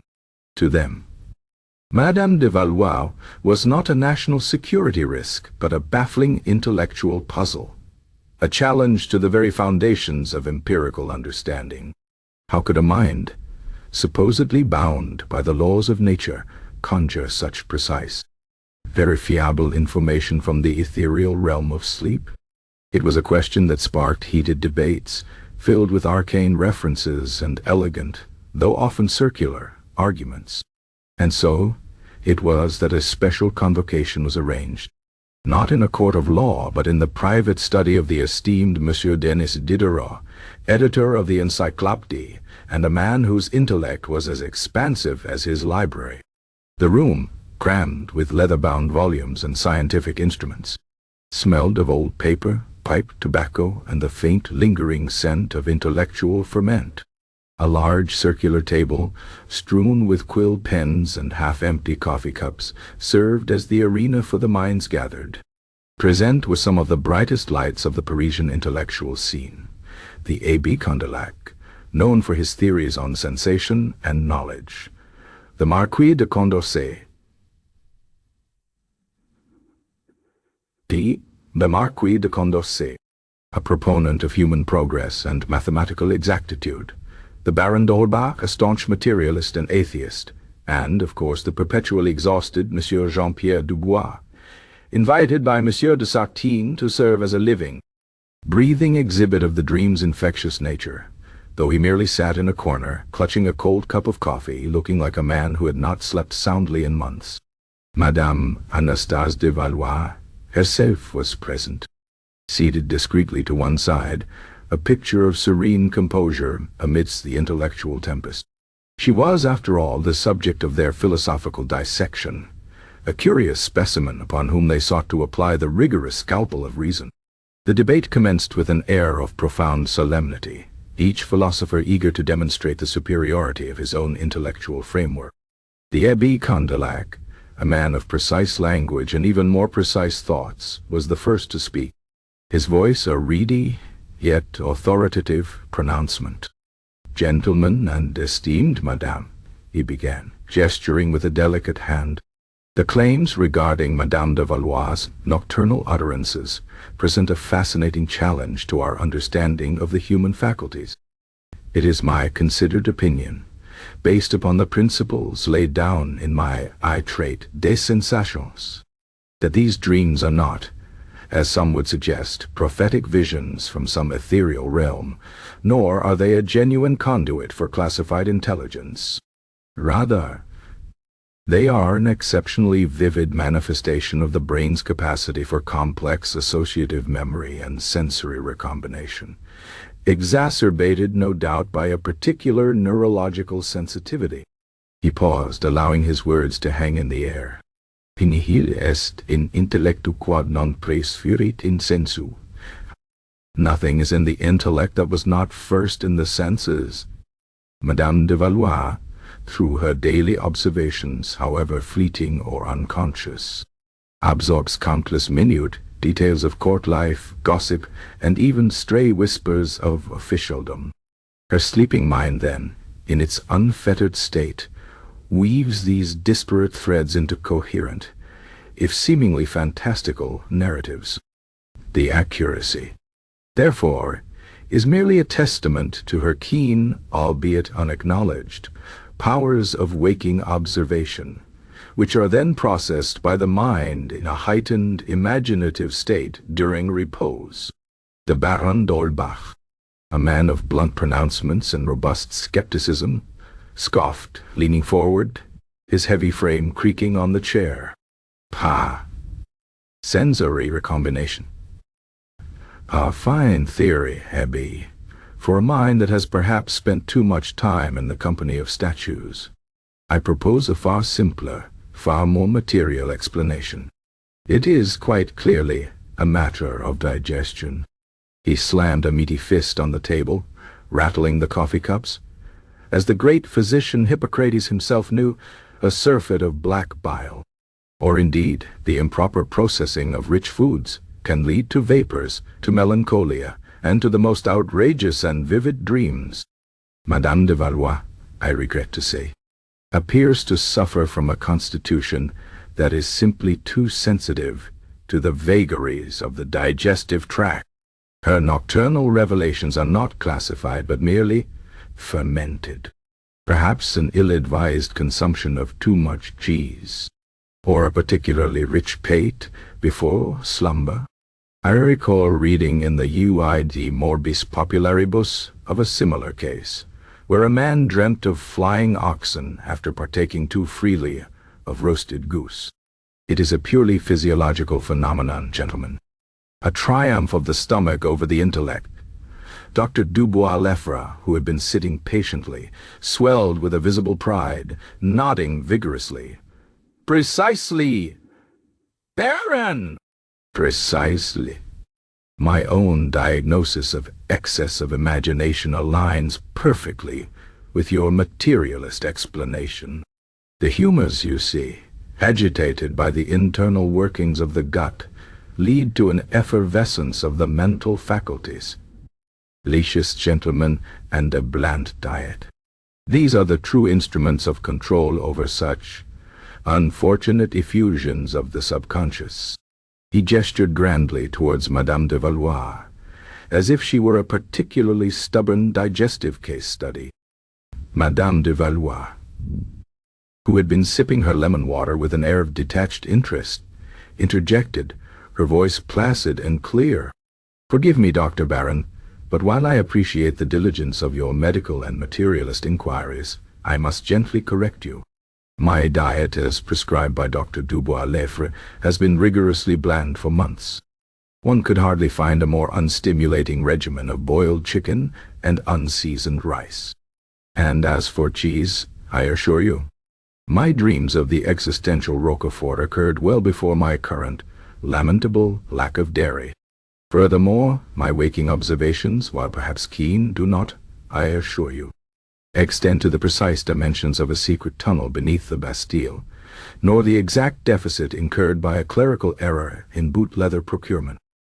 One simply does not gather such facts whilst embroidering a handkerchief, however diligently." A ripple of uneasy murmurs passed through the room. Jean-Pierre Dubois in his corner gave a faint despairing moan, a sound that went largely unnoticed. Madame de Valois' calm, factual rebuttal of their grand theories was proving remarkably effective in puncturing the inflated balloon of their intellectual confidence. The Marquis de Condorcet, a man of quiet brilliance and an unshakable faith in the progress of human reason, cleared his throat. Madame de Valois' observations, while inconvenient for our established frameworks, underscore a critical point. If, as the AB suggests, it is a matter of enhanced sensory recombination, then we must consider the extraordinary nature of such a faculty. And if, as the Baron suggests, it is physiological, then it is a physiology hitherto unknown, one that demands rigorous scientific investigation, not merely the application of leeches. He turned to Madame de Valois, his eyes alight with genuine intellectual curiosity. "Madame, when you experience these classified dreams, do they feel like your own thoughts, or are they imposed upon you, as if from an external source? Is there a sense of an external agency in these revelations?" Madame de Valois considered this, her gaze distant, as if consulting an internal archive. "Neither, Marquis, and both, perhaps. It is not, for instance, as if a tiny invisible clerk whispers facts into my ear whilst I slumber, nor is it precisely a conscious act of my own imagination. It is more akin to discovering a meticulously prepared report upon awakening. The information simply is deemed out. It presents itself, fully formed, often with an overwhelming sense of its own undeniable truth, however preposterous its content may be. The spontaneous combustion of sardines, for example, felt utterly, horribly real, though I have no memory of ever contemplating such a phenomenon in my waking hours. Nor, indeed, have I ever even seen a sardine outside of its oil-soaked tin. The philosophers scribbled furiously in their notebooks, their faces a mixture of fascination and profound intellectual discomfort. The idea of information simply being was anathema to their carefully constructed epistemologies. Ah, but the unconscious mind, interjected a hitherto silent scholar. Monsieur Voltaire, not the famous one, but a distant, equally verbose cousin who specialized in obscure Roman portents. Is it not possible that the subconscious, unfettered by the strictures of reason, can perceive patterns, can foresee outcomes, can even, dare I say, connect with a larger, universal mind or spirit of the age? As the Neoplatonists believed, anima mundi, the soul of the world. Perhaps Madame de Valois is merely a unique conduit, a sensitive receptor for the collective consciousness of the realm, particularly its bureaucratic and financial anxieties. Her dreams are not treasonous, but merely the unfortunate, unvarnished truth of the Zeitgeist. The Baron d'Holbach rolled his eyes. Nonsense. Soul of the world. We are discussing biological functions, not poetic abstractions. If her dreams are the Zeitgeist, then the spirit of the age is evidently suffering from a severe case of flatulence. The Abbé Condillac raised a hand. But if we consider the shared dreams, as evidenced by our esteemed Monsieur Dubois, he said, nodding towards the one spy, who flinched, as if directly struck by a philosophical cudgel. This complicates the notion of individual sensory recombination. How does Monsieur Dubois' mind, unless in direct physical contact with Madame de Valois' brain, acquire these precisely similar and often mutually reinforcing détails? Jean-Pierre Dubois, feeling himself the unwilling subject of this intellectual vivisection, finally spoke, his voice hoarse. It is as if her dreams infest my own. I sleep, and then I am privy to the king's laundry lists, the exact number of sugar cubes consumed by his parakeets, and the precise monetary value of a smuggled Swiss cheese. And then I wake, and the world seems less real than my slumber. I once dreamt of a particularly anxious snail who believed he was responsible for the entire upkeep of the palace gardens, and who worried incessantly about the proper watering of the topiaries. And then the next day I found a snail, precisely as described, near the Grand Canal, appearing remarkably concerned with a miniature hedge. This is not science, gentlemen. This is Andalmon. An imposition. The philosophers stared at Jean-Pierre, their pens frozen in mid-air. A snail worried about topiaries. This was a detail of such exquisite, mundane absurdity that it transcended all their grand theories. It was too specific for bad digestion, too random for collective consciousness, too intimate for sensory recombination. It was simply a fact from a dream. And the spy, the man who dealt in hard facts, was now burdened by it. Dr. Dubois-Leif, seeing his medical authority once more challenged by such unseemly facts, spluttered. But a snail. This is surely the final proof of an overactive imagination, infecting others through sheer proximity. A kind of mental contagion. Madame de Valois, calm as a mill pond, offered a gentle correction, The snail, I believe, was not merely anxious, Doctor, but suffered from a rather profound sense of existential responsibility. He was, if my dream recollections are accurate, contemplating the futility of individual effort in the face of such vast and demanding horticultural expectations. A burden, one might say, that he carried upon his very shell. The room descended into a stunned silence. The sheer, unshakable serenity with which Madame de Valois uttered such preposterous, yet somehow deeply resonant details was profoundly disarming. The philosophers, for all their intellect, found themselves utterly flummoxed. Their frameworks, designed to categorize and explain, simply buckled under the weight of Madame de Valois' tranquil, classified realities. Diderot, who had remained silent, observing the chaotic ebb and flow of the debate, finally leaned forward, his eyes twinkling with a strange, almost mischievous light. "Gentlemen," he announced, his voice surprisingly soft but commanding, "it seems we have reached an impasse. Your theories, while admirable in their intellectual scope, appear to fall short of fully encompassing the unique and occasionally horticultural realities presented by Madame de Valois. Perhaps," he mused, a faint smile playing on his lips, "the human mind, in its infinite complexity, contains realms that defy our current scientific and philosophical instruments. Perhaps some knowledge is simply dreamt, and then, inconveniently, known." He then turned to Madame de Valois. "Madame, I must ask in all candor, do you ever dream of something truly, utterly, incomprehensibly useless?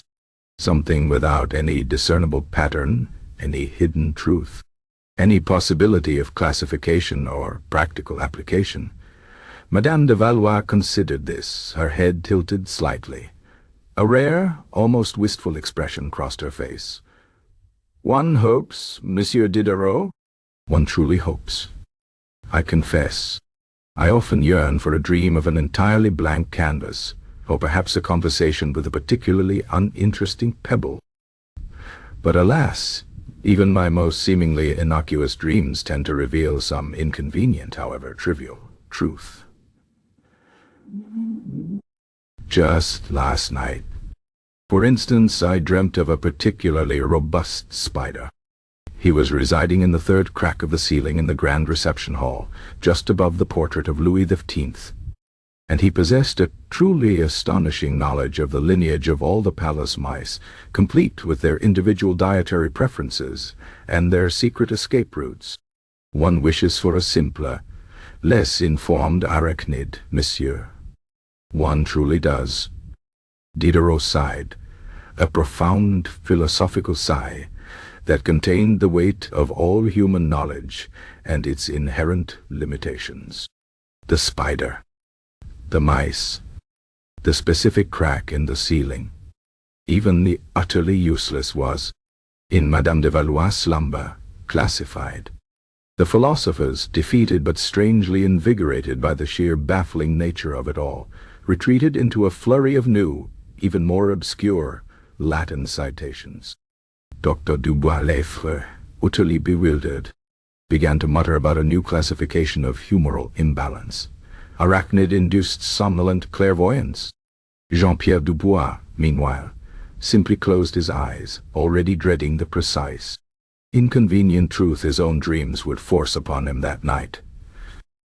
The debate had yielded no definitive answers, but it had, at least, confirmed one thing. Madame Anastasie de Valois was a mystery that even the brightest minds of the Enlightenment could not, would not, classify out of existence. Her dreams, tiresome as they were, simply persisted, a quiet, undeniable testament to the universe's boundless capacity for the perfectly absurd. Chapter 13. The Peasant Who Knew Too Much. The gilded cage of Madame Anastasie de Valois' house arrest, while having evolved into a peculiar, if unintentional, salon for the absurdities of court life, remained a cage nonetheless. She was no longer a threat to the realm in the eyes of the king, merely an oracle of domestic minutiae, a living, breathing catalogue of misplaced royal thimbles, and the surprising dietary preferences of palace rats.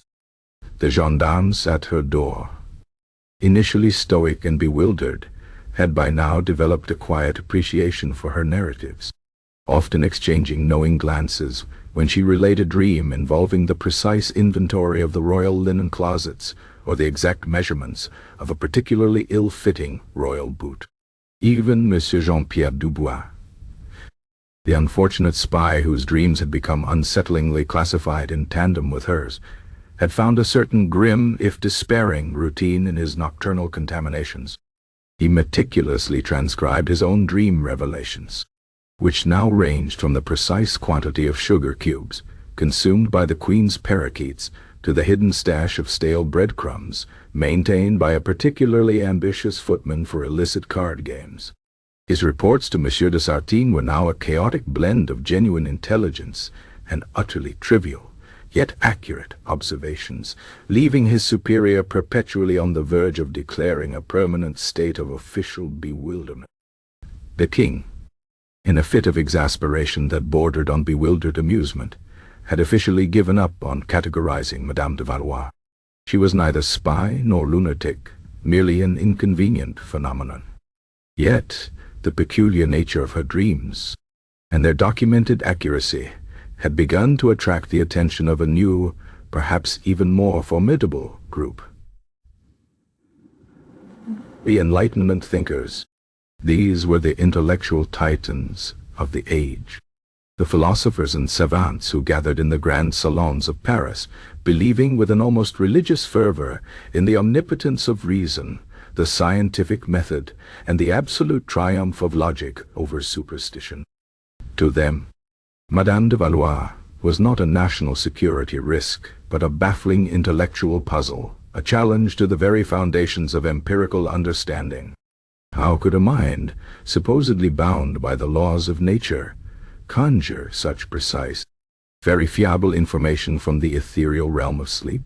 It was a question that sparked heated debates, filled with arcane references and elegant, though often circular, arguments.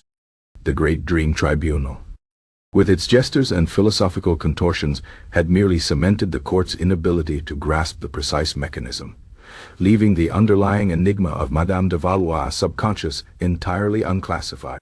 Life, or rather slumber, continued its bizarre course within the palace. Then, one crisp autumn morning, a new tremor rippled through the already fractured composure of Versailles. News arrived, not through the hushed whispers of courtiers, nor the meticulously typed reports of spies, but through a rather panicked dispatch from a minor provincial gendarme. A peasant, a farmer from a small village several leagues from Paris, had been apprehended after inexplicably recounting highly specific details concerning the king's new experimental cannon, the one prone to spectacular self-destruction, and a rather precise figure for the deficit incurred by the Ministry of War due to a clerical error in boot leather procurement. The gendarme, unfamiliar with the intricacies of Parisian courtly absurdity, had merely found it suspicious that a man who tilled the soil possessed such intimate, damning knowledge. He had immediately, if somewhat breathlessly, reported it to his superiors, who, recalling the peculiar narrative surrounding Madame de Valois, had relayed the information with a mixture of disbelief and genuine dread to Monsieur de Sartine. A peasant, dreaming of classified information. The implication sent a cold shiver down the spine of every noble in Versailles. If Madame de Valois was a singular anomaly, a contained leak within the palace walls, then this new development suggested something far more sinister, a spreading contagion of classified dreams infecting the common populace, eroding the very foundations of royal secrecy. The king, upon hearing the news, had paled considerably. "Are my subjects now to become a legion of sleep-talking informers, Sartine?" he had demanded, his voice thin with alarm. "Am I to consult my dairymaid on the state of the Royal Navy? This is intolerable." The philosophical debate, once merely abstract, now seemed terrifyingly tangible. If this was indeed the anima mondaine filtering through, then the anima of France was in a state of alarming disarray. And so the peasant, a man named Jean-Pierre le Fermier, whose face was perpetually tanned by the sun, and whose hands were permanently gnarled by the soil, found himself brought, bewildered and protesting, to Versailles. He was a man accustomed to the simple, honest realities of muck and manure, not the glittering, treacherous labyrinth of courtly intrigue. He wore his coarse homespun clothes, still smelling faintly of damp earth and honest labor, a stark contrast to the perfumed silks and powdered wigs that surrounded him. He was brought directly to a small, rather uncomfortable interrogation room within the Ministry of Intelligence, where Monsieur de la Roche, looking even more grim and haggard than usual, and Monsieur Lefebvre, attempting to maintain an air of detached academic interest despite the palpable tension, awaited him. Jean-Pierre Dubois, the afflicted spy, sat in a corner, watching the scene unfold with a morbid, almost masochistic fascination. He recognized the glint of terror in the farmer's eyes, a familiar echo of his own initial bewilderment. "So, Monsieur le Fermier," Monsieur de la Roche began, his voice surprisingly gentle, "a well-practiced tactic to disarm the uninitiated. We understand you have been experiencing peculiar dreams." Jean-Pierre le Fermier shifted uncomfortably on the hard wooden stool, twisting his worn cap in his calloused hands. "Dreams, my lords? I dream like any man. Of a good harvest, mostly, and of my prize, so Bernadette, who has a surprising turn of phrase, though rarely about state matters." "But you have, we are told," Monsieur Lefebvre interjected, leaning forward, "dreamt of things of which you could not possibly know. The king's new cannon, for instance. Its peculiar tendency to explode." The farmer's eyes widened. "The cannon? Aye, that I did. A terrible dream. It was a monstrous thing, roaring fire, and then boom, boom, bits of metal flying everywhere. And a poor fellow in a red coat, quite singed, mind you, complaining about the cost of repairs. Clear as day it was. I almost felt the heat." His voice, though rough, held a genuine conviction. Jean-Pierre Dubois shuddered. He had dreamt that cannon. He had dreamt the singed officer. And the boot leather? Monsieur de la Roche pressed his gaze piercing. The deficit incurred by the Ministry of War. A precise figure, we are told. Jean-Pierre le Fermier scratched his chin, his brow furrowed in concentration. The boot leather. Ah, yes. A grand pile of boots, they were, all with holes in the soles, and a scrawny clerk, weeping over a ledger, muttering about 3,742 livres, 14 sous and 8 deniers, and a decimal point. Said it was a curse upon his house, that decimal point. A terrible dream for a man of the soil, I tell you. All those numbers, Monsieur de la Roche and Monsieur Lefebvre exchanged a look of profound, almost sickening confirmation. The details were too specific. The decimal point. This was beyond mere coincidence. The contagion had spread from the palace to the provinces. The nobility, alerted to the farmer's arrival, began to gather outside the interrogation room, peering through cracks in the door, their faces a mixture of morbid curiosity and escalating panic. If this uneducated man could dream such things, what hope was there for national security? The king, receiving breathless updates, had ordered extra guards posted around his private block collection. And what else, Monsieur le Fermier? Monsieur Lefebvre urged, his academic curiosity battling with a growing sense of dread. Have you dreamt of the king's ermine robes? Or perhaps a duck with a periwig? Jean-Pierre le Fermier nodded eagerly. Oh, the ermine. A mountain of white fur, but thin as a badger's pelt. And a grand fellow, all puffed up, shouting about 500 missing pelts and swindlers in the fur trade. A very vexing dream, as I need new trousers more than I need royal ermine, but there it was. He chuckled, a rough, earthy sound. And the duck! Ha!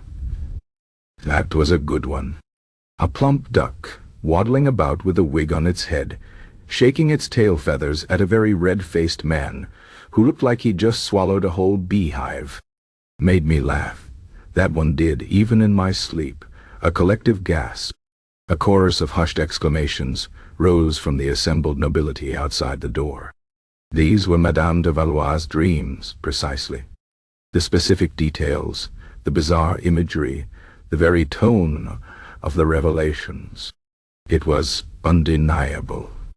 The dream contagion was real. It was no longer confined to the upper echelons of society. It had seeped into the very foundations of France, threatening to unravel the meticulous order of the kingdom through the ramblings of its sleeping populace. Monsieur de Zartine, who had joined the onlookers, placed a hand to his forehead, swaying faintly. "Tell us, Monsieur le Fermier," Monsieur de la Roche said, his voice now strained, a desperate plea for understanding underlying his professional composure. "How do these dreams come to you? Do you feel a presence, a guiding spirit? Do you perhaps partake of a particular herb before slumber?" Jean-Pierre le Fermier looked at them, his eyes wide with genuine confusion. "Herbs? No, milords. Just a good mug of ale, usually. And as for how they come, well, a man hears things, don't he?" He paused, then shrugged. "A man goes to the tavern, sees the footmen from the palace. They're always a gossipy lot, aren't they? And the cart drivers who haul things back and forth. They talk. And then a man drinks his ale, goes home, and sometimes those things you heard, they rattle around in your head. And when you close your eyes, sometimes they play themselves out like a little play in your mind. But with the odd bit added, like a wig on a duck, just for fun." A beat of silence. A very long, very profound beat of silence. Monsieur de la Roche's jaw slowly dropped. Monsieur Lefebvre's mouth, which had been poised to launch into a discussion of Jungian archetypes, snapped shut. Jean-Pierre Dubois in his corner blinked, then blinked again. A tiny, almost imperceptible spark of dawning comprehension and horror entering his haunted eyes. "Tavern? Gossip?" Monsieur de la Roche finally managed, his voice a disbelieving whisper. "Aye," Jean-Pierre le Fermier confirmed, nodding earnestly. "The footman from the King's Guard, Jacques. He was always complaining about the oats for the royal horses. Said he could get a better deal for himself with the laundress, a bit of brandy like. And his mates, they'd laugh about it. And someone else heard about the ermine robes, said it was a scandal. 500 pelts. Everyone knows that one, milord. And the Queen's silly cat. They said it was always batting things about, hiding them. And the Duke's wig, oh, that was a good laugh down at the Drunken Flagon. That was about how the Duke got his comeuppance from a bird. You hear it often enough, and it just settles in your head. And then you dream it, clear as a bell. Because your mind's just running over what you heard all day." He stopped, looking expectantly at the two royal spies, as if this were the most obvious, most logical explanation in the world. Which, in a certain brutal sense, it was. The silence that followed was not merely profound. It was shattering. The elaborate edifice of fear and philosophical speculation, built around the notion of dream-born intelligence, crumbled into a heap of mortifying absurdity. It wasn't a contagious dream sickness. It wasn't the anima mundi filtering classified information. It was simply gossip.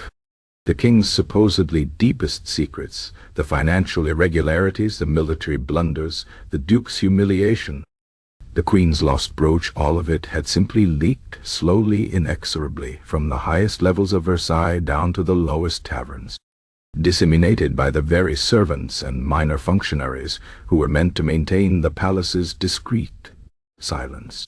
The court's secrets were not being revealed by esoteric slumber, but by common chatter. The assembled nobility outside the room, who had been holding their breath in terrified anticipation of a dream epidemic, now let out a collective, choked sound a mixture of profound relief and an even more profound, excruciating embarrassment. Their private fears, their carefully guarded indiscretions, had not been revealed by mystical means, but by the casual, unthinking chatter of their own staff. The classified information that had plagued Madame de Valois' dreams, and then infected Jean-Pierre Dubois, was in many cases already public knowledge, at least within the lively interconnected world of servants, tradesmen, and tavern patrons. The king, when he was informed of the peasant's prosaic explanation, merely stared blankly for a long moment, then slowly, deliberately, removed his wig and placed it on the table. "Gossip," he murmured, his voice heavy with a new kind of weariness. All this time, and it was merely gossip. Monsieur de Zartine, his face a mask of exhausted despair, nodded. "Indeed, your Majesty. A far more insidious and untraceable form of intelligence gathering, it appears. One cannot simply imprison the common tongue." Monsieur de la Roche, his professional pride thoroughly bruised, cleared his throat. "Dismiss him," he ordered, his voice flat. "Send him back to his village. And perhaps send a memo to the royal household regarding the dangers of excessive fraternization in taverns." The peasant, bewildered but relieved, was quickly ushered out, eager to return to the less complicated realities of his farm. Jean-Pierre Dubois, however, remained in his corner, a new form of existential dread settling over him. So, his dreams were not contagiously classified, but merely echoes of widespread gossip. This was, in its own way, almost more terrifying. It meant his subconscious was not a conduit to some grand, otherworldly knowledge, but merely a repository for the endless trivial chatter of the world. His internal life, he realized with a shudder, was no more profound than a common tavern. The relief he felt was fleeting, quickly replaced by a sense of profound banality. He looked down at his report, detailing a dream about the precise number of crumbs beneath the king's dining table. Could that too be merely something a scullery maid had idly chattered about? The thought was soul-crushing. As for Madame Anastasie de Valois, back in her gilded cage, she received the news of the peasant's revelation with her characteristic placid equanimity. When Monsieur Lefebvre, still attempting to salvage some philosophical insight from the debacle, visited her, he recounted the entire episode. Madame de Valois listened patiently, then offered a faint, knowing smile. "Ah, yes," she murmured, taking a delicate sip of her unflavored tisane. The subtle interplay of the collective, unconscious, and the pervasive nature of common chatter. One does find that the line between shared reality and dreamt reality becomes rather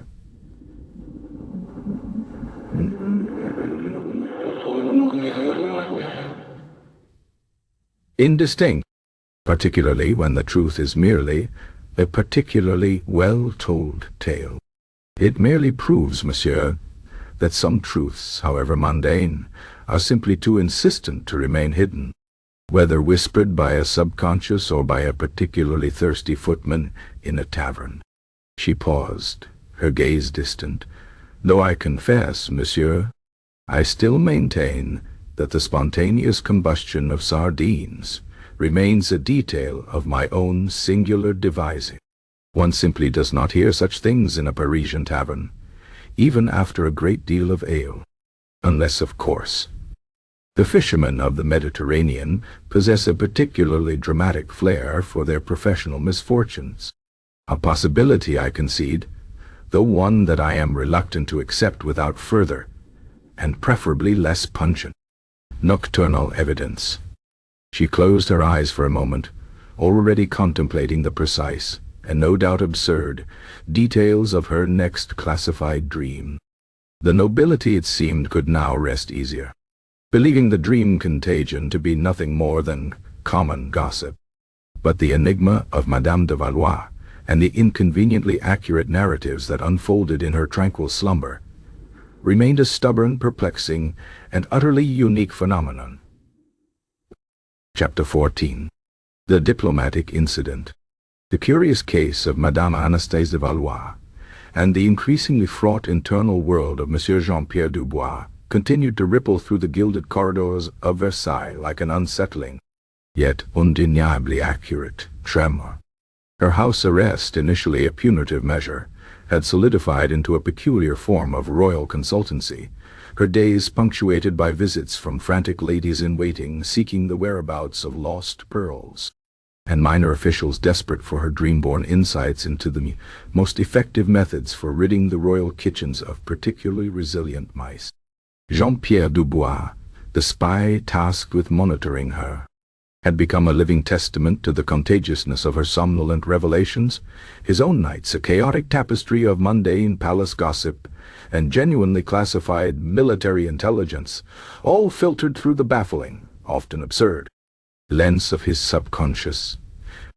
His reports to Monsieur de Sartine were now less intelligence briefings and more therapeutic confessions, detailing everything from the king's preferred method of scratching an itch on his left ankle, revealed in a dream by a particularly observant palace dog, to the precise number of grapes pilfered nightly from the royal fruit bowls by a network of enterprising sparrows. Monsieur de Sartine, the king's chief of intelligence, often found himself staring blankly at these dispatches, wondering if he too was slowly succumbing to some form of dream-born madness, a silent epidemic of unwanted nocturnal omniscience.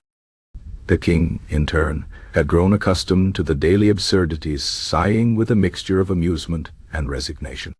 As long as my parakeets remain happy, and my snuff-box is not again swallowed by a choirmaster's bellows, he had declared, let her dream, and let my spies dream.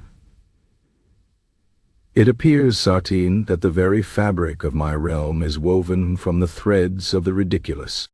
This delicate, uneasy truce, however, was about to be shattered by the arrival of a force far more formidable than a philosophical debate or a bumbling thief. International diplomacy. The formal complaint arrived on a Tuesday, carried by a stern-faced courier from the Austrian embassy, addressed directly to His Most Christian Majesty Louis XVI.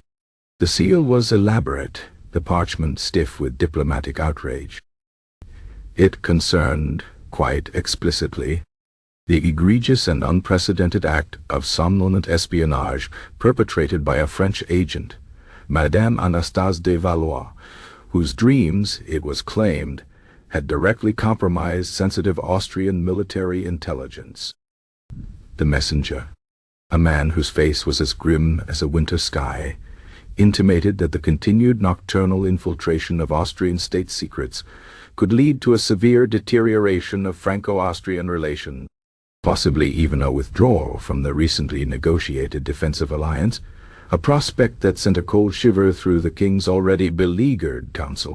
The accuser was His Excellency, Baron Leopold von Himmelstoss, the Austrian ambassador to the court of France. Baron von Himmelstoss was a man carved from granite and powdered with Prussian discipline. His periwig was always perfectly symmetrical, his uniform stiff with gold braid, and his pronouncements delivered with the unwavering conviction of a man who believed implicitly in the absolute order of the cosmos, particularly as it applied to European politics. He was not given to flights of fancy, nor to the appreciation of irony. The notion of a woman dreaming his nation's secrets was to him not absurd, but a calculated, deliberate insult, a new, insidious form of espionage that threatened the very foundations of international trust. He arrived at Versailles for the formal audience, his face a mask of furious indignation, flanked by two equally stiff-backed attacks who looked as though they, too, had never dreamt anything more fantastical than a perfectly regimented parade. The king, flanked by a visibly sweating Monsieur de Sartine and a Monsieur de la Roche whose grim expression had now become a permanent fixture, received the Baron in the Grand Salon. The atmosphere was thick with tension, a stark contrast to the usual vapid pleasantries of court life. Baron von Himmelstoss, the king began, attempting a tone of regal authority, we are deeply disturbed by these accusations.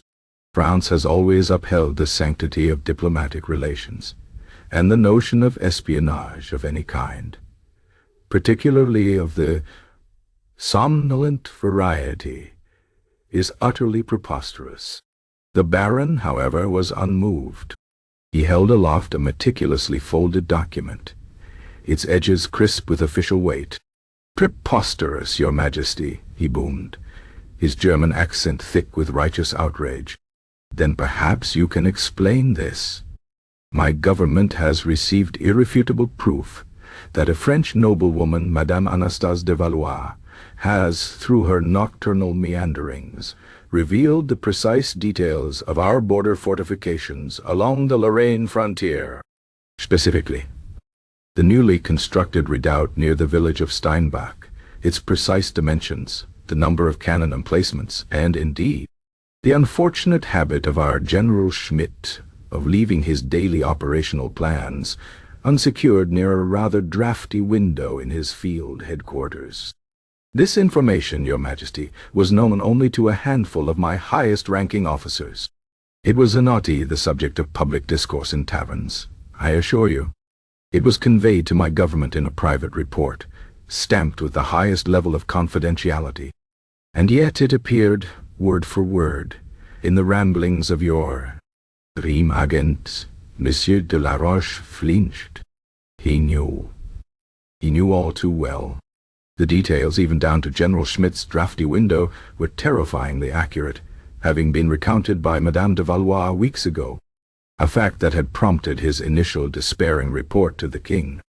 Monsieur de Sartine merely paled further, looking as though he might spontaneously combust from sheer bureaucratic overload. Louis XVI, caught between the Baron's furious conviction and the undeniable accuracy of the details, found himself at a complete loss. How does one defend against an accusation of dream espionage? Your Excellency, Monsieur Lefebvre, interjected, ever the intellectual, stepping forward with an air of strained academic composure. While the accuracy of the information is, indeed, bewildering, we assure you that Madame de Valois is not a spy. She is, for lack of a better term, a natural phenomenon. Her dreams are unbidden, uncontrolled. They are not a weapon, but a peculiar affliction. The Baron scoffed, a dismissive sound that vibrated with professional contempt. An affliction? My dear monsieur, are you suggesting that the fate of nations rests upon the whims of a woman's indigestion?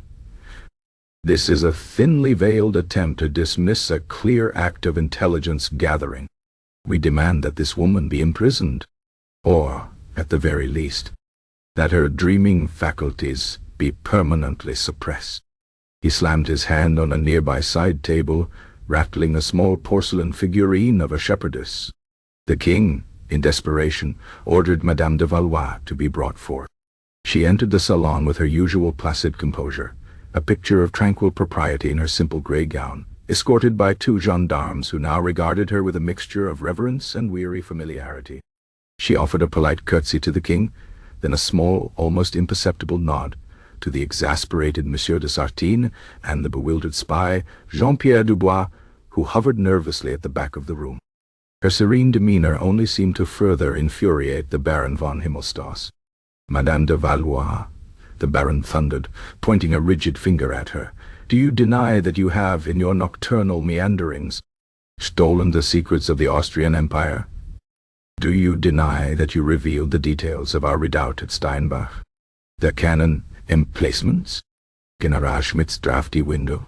Madame de Valois met his gaze with an unruffled calm that seemed to disarm his fury, if only for a moment. Deny it, Baron? She murmured, her voice as smooth as polished silk. No, Your Excellency. For one cannot deny what one has, however inadvertently, experienced. Indeed, I recall the dream with some clarity. The redoubt was, if I recall, constructed with a rather surprising reliance on locally sourced granite, which, while visually appealing, seemed to possess a rather unfortunate tendency to crumble at the joints in particularly damp weather. And General Schmidt's window, yes, it was indeed most drafty.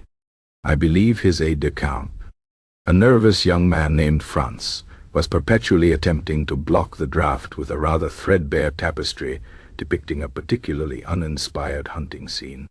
Such details, I assure you, are not the product of malice, but merely the unfortunate, unbidden specificity of my nocturnal repose.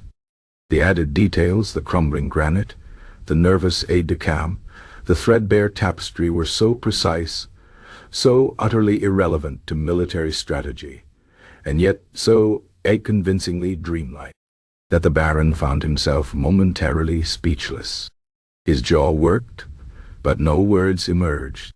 The king, meanwhile, pressed a hand to his brow. This was worse than a denial. It was a serene, accurate, and utterly absurd confirmation. "This is an outrage," the Baron finally sputtered, recovering his voice. "Your Majesty, France cannot allow this. This is a new form of warfare, to infiltrate the very minds of our military command. We demand reparations, an immediate cessation of these somnolent incursions. Otherwise, I am instructed to inform you that our alliance is at risk." The room descended into a tense, anxious silence. That was clear. War, or at least a severe diplomatic rupture, loomed all over the dreams of a noblewoman and a drafty window. Louis XVI fidgeted on his throne, his mind racing through every conceivable diplomatic maneuver, none of which seemed adequate to address the reality of a dream-induced crisis. Monsieur de Sartine looked like a man contemplating early retirement to a very quiet monastery. It was Madame de Valois who, with a quiet sigh, offered a solution. "Your Excellency," she said, her voice gentle, "I understand your distress. It is, I assure you, a sentiment I share when confronted with the daily influx of inconvenient truths from my own slumber. Perhaps, however, a clearer understanding might be achieved through shared experience. It seems, does it not, that such delicate matters of the subconscious are best understood not through furious recrimination, but through quiet observation." She looked pointedly at Jean-Pierre Dubois, whose pale face confirmed her unspoken assertion. The nature of this phenomenon is perhaps best elucidated by a period of quiet repose, for all of us. The Baron stared at her, then at the French delegation. A shared repose? A nap? In the middle of a diplomatic crisis? The notion was utterly outlandish, an affront to every fiber of his disciplined being. Yet he was utterly exhausted. The journey, the outrage, the bewildering French responses, the sheer absurdity of the accusation itself. It had all taken its toll. He felt a peculiar heaviness in his eyelids, a strange desire for a moment of silence, a brief respite from the relentless, dream-fueled chaos that seemed to emanate from this placid woman. Louis XVI, desperate for any alternative to war, seized upon the suggestion with a flicker of hope. "Indeed," he declared, perhaps a little too eagerly. "A most insightful proposal, Madame de Valois. A moment of shared contemplation. A quiet interlude. Monsieur de Sartine, have comfortable chairs brought in, and perhaps a selection of calming tisanes." Monsieur de Sartine, bewildered but compliant, barked orders to startled footmen. And so it came to pass that the grand salon of Versailles, usually a stage for pomp and circumstance, became, for a brief, surreal hour, a chamber of shared slumber. Comfortable, plush armchairs were arranged in a wide circle. The king, Monsieur de Sartine, Monsieur de la Roche, Monsieur Lefebvre, Jean-Pierre Dubois, and the formidable Baron von Himmelstoss, along with his two stiff-backed hacks, all found themselves seated.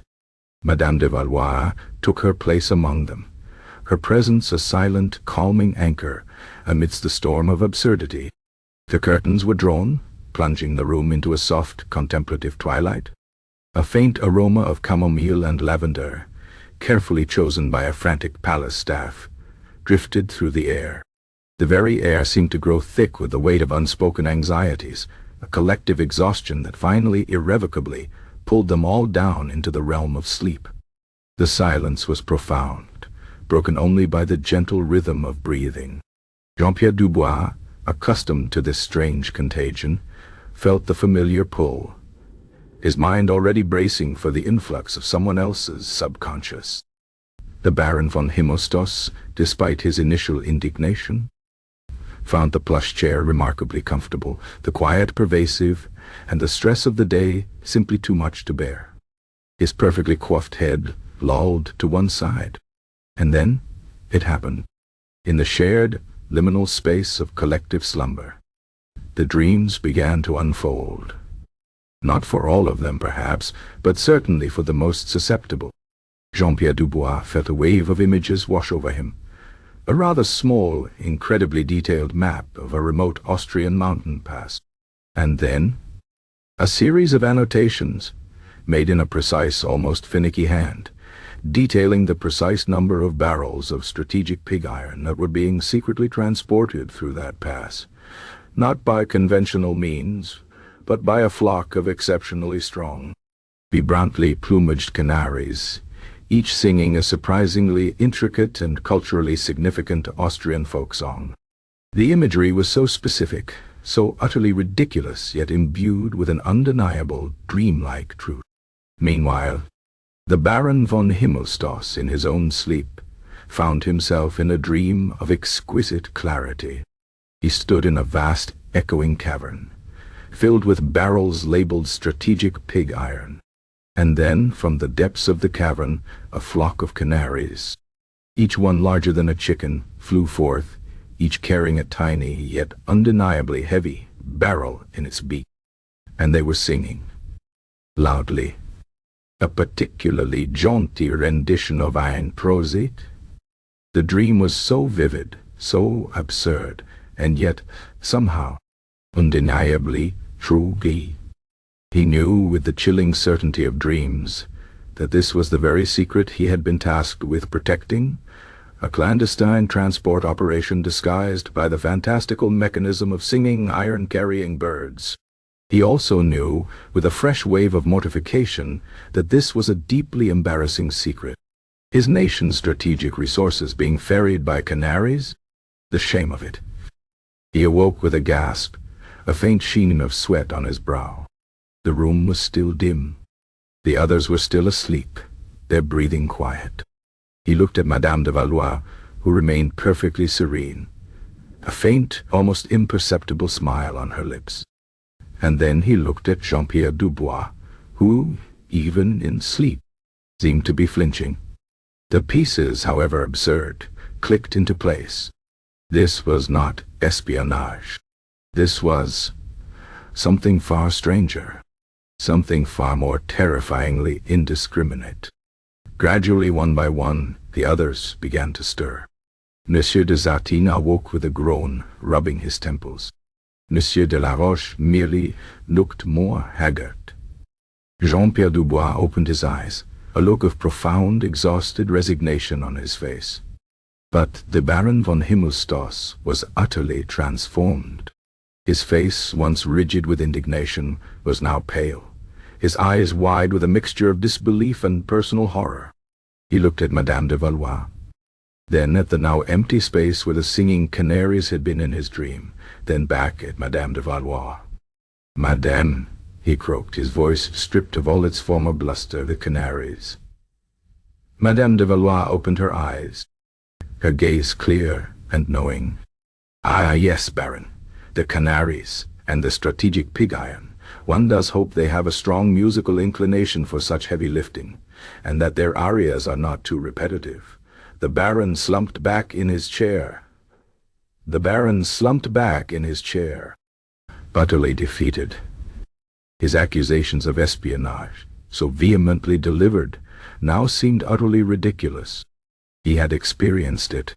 He had known the truth of Madame de Valois' dreams, not as an external threat, but as an internal, absurdly accurate, and deeply embarrassing revelation. He could not now accuse her of malice. How could one accuse a phenomenon that simply was, and which, as he now knew, could inflict its strange knowledge upon anyone within its somnolent radius. The diplomatic incident, once a raging storm, had dissolved into a quiet puddle of shared, bewildering reality. He stood, his uniform no longer stiff with indignation, but with a new, weary resignation. "Your Majesty," he said, his voice strangely subdued, I believe a peaceful resolution can be achieved. It appears that Madame de Valois' unique faculty is indiscriminate, and perhaps contagious. I shall relay my findings to my government, and suggest, if I may, that all sensitive documents in our chanceries be henceforth stored away from drafty windows and, perhaps, from any areas frequented by particularly melodious avians. He offered a curt bow, then turned and, with his bewildered attacks in tow, made a hasty, rather undignified exit from the salon, leaving behind the faint, lingering scent of chamomile and an unspoken fear of singing birds. The king, though still bewildered, let out a profound sigh of relief. The crisis was averted. No war. No broken alliances. Merely the lingering, unsettling question of what secrets the very air of Versailles now held, waiting to be dreamt. Monsieur de Sartine, still pale, nodded weakly. Jean-Pierre Dubois, in his corner, closed his eyes, a fresh wave of despair washing over him.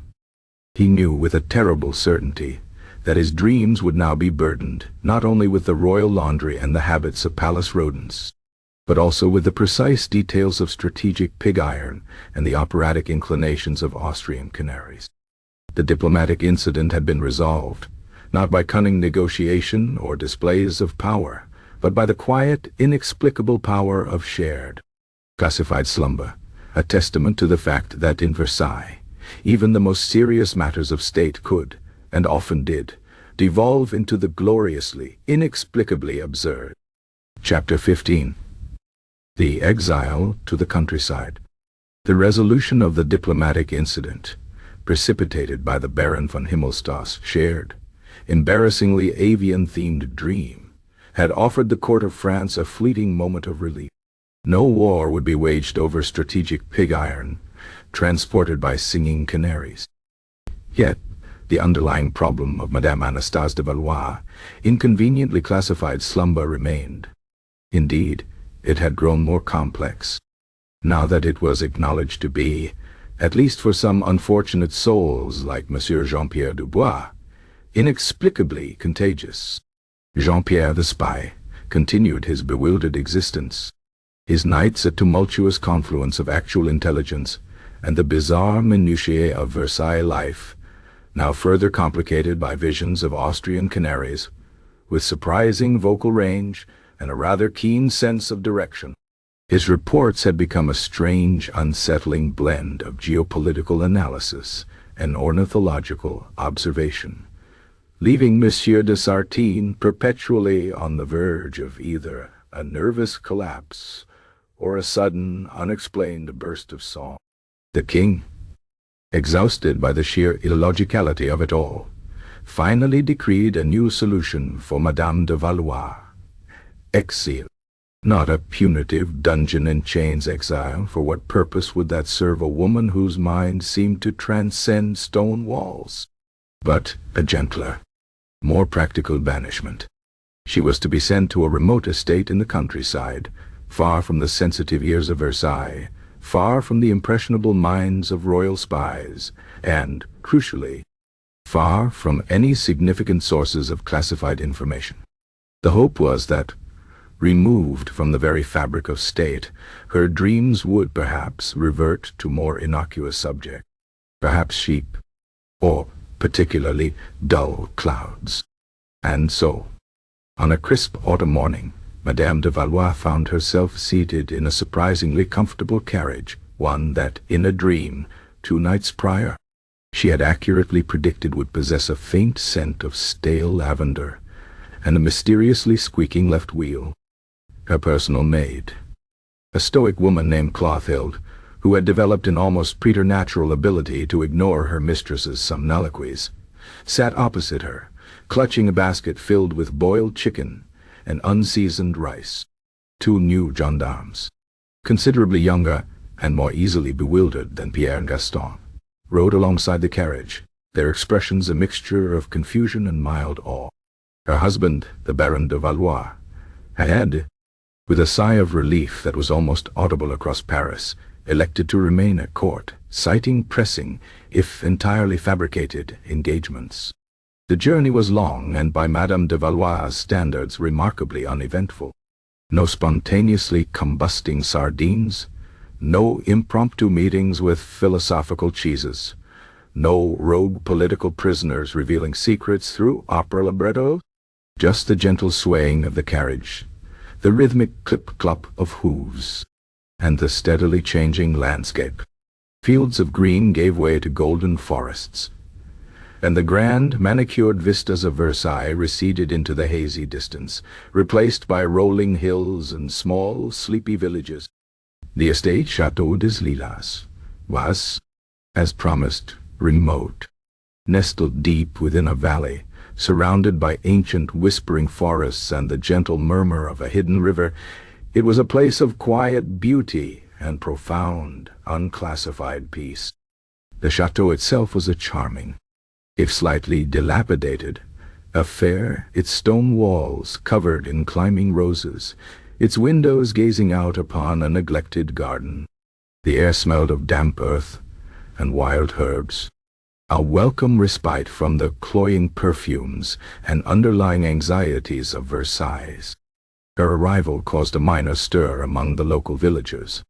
News of the dreaming noblewoman had, naturally, traveled even to this secluded corner of France, though largely in the form of exaggerated fantastical whispers. They were a curious, earthy folk, accustomed to the vagaries of weather, crops, and local superstitions, rather than the intricate dance of courtly intrigue. They eyed her with a mixture of polite curiosity and wary respect, unsure whether she was a saint, a witch, or merely a particularly eccentric Parisian lady.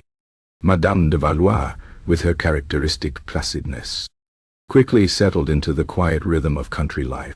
She took long, solitary walks through the woods, observing the minute details of moss and fern, with the same detached precision she had once applied to military fortifications. She tended to the neglected rose garden, coaxing reluctant blooms from their thorny stems. Her diet remained bland, her leech applications continued, though she had to instruct Clothilde on the proper method for identifying particularly plump specimens in the local ponds. And her dreams, of course, continued. The early dreams were, as the king had hoped, somewhat less classified. She dreamt, with astonishing clarity, of the precise number of woodlice residing beneath a particular paving stone in the chateau's courtyard. She dreamt of a squirrel who was secretly hoarding walnuts in the chimney, not in the usual predictable places. She even dreamt of a particularly obstinate turnip in the kitchen garden that refused to grow beyond a certain diminutive size, despite all effort. These were not secrets of state, but they were undeniably specific, accurate, and utterly absurd. Yet the habit of sharing her dreams, cultivated during her time under house arrest, proved difficult to shake. Her two gendarmes, Pierre and Gaston, had been replaced by two local guards, André and Bernard, sturdy men of the soil who were, initially, entirely bewildered by her nocturnal recitations. "This morning, gentlemen," she would say over breakfast, sipping her unflavored tisane, "I had had a rather profound dream concerning the largest oak tree at the edge of the east pasture. It seems that beneath its deepest root, precisely 2 feet to the north-northeast, there lies a rather intricate network of tunnels, constructed by a family of particularly industrious badgers. And within the third tunnel from the entrance, there is, I regret to report, a rather significant leak in the village's main water pipe. One hopes it is rectified before the harvest, as the badgers, I gathered, were rather distressed by the dampness." André and Bernard, after several days of such pronouncements, and after Anda had, out of sheer morbid curiosity, located the leaky pipe precisely where Madame de Valois had described, began to approach her morning recitations with a cautious, almost superstitious awe. Word spread through the village. The noblewoman had a gift, a peculiar, unexplainable gift for knowing things.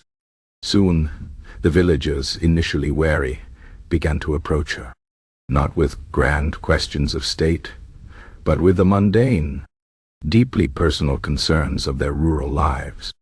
Madame old Peasant the baker would ask, clutching his worn cap, "My wife, she has misplaced her spectacles for her weaving. A small, silver pair. Have you, in your wisdom?" Perchance dreamt of their whereabouts. Madame de Valois would close her eyes for a moment, recalling the previous night's often chaotic tapestry. Ah, Peasant, yes. A small silver pair. I believe they are nestled rather precariously within the hollowed-out skull of a particularly curious barn owl, who has made his temporary residence in the rafters of your granary. He seems to be using them as a rather peculiar form of perch. Contemplating, I gathered, the existential dilemma of a mouse with an overly developed sense of self-preservation. Peasant would stare, then nod slowly, his eyes wide. He would go to his granary, locate the barn owl, and, to his astonishment, find his wife's spectacles precisely where Madame de Valois' dream had placed them. The story would spread like wildfire through the village, growing more fantastical with each retelling. The owl, in the village's version, became a wise, talking sage, guarding the spectacles of knowledge. Her dreams, once the source of royal anxiety, now became the village's primary source of entertainment, and, more practically, a strangely accurate method for locating lost items, predicting minor agricultural mishaps, and even settling petty disputes. Madame, a young farmer's wife, would implore, "I dreamt my prize hen, Clotilde, laid a golden egg. Does this mean prosperity? Or merely a fever?"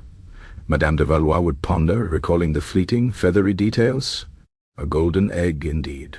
A rather peculiar shade of ochre, if I recall, with faint iridescent streaks. It suggests less prosperity, my dear, and more a temporary imbalance in Clotilde's diet, perhaps a recent overconsumption of particularly iron-rich worms from the compost heap near the old well. The dream implies a slight temporary discoloration of the yolk, and nothing more. Though the worms, I gathered, had rather intricate plans for a secret society of subterranean tunnelers, quite unrelated to Clotilde's digestive processes, but rather fascinating in their meticulous engineering. The villagers, initially bewildered by the specificity and the tangential absurdities, learned to navigate Madame de Valois' dream interpretations. They would listen patiently to the digressions about worm societies or philosophical barn owls, knowing that hidden within the whimsical details would be the precise location of a missing heirloom, the reason for a cow's sudden aversion to hay, or the impending minor collapse of a chicken coop due to a family of particularly aggressive voles. Her narratives were a unique blend of the utterly fantastic and the chillingly mundane, delivered with her characteristic placid composure. Her salon at Versailles, once a covert gathering of curious courtiers, was now replaced by a humble gathering of villagers in her sun-dappled drawing-room at Château des Lilas. They would bring her small gifts, a basket of freshly picked mushrooms, a hand-carved wooden spoon, a particularly plump goose. And in return, she would offer them the strange, unbidden truths of her nocturnal world. One evening, as dusk settled over the valley, a group of villagers had gathered, listening intently as Madame de Valois recounted a particularly vivid dream. "It concerned," she explained, her voice as smooth as the river flowing through the valley, the precise moment a certain pig, named Roi, belonging to Monsieur Thibault, no relation to the nervous clerk or the architect, I trust, decided to abscond with the entire stock of turnips from the communal root cellar. He did so, I gathered, not out of hunger, but out of a rather profound philosophical objection to the notion of private property. Believing old turnips to be the common inheritance of all sentient beings, particularly those with a snout for rooting, he then proceeded to bury them, one by one, beneath the largest stone in the village square. Convinced he was creating a clandestine network of edible, communistic wealth. Monsieur Thibault, the farmer, gasped. His pig, Relot, had indeed vanished that morning, along with a surprising number of turnips from the communal cellar. And the largest stone in the village square?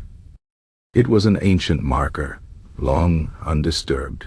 The villagers erupted in a cacophony of exclamations, half amused, half aghast at the pig's philosophical inclinations. Madame de Valois merely smiled faintly. The pig's convictions were quite strong, monsieur. He seemed particularly vexed by the concept of tithing, though I must confess, the dream also contained a rather disturbing subplot concerning a secret map of all the king's neglected hunting lodges, detailing their precise dilapidation and the astonishing amount of illicit brandy being distilled in their cellars by disgruntled gamekeepers. A rather alarming fiscal impropriety, given the Crown's current financial predicaments. One does wish one's dreams would stick to the simple, digestible absurdities of communistic pigs, rather than the intricate machinations of royal revenue streams. But alas, my subconscious remained stubbornly classified, even in exile. The villagers, who had just been laughing about the pig, fell silent. Royal hunting lodges, illicit brandy, the king's finances. These were echoes of the grand, terrifying secrets that had once held Versailles in thrall. They looked at Madame de Valois with a renewed sense of profound wonder and a touch of uneasy fear. Her dreams, it seemed, remained stubbornly connected to the distant, glittering world of power, even in the tranquil confines of the countryside. She was a bridge, however strange, between their simple lives and the complex, often absurd, realities of the kingdom. And for all their charm and immediate usefulness in finding lost spectacles or predicting pig-related larceny, her dreams were still, fundamentally, classified. The silence stretched, filled only by the distant hoot of an owl and the faint, unsettling scent of illicit brandy, imagined or otherwise. The noblewoman, serene and unburdened by the practical implications of her nightly revelations, simply took another sip of her tisane, already contemplating the precise, and no doubt equally absurd, details of her next classified dream. Chapter 16. The Return of the Dream Thief. The quiet, almost pastoral rhythm of Madame Anastaise de Valois' exile at Château de Lilas had settled into a comfortable, if somewhat bland, routine. Her daily pronouncements, once the source of royal consternation, were now a cherished fixture of village life, turning the mundane into the magical, locating lost spectacles, guiding farmers to errant livestock, and even, on one memorable occasion, revealing the philosophical objections of a particularly recalcitrant turnip. The two young gendarmes assigned to her, Andai and Bernard, had ceased to look bewildered, and now listened with a kind of bovine acceptance, occasionally making mental notes about missing fishing nets or particularly aggressive geese, details Madame de Valois had gleaned from the collective subconscious of the local fauna. Even Monsieur Jean-Pierre Dubois, back at Versailles, had found a grim resignation in his fate, his reports to Monsieur de Sartine now containing a surreal mixture of actual state intelligence and the increasingly specific details of Monsieur Thibault's pigs, communistic tendencies. Monsieur de Sartine, for his part, had taken to napping at his desk, often waking with a start, convinced he had just dreamt of a clandestine network of palace squirrels hoarding acorns for a planned insurrection. The tranquility of the countryside, however, was about to be disturbed by a ghost from Madame de Valois' Parisian past. Jean-Luc, the bumbling thief who had once fled her boudoir, haunted by the existential dread of sentient cheese, had not entirely vanished into the Parisian underworld. He had instead languished in its grimy corners, his meager scores providing little more than sustenance, and the occasional half-hearted swig of watered-down wine. The memory of Madame de Valois' dreams, however, had never truly left him. The sheer, terrifying specificity of her somnolent pronouncements, the way they had rendered even the most absurd details vividly real, had over time shifted from a source of terror to a flicker of desperate hope. For in the murky depths of Parisian taverns, where the wine was thin and the rumors thick, a new narrative had begun to coalesce around Madame de Valois. The tales of her dreams, initially dismissed as aristocratic folly, had mutated, evolving into something far grander, far more alluring. It was said that the noblewoman, in her gilded exile, was not merely dreaming of lost brooches and errant livestock, but of treasures.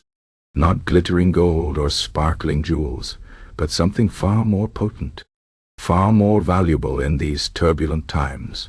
Hidden caches of information, forgotten royal inventories, secret stashes of valuable, albeit peculiar, items known only to a nocturnal mind. The precise location of a king's forgotten collection of rare bird feathers, each one worth a fortune to the right collector. The exact quantity of a duke's secretly hoarded rare wines, aged to perfection and awaiting rediscovery. The fabled, precise whereabouts of a long-lost royal map that showed not just the borders of France, but the hidden veins of gold beneath them. The rumors were vague, tantalizing, and utterly irresistible to a man as desperate as Jean-Luc. He had heard these whispers, pieced them together from drunken boasts and nervous murmurs. The noblewoman's dreams, once a source of humiliation, were now, he convinced himself, the key to his fortune. She hadn't just dreamt of a duck stealing a wig. She had dreamt of the duke's true wealth. She hadn't just dreamed of errant socks. She had dreamt of the hidden storerooms of silk and lace forgotten for decades. To Jean-Luc, whose mind was far more attuned to the concrete reality of a full purse than the abstract absurdity of philosophical dairy, Madame de Valois' dreams had become a veritable treasure map, etched in the ephemeral ink of the subconscious. The most tantalizing of these whispers concerned a dream, supposedly from a few weeks prior, in which Madame de Valois had described a vast, forgotten collection of the king's neglected ceremonial uniform buttons, meticulously organized by regiment and year, but hidden in a rather damp, forgotten antechamber beneath the third lowest gargoyle on the northeast facade of the Grand Trianon. To most, this was simply another amusingly specific dream. To Jean-Luc, who had once dreamt of a full belly, it was gold. Buttons from royal uniforms. They would fetch a fortune from collectors. The very specificity, once so bewildering, now felt like a divine revelation. He was certain this was the treasure she had literally dreamed into existence through the sheer force of her subconscious. And so Jean-Luc, armed once again with his rusty pry bar, and a renewed, if still somewhat bumbling sense of purpose, set off for the countryside. The journey was arduous, his boots worn, his stomach aching, but the vision of those countless gleaming royal buttons propelled him onward. He imagined himself no longer a petty thief, but a purveyor of rare antiquities, a man of means, his pockets heavy with the proceeds of dreamt-up wealth. The countryside, with its lack of dark alleys and convenient shadows, presented a new challenge. But the chateau, while remote, was hardly a fortress. Its local guards, Andrier and Bernard, were easily observed, their routines as predictable as the rising sun. One moonless night, much like the one that had witnessed his previous cheese-addled misadventure, Jean-Luc scaled the wall of Château de Lilas. It was less ornate than the Parisian townhouse, but no less prone to unlatched windows, particularly on the neglected east wing. He slipped inside, landing this time on a faded tapestry, the smell of damp stone and something vaguely herbal filling his nostrils. The house was utterly silent, save for the gentle creaking of old timbers and the distant hoot of an owl. He knew Madame de Valois' bedroom was on the second floor. Having gathered that from local gossip, which he was beginning to realize was a far more reliable source of intelligence than he had ever given it credit for. He crept along the narrow corridor, his heart thumping a nervous rhythm against his ribs. This time, he was ready. He would not be caught off guard by philosophical daring. He would simply locate the fabled journal, snatch the precise location of the button treasure, and vanish. He found her bedroom, the door slightly ajar, a sliver of moonlight illuminating the elegant furniture within. Madame de Valois lay in her bed, seemingly in a deep slumber, her breathing light and even. On her bedside table, as if awaiting his arrival, lay her leather-bound dream journal. This was it, the key to his fortune. He moved with a practiced stealth, a shadowy figure gliding across the polished floorboards. His hand, clammy with anticipation, reached for the journal, his fingers brushing against the cool leather. And then, as before, a voice, clear and unhurried, floated from the bed. Madame de Valois, her eyes still closed, began to speak.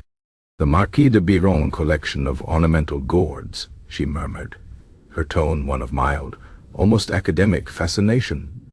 "Such a singular obsession. One finds it rather peculiar, does one not, to devote an entire wing of one's estate to the cultivation of squash for purely aesthetic purposes?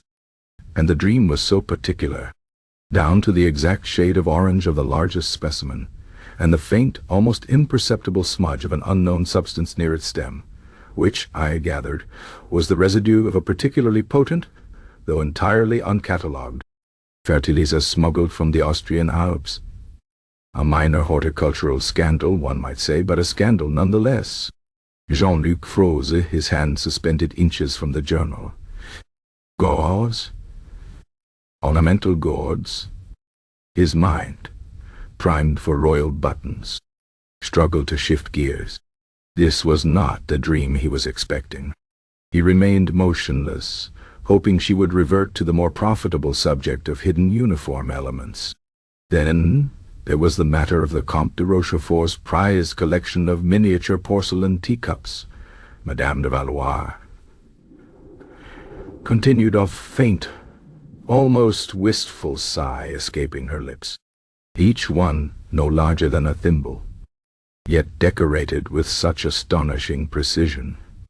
The dream revealed the alarming truth that the Comte, a man of seemingly impeccable taste, had been secretly commissioning these delicate pieces from a rather dubious artisan in a back alley of Lyon, who, it was whispered in my dream, used powdered bone ash from discarded battlefield horses to achieve the particular translucent quality of the porcelain.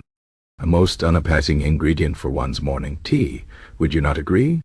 One feels a certain pity for the unsuspecting guests. Jean-Luc felt a wave of nausea.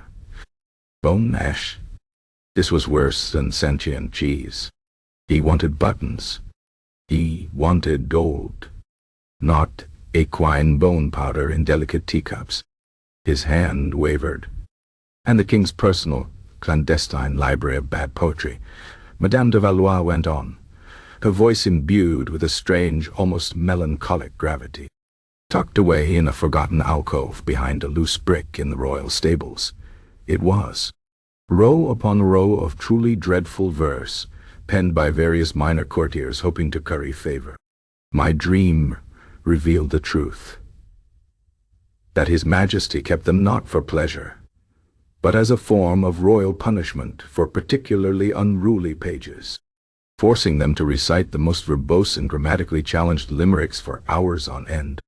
A rather cruel, but perhaps effective, method of discipline, though the parchment, I noted, was of an unusually high quality, suggesting a significant and rather wasteful expenditure on poor literature.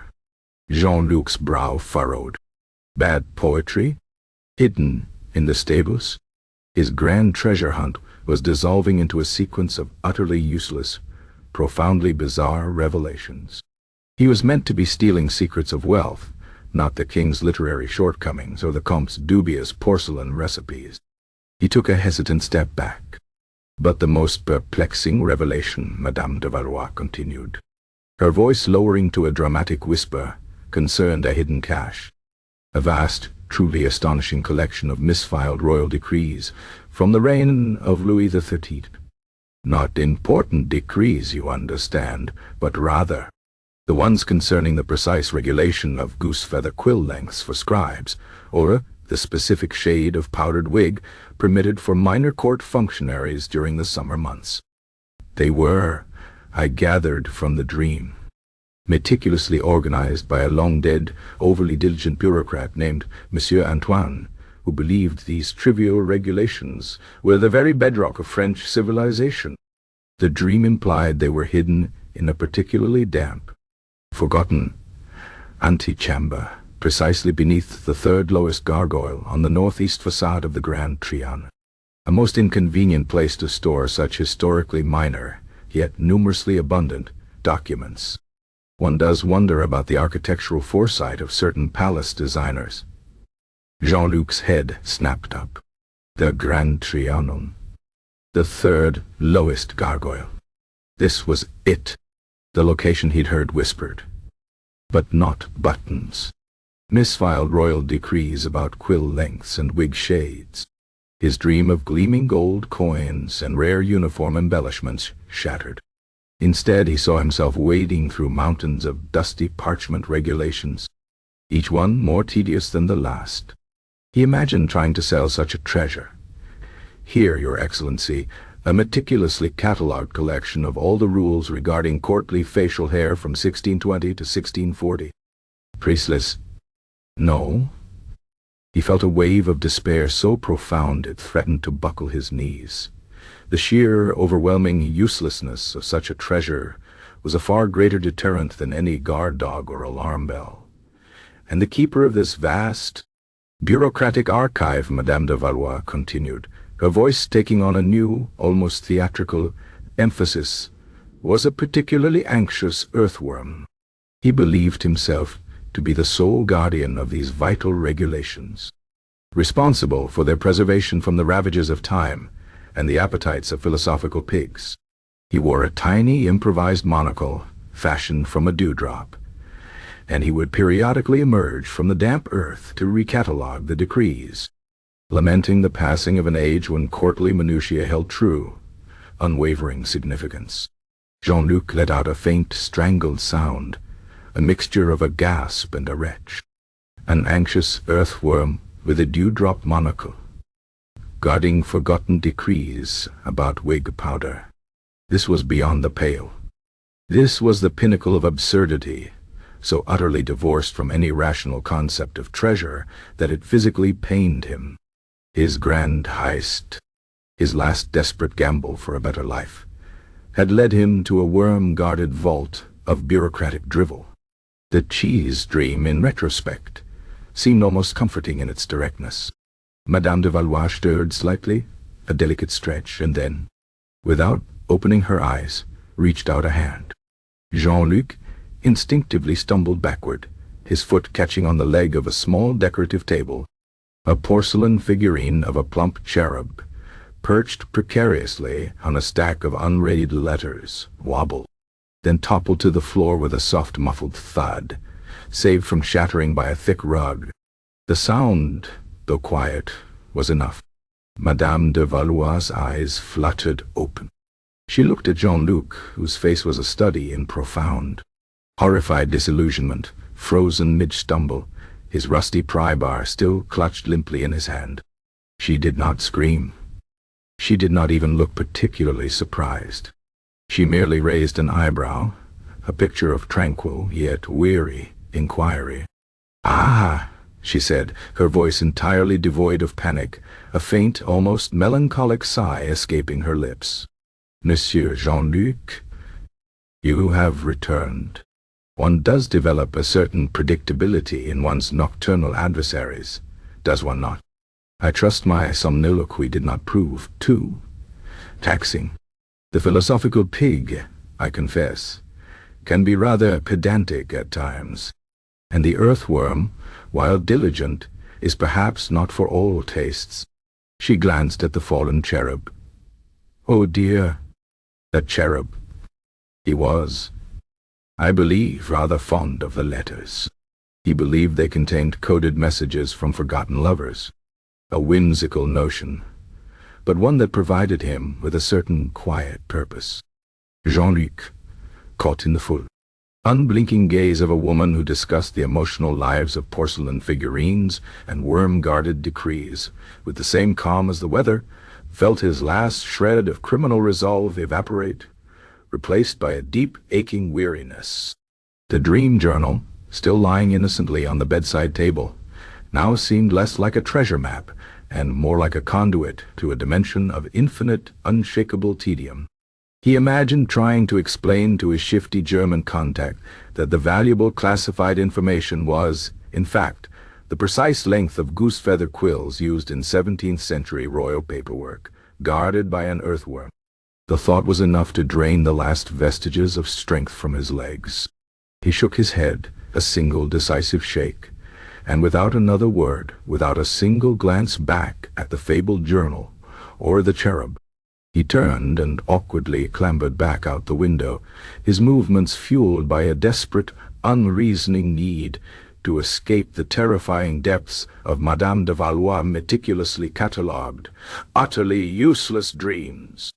He landed with a less muffled thud on the damp earth outside, scrambling over the wall and into the moonless countryside, leaving behind the fallen cherub, the half-eaten broche, which he now felt a strange revulsion towards, and a noblewoman who, with a faint, weary sigh, reached for her dream journal, opened it to a fresh page, and began to write. "Last night," she penned, her hand steady, the faint scratching of the quill the only sound in the elegant, now slightly disheveled, bedroom, "I dreamt of the return of Monsieur Jean-Luc." He seemed rather preoccupied with the philosophical objections of certain pigs and the aesthetic preferences of earthworm. Alas, his quest for a specific, classified cache of royal uniform buttons seems to have been tragically misdirected, for the treasure I recalled was, in fact, a vast collection of misfiled royal decrees concerning goose-feather quill lengths, meticulously guarded by an anxious earthworm with a dewdrop monocle near the Grand Trianon. One hopes he finds solace in the knowledge that some treasures, while undeniably hidden, are perhaps best left undisturbed, or, at the very least, unclassified. Though I must admit, the detailed vision of the earthworm's monocle was quite charming, if entirely without practical application, and the king's collection of bad poetry remains for the moment safely obscure. One truly wishes for less informative subconscious, particularly when it insists on conjuring such remarkably specific, yet ultimately valueless, details into existence for the benefit of aspiring, if misguided, thieves. She closed her journal. The quiet click of the clasp echoing in the silent room, the air thick with the faint scent of damp earth, old paper, and the lingering, unshakable absurdity of a noblewoman's classified slumber. Chapter 17. The Last Dream Before Dawn. The tranquil exile of Madame Anastasie de Valois, Château des Lilas, continued its peculiar course, a quiet eddy in the otherwise tumultuous currents of 18th century France. The seasons turned, bringing with them the rich scents of blooming lilacs and, later, the crisp, earthy tang of autumn leaves, but the rhythm of Madame de Valois' days remained largely unchanged. Her mornings began with the customary recital of her nocturnal adventures, a ritual eagerly awaited by the two local gendarmes, Andar and Bernard, who now treated her pronouncements with a mixture of reverence and practical application.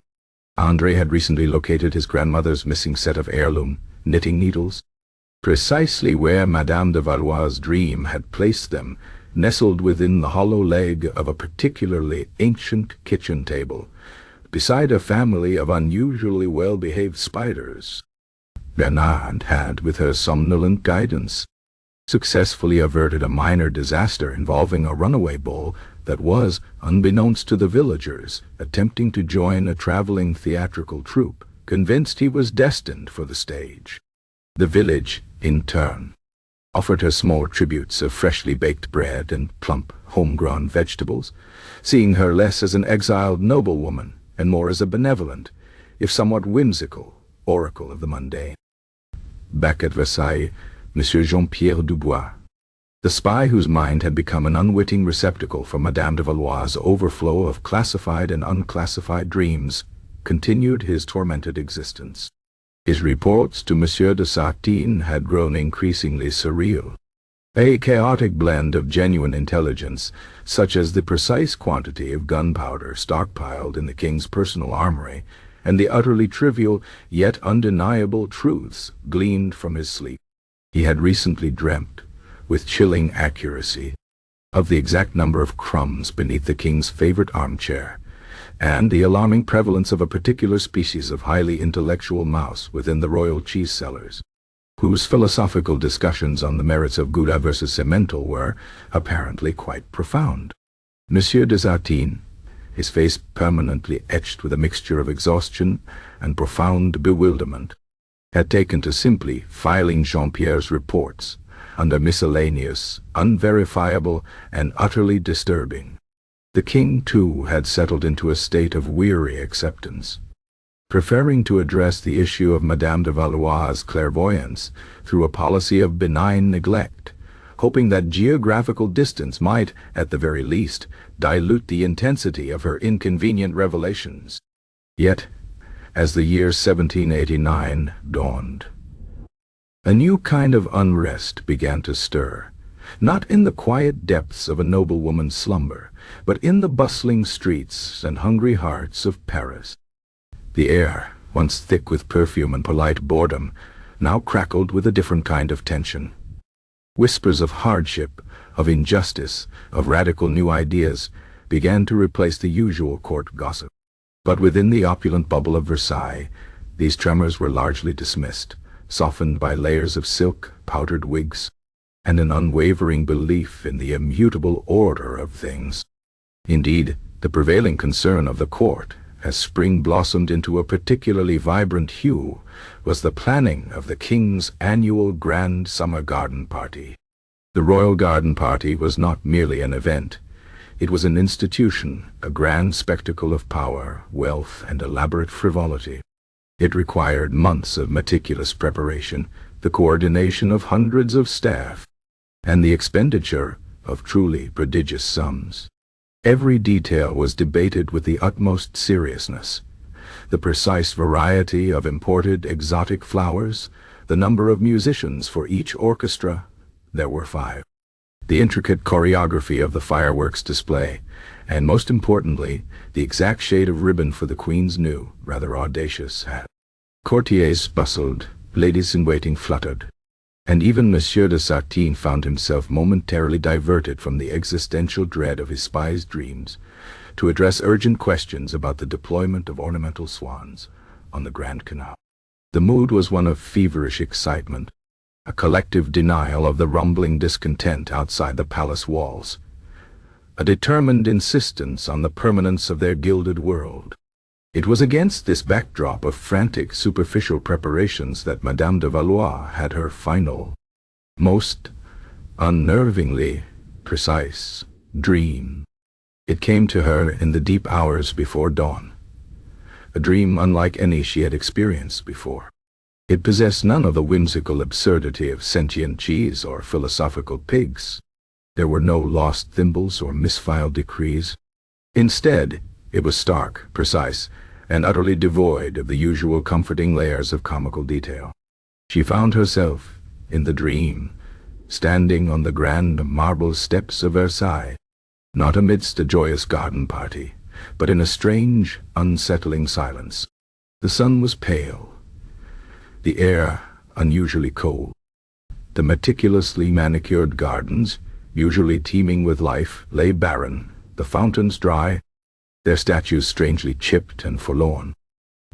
The gilded gates were not open for festivities, but stood agape, twisted and broken. And the palace itself, once so vibrant and full of light, appeared to be abandoned, its windows like vacant eyes. Then the dream shifted, pulling her inward through the deserted, echoing halls. She saw with unnerving clarity the grand salon, not filled with masked revelers, but with the ghostly outlines of furniture overturned and shattered.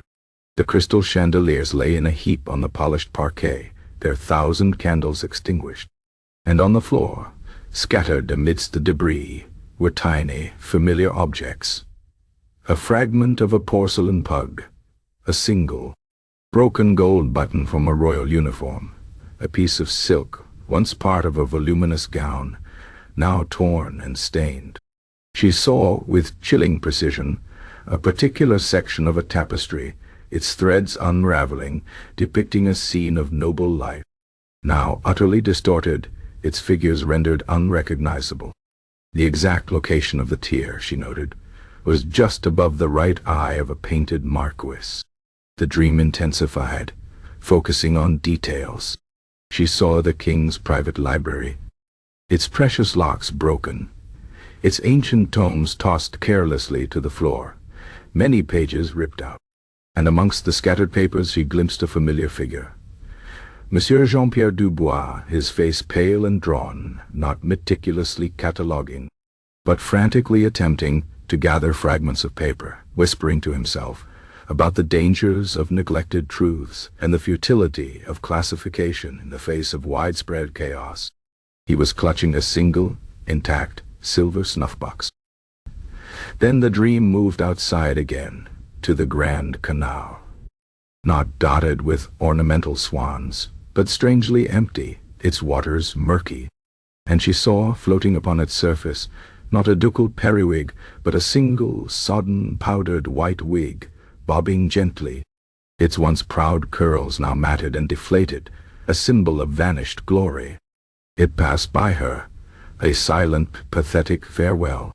The faces, when they appeared, were not those of her fellow aristocrats, but of a different kind of crowd, not masked, but unadorned, their eyes burning with a fierce collective purpose.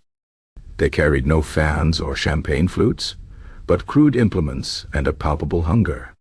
She saw with unnerving specificity a young woman, her hair disheveled, wearing a simple, patched dress, standing at the very spot where the king usually stood to survey his garden party. The woman was not smiling. She was simply looking at the palace, her expression one of grim, resolute victory. And then the dream ended, leaving Madame de Valois with a profound, quiet certainty. It was not a dream of lost brooches or mislaid spectacles. It was a dream of an ending. The fall. The aristocracy. Versailles itself. And it was imminent. She awoke with her usual placidness, but with a subtle, internal shift. The dream, though devoid of her usual whimsical embellishments, was perhaps the most classified of all.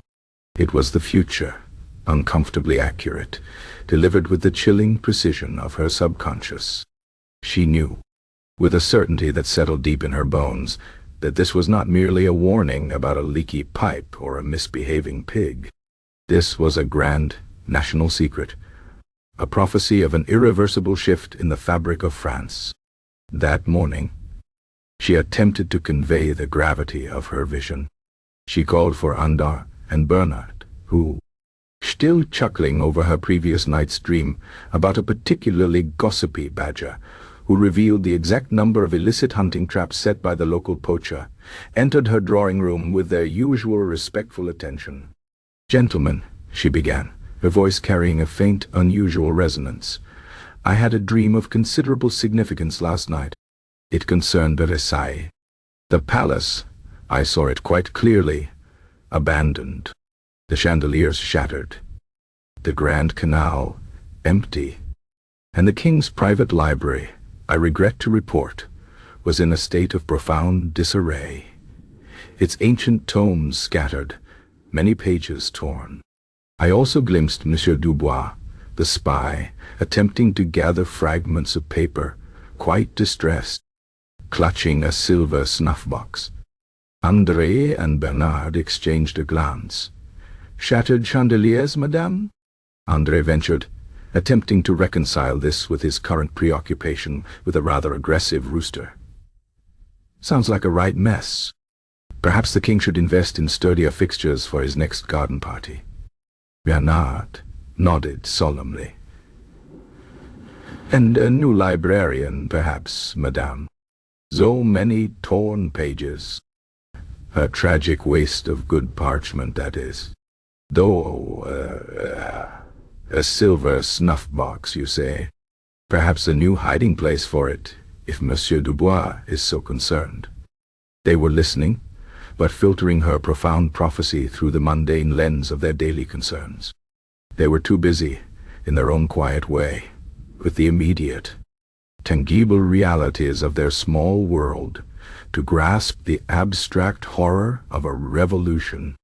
She then wrote a letter, a rare and deliberate act, to Monsieur Lefebvre at Versailles, knowing that Monsieur de Sartine, and perhaps even the king, might eventually glance at it. Her hand, usually so precise in detailing the absurd, moved with a newfound gravity.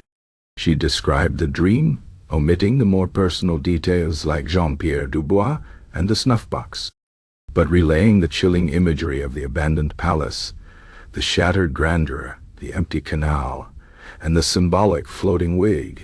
She urged them to heed the signs, to look beyond the immediate pleasures of court, to prepare for a transformation far grander, far more profound than any garden party. The letter arrived at Versailles in the midst of the most frenzied preparations for the grand summer garden party. It was handed to a junior aide in Monsieur de Sartine's office, who, overwhelmed by the sheer volume of logistical demands, merely glanced at the sender's name, Madame de Valois, Chateau des Lilas, and groaned. Another dream. More classified information about a squirrel's pantry, or a particularly verbose turnip, no doubt. The aide, perpetually exhausted, placed the letter on a towering pile of correspondence awaiting Monsieur de Sartine's attention. A pile that included urgent requests for extra velvet cushions, detailed reports on the structural integrity of the fireworks platform, and a rather panicked dispatch about a rare, imported parrot that had developed an alarming penchant for reciting satirical verses about the king's financial policies. The letter remained unread.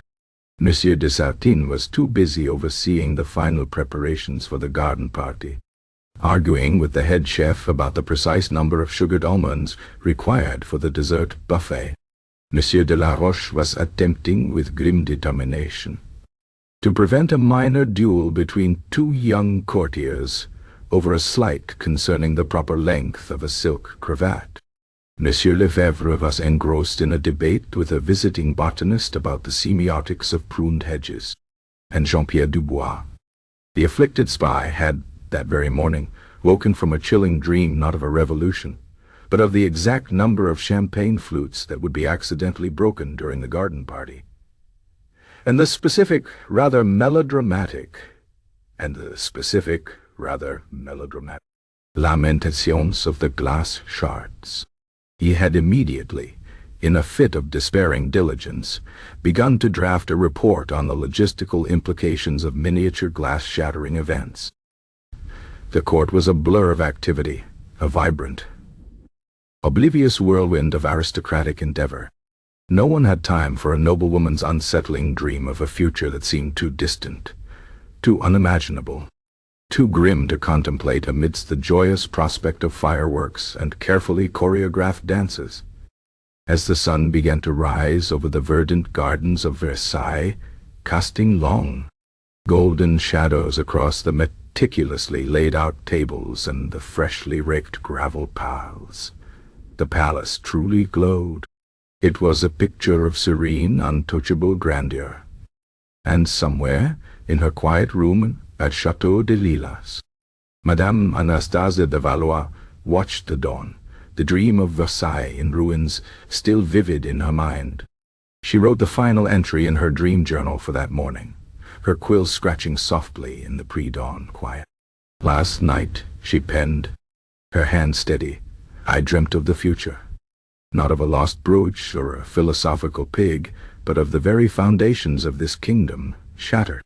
The details were as ever precise. The broken gates, the empty canal, the abandoned palace, the floating wig, the torn tapestries. A scene of profound, undeniable change. One attempted to convey this information, but alas, the court was rather preoccupied with the exact shade of ribbon for a new hat, and the precise number of sugared almonds. It seems some truths, however classified, are simply too inconvenient to be heard, especially when one is planning a garden party. One does wonder, however, if the new shade of ribbon will truly match the approaching dawn, which, if my dream is to be believed, promises a very different, and rather unclassified, future for all of us. She closed her journal, a quiet click echoing in the stillness, and turned her gaze towards the rising sun, a subtle, almost melancholic understanding in her placid eyes. The world she knew was about to become far less predictable, far less polite, and far more gloriously, chaotically unclassified. Chapter 18. The Forgotten Prophecy. The grand summer garden party, which Madame Anastasie de Valois had so unwittingly and accurately dreamt would be overshadowed by the unheeded portents of her final vision, did indeed proceed with its customary opulence and oblivious gaiety. The king's new hat ribbon was admired, the sugared almonds devoured, and the fireworks display reached its meticulously choreographed crescendo, entirely oblivious to the silent, encroaching tide of discontent that lapped at the very foundations of the realm. History, in its inimitable fashion, unfolded as it always does, utterly unconcerned with the meticulous prophecies of an inconveniently omniscient noblewoman. The storm of the French Revolution broke, not with the grand, dramatic flourish of a foreseen cataclysm, but with the sudden, chaotic fury of an unread letter, a dismissed warning, and a populace pushed beyond the polite bounds of endurance. Versailles, once the glittering epicenter of power, became precisely as Madame de Valois had dreamt, an abandoned shell, its chandelier shattered, its grandeur reduced to dust, its once proud periwigs floating as pathetic relics on the murky waters of the Grand Canal. The aristocracy, once so convinced of their immutable status, scattered, fled, or met fates far less absurd than a duck-stolen wig. In the ensuing maelstrom, the delicate dance of dream-born intelligence, the philosophical debates, the bumbling thieves, and the existentially burdened spies all faded into the background, forgotten casualties of a much larger, bloodier narrative. Monsieur de Zardine, his face etched with permanent bewilderment, found himself attempting to classify the movements of revolutionary crowds rather than ermine deficits, a task for which his training had woefully unprepared him. His eventual fate, like many others of his station, was a quiet, unremarked disappearance into the tumultuous currents of the new regime. Monsieur Jean-Pierre Dubois, the afflicted spy, whose dreams had become a chaotic echo chamber of both royal secrets and domestic trivia, was said to have descended into a state of permanent, muttering somnambulism, wandering the streets of revolutionary Paris, whispering of philosophical pigs and the precise quantity of gunpowder pilfered from the Bastille, a figure for whom the new authorities had little use and even less understanding. He became a fixture in the poorer districts, a harmless madman. His dreams still classified, but now only to himself, and occasionally to a particularly attentive stray dog. Madame Anastasie de Valois, in her Remochetot des Lilas, was perhaps one of the fortunate ones. The tide of revolution, preoccupied with larger targets, swept past her quiet valley, leaving her largely undisturbed. Her house arrest, now merely a forgotten bureaucratic oversight, faded away, replaced by the tranquil, predictable rhythms of country life. She continued her mornings, reciting her dreams to the bewildered but ever-attentive gendarmes, André and Bernard, who, having been replaced by new revolutionary guards with a rather less patient demeanor, eventually retired to their farms, their heads full of indelible memories of talking badgers and the surprisingly intricate plumbing of the king's neglected gardening tools. The villagers, however, continued to seek her counsel, for lost wedding rings, for stubborn crops, and for the occasional perplexing philosophical quandary of a particularly obstinate goat. Her dreams, it seemed, remained stubbornly precise, eternally classified. Even if the categories of classification had shifted from affairs of state to the intimate dramas of rural existence. Her dream journal, a thick, leather-bound volume filled with years of meticulously recorded nocturnal revelations, was simply forgotten, tucked away in a dusty, sun-dappled attic at Château de Lilas, nestled between a collection of forgotten botanical sketches and a rather moth-eaten tapestry depicting a truly dreadful hunting scene. Decades passed. The revolution burned, consumed itself, and eventually the empire rose and fell. France endured, its landscapes scarred, its social order reshaped, its history written and rewritten by a succession of new regimes.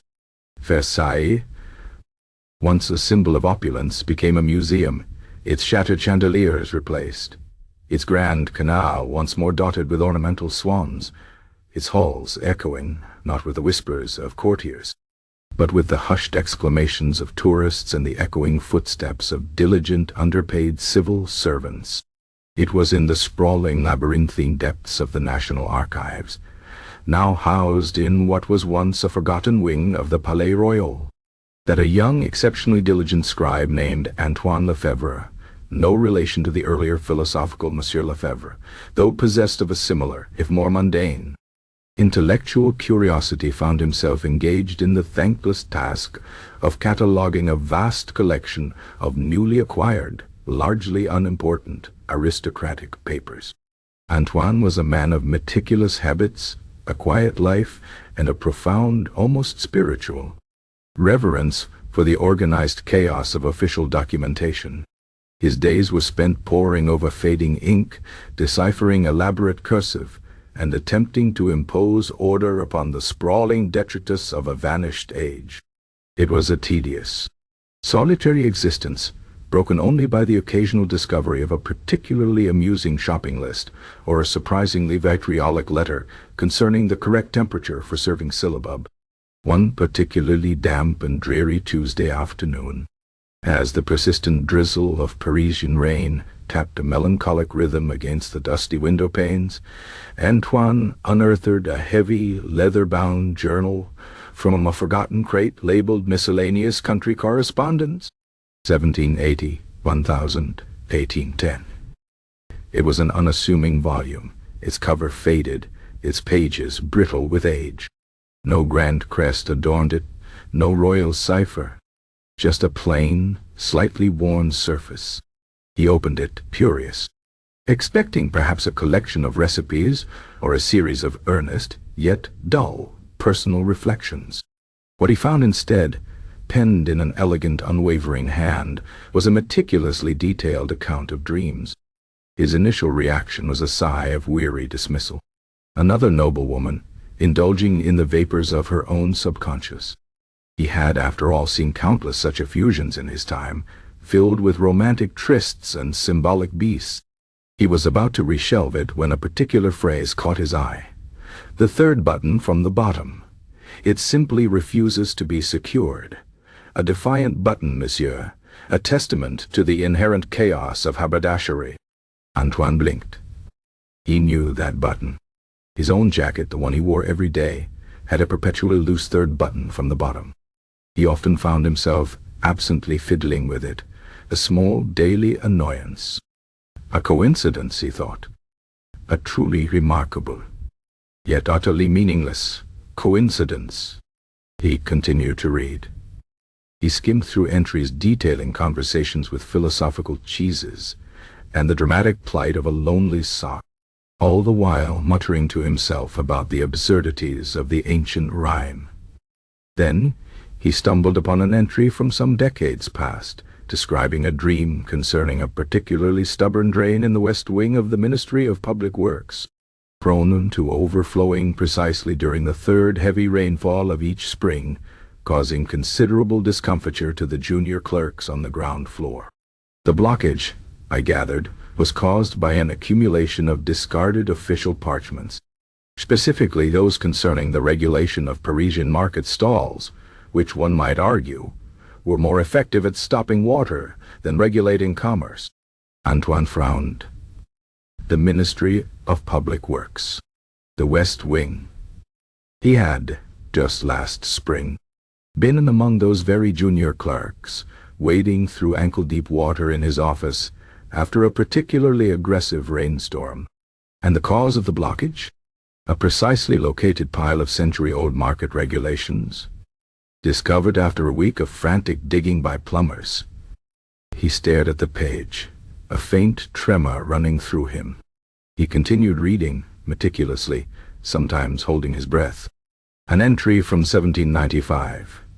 I dreamt of a particularly inefficient public carriage system in Paris, its horses prone to inexplicable bouts of stubbornness precisely when traversing the Pont Neuf, causing considerable delays for respectable citizens and an alarming accumulation of uncollected horse droppings at the very center of the city's most prominent bridge. The driver, I gathered, was secretly moonlighting as a pigeon fancier, and his mind was often preoccupied with the ailments of his flock, rather than the timely conveyance of his passengers. One feels a certain pity for the pigeons exposed to such a perpetually irritated chauffeur. Antoine, who walked to work every day, knew the exact frustrating spot on the Pont Neuf where the public carriages always seemed to stall. He knew the peculiar habits of the carriage drivers, often seen cooing at flocks of pigeons. The accuracy was chilling. An entry from 1805, the grand new opera house, though undeniably magnificent in its exterior, suffered from a peculiar acoustic flaw in the private boxes on the third tier. The sound, I gathered, had a tendency to echo precisely on the third syllable of any dramatic tenor's high note, rendering tragic pronouncements utterly farcical. The flaw, I believed, was due to a minor miscalculation in the curvature of the plasterwork, concealed by a particularly elaborate, but ultimately ill-conceived, decorative frieze depicting scenes from classical mythology. One does pity the tenor, whose vocal efforts are thus subtly undermined by the very architecture designed to celebrate his art. Antoine had, just last month, attended a performance at that very opera house, and had indeed noted the peculiar echo, precisely on the third syllable of high notes, from his modestly priced seat on the third tier. He had dismissed it as a momentary auditory aberration. Now he stared at the words, the familiar annoyance of the echo resurfacing in his mind. He read on, the hours slipping by unnoticed, the pages a bewildering tapestry of prophecy, triviality, and uncanny precision. He found entries detailing the exact date and cause of a particularly stubborn Parisian fog that would inconvenience city travel in 1827, a confluence of unusual atmospheric pressure and a surfeit of improperly burned coal from a newly installed factory boiler on the left bank. He read of the precise location of a recurring draft in the reading room of the Royal Library, a draft that would, in 1845, cause a priceless illuminated manuscript to flutter dramatically into a spilled inkwell beneath the fourth window from the east, near the bust of Voltaire precisely. He discovered the exact number of times a certain, rather pompous, academic would clear his throat during a lecture on the economic impact of the potato famine in 1848, precisely 7 times during the introduction, and a further 12 times during the conclusion, due to an undiagnosed allergy to chalk dust. He even found a meticulous prediction of the precise moment in 1889 that a specific pigeon would choose to relieve itself upon the hat of the newly appointed Minister of Public Works, just as he was making a grand, flowery speech beneath the Eiffel Tower, at precisely 11:37 a.m., directly above the minister's left ear, after consuming an unusually large quantity of undercooked lentils from a nearby street vendor. The sheer, overwhelming mundanity of these accurate predictions was staggering. Antoine's own life, he realized with a chilling sense of recognition, had been filled with these petty, predictable annoyances. The loose button, the leaky drain, the stalling carriage, the echoing opera house, the drafty library, the pompous lecturer. These were not grand historical events. They were the small, everyday frustrations that accumulate into the texture of life. And Madame de Valois, through her dreams, had foreseen them all. Not the rise and fall of empires, not the great wars or the grand inventions, but the ceaseless irritating ballet of human imperfection and minor logistical failures. He continued into the 20th century. Entries. A faint, almost manic laugh bubbling in his throat. He read of the exact number of times the newly installed electric tram system in Paris would experience a power surge due to a curious family of nesting sparrows in the main electrical conduit. In 1905, precisely 23 times in the month of May alone, largely concentrated between the hours of 8 and 9 a.m. He found a chillingly accurate description of the precise day, hour, and location of a miner, yet infuriating. Paper jam in the newly acquired mechanical filing system at the Ministry of Finance in 1928 on a Tuesday at 2:15 p.m. in the third drawer from the top, caused by a misplaced paperclip shaped like a tiny Eiffel Tower. He read of the exact number of times a particularly fashionable Parisian café would run out of milk for its coffee service, precisely when the most esteemed literary critics were in attendance, leading to an outbreak of dramatic, philosophical sighs. In 1937, on 3 separate occasions, always on a Thursday, he saw, with dawning horror and a strange detached amusement, that Madame de Valois had not merely dreamt of the fall of the aristocracy. She had also, quite meticulously, dreamt of the ceaseless, everyday inconveniences that would plague French society for centuries to come, regardless of who sat on the throne or what grand political ideologies held sway. Her dreams were a continuous, low-level hum of minor chaos, a perpetual prophecy of the trivial. Antoine finally closed the journal, its ancient leather feeling strangely warm in his hands. His head swam with the weight of 200 years of predicted irritations. Madame de Valois had not been a spy, nor a prophet of grand doom. She had been, quite simply, an unwitting chronicler of the endlessly, predictably, absurdly inconvenient. Her dreams were classified, yes, but not by governments or hidden powers. They were classified by the sheer, overwhelming normalcy of their content, by the universe's stubborn insistence on the trivial. No one had listened to her last, grand dream of revolution, for they were too busy planning a party. But no one, it seemed, had ever truly listened to her Yover dreams, the thousands of precise, mundane prophecies of loose buttons and leaky pipes and stalled carriages, precisely because they were so utterly unremarkably accurate to the everyday experience. The thought filled him, not with despair, but with a profound, almost comforting, sense of futility. Life, he realized, was simply a series of minor annoyances, meticulously foreseen by a long-dead noblewoman, whose subconscious had been burdened by the most ordinary of truths. He opened the journal once more, his finger tracing a particularly meticulous entry about the precise number of times a certain royal guard would misplace his bayonet during a changing of the guard ceremony at the Louvre, specifically on Tuesdays in the month of June. He smiled faintly. He had witnessed that very thing just last month. It seemed, for Madame Anastasie de Valois, the most significant prophecies were not about the grand, sweeping tides of history, but about the ceaseless, unwavering persistence of the small, forgettable, and utterly predictable irritations that made up the true tapestry of human existence. And in a world forever teetering on the brink of grand chaos, there was perhaps a peculiar comfort in that. Chapter 19. The Legacy of Laughable Omens. The revelation of Madame Anastasie de Valois' dream journal, unearthed from its dusty slumber by the diligent Antoine Lefebvre, in the vast echoing silence of the National Archives, sent not a tremor of fear, but a peculiar ripple of bewildered academic interest through the hallowed halls of historical scholarship. For decades, the journal had lain dormant, an unassuming volume amongst countless forgotten aristocratic correspondences. Its meticulous entries deemed at best a charmingly eccentric relic of the ancient Rargim's more whimsical moments. Yet, Antoine's discovery, meticulously cross-referenced and painstakingly verified, had unveiled a truth so profoundly absurd, so utterly counterintuitive that it defied every established principle of historical inquiry. Madame de Valois had not merely dreamt. She had, with chilling and often excruciating precision, foreseen the minor, the mundane, the utterly trivial inconveniences that would plague France for 2 centuries. The initial reaction among the most esteemed historians and philosophers was, predictably, one of profound skepticism.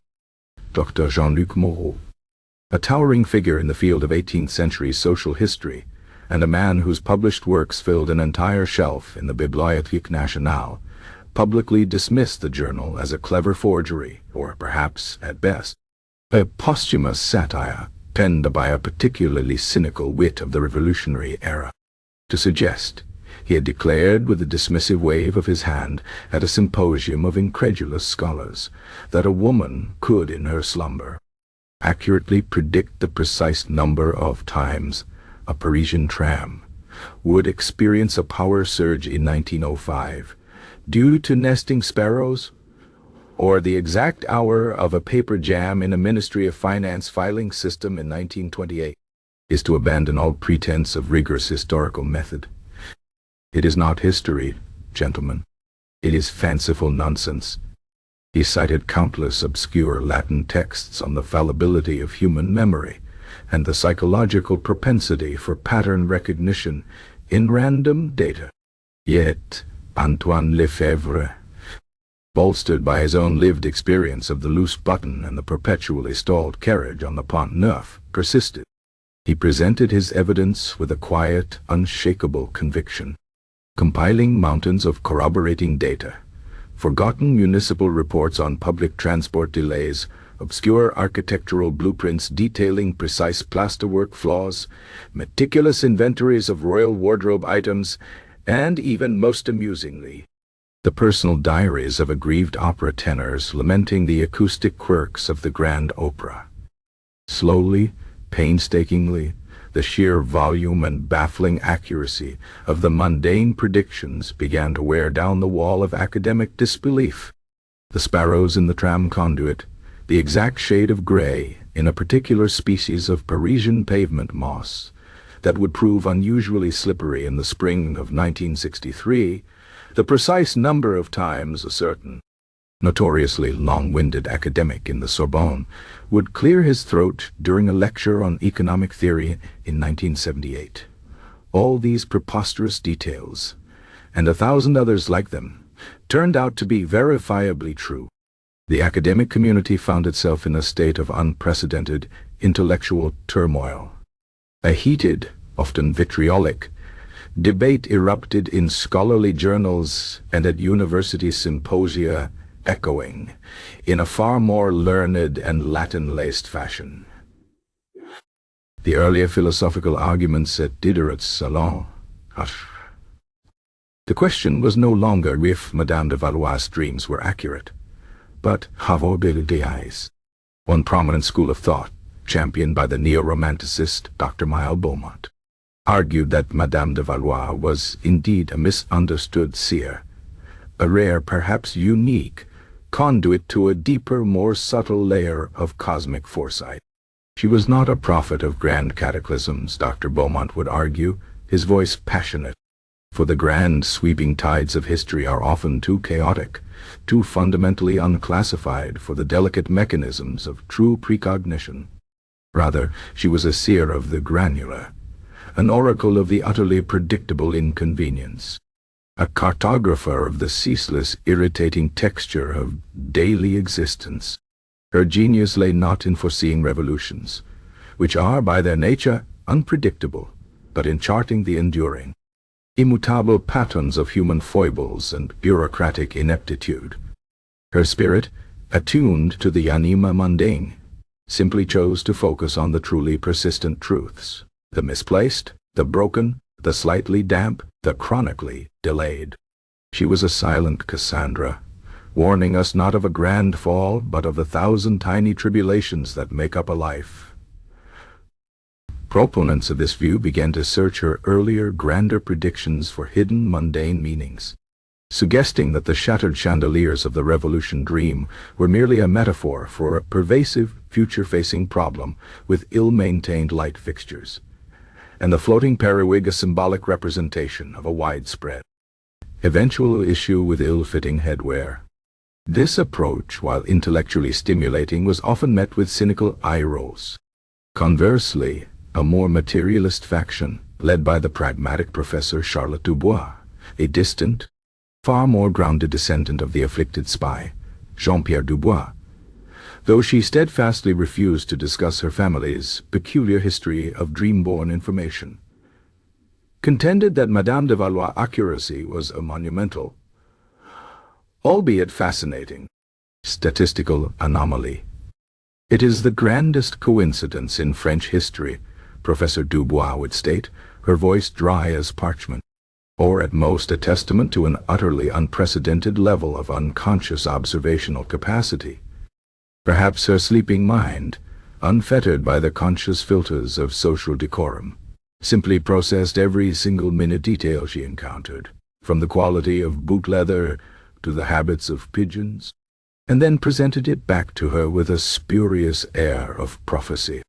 The very act of declaring these dreams classified, of drawing attention to their supposed significance, may have inadvertently primed others to notice and remember these mundane occurrences, thereby creating the illusion of foresight where there was merely an exceptional talent for noticing and narrating the unremarkable. The effect on Monsieur Jean-Pierre Dubois, my distant ancestor, suggests a form of psychological contagion, not precognition.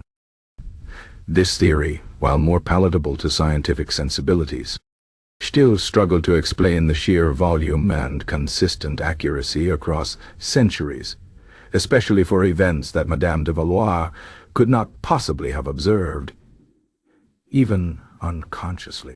The argument often devolved into heated debates about the nature of probability and the fine line between genius and madness. A third, more cynical, group of cultural historians, often aligned with the dark humor inherent in the journal's revelations, argued that Madame de Valois' true genius lay not in seeing the future, but in profoundly questioning the sanity of those around her. She was a performance artist of the subconscious, posited Dr. Philippe Moreau, a cousin of Jean-Luc, but specializing in a history of satire. Her dreams, however accurate, served primarily to destabilize the very concept of reality for her contemporaries. Imagine, a duke is convinced he will die tragically, only to discover his fate involved a duck and a wig. A king is thrown into crisis over state secrets, only to learn they were already common tavern gossip. Madame de Valois, in her placid, unperturbed way, merely held up a mirror to the absurdity of power, bureaucracy, and human vanity. The fact that her predictions of what happened could be true only magnified the comedic and terrifying impact. Her legacy is not prophecy, but the art of making everyone else question their own grip on reality, leading to a permanent, subtle strain of existential doubt in the French psyche, a doubt that manifests in a persistent anxiety over missing socks and slightly burnt croissants. This interpretation, while rarely published in serious academic journals, found a surprisingly receptive audience among the general public. Indeed, the public reaction to the discovery of Madame de Valois' journal was perhaps the most enduring part of her legacy. Once translated into more accessible prose, and even adapted into a popular theatrical play, with marionettes playing the roles of the philosophical cheeses and the anxious earthworm, the journal became a cultural phenomenon. People found a strange, comforting resonance in her meticulously detailed trivialities. The daily frustrations of life, the perpetually malfunctioning street lamp outside one's window, the consistently rude baker's assistant, the inexplicable delay of the morning train, the uncanny ability of one's spectacles to vanish precisely when needed, all these became slightly less irritating, viewed through the lens of Madame de Valois' centuries-old foresight.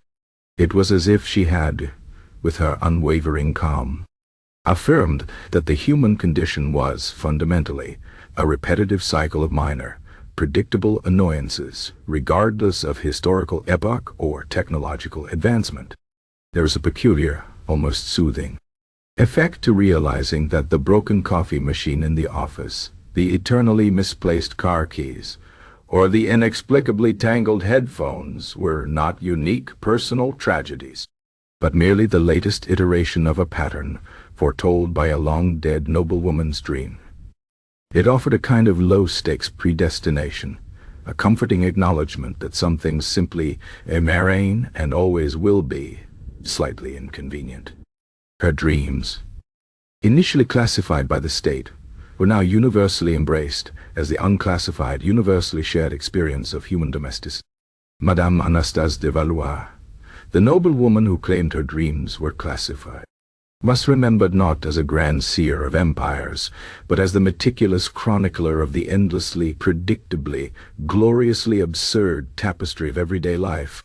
Her legacy was not the rise and fall of kings, but the persistent problem of loose buttons, the enduring philosophical debates of barnyard animals, and the eternal vigilance required against the cunning machinations of truly ambitious house cats.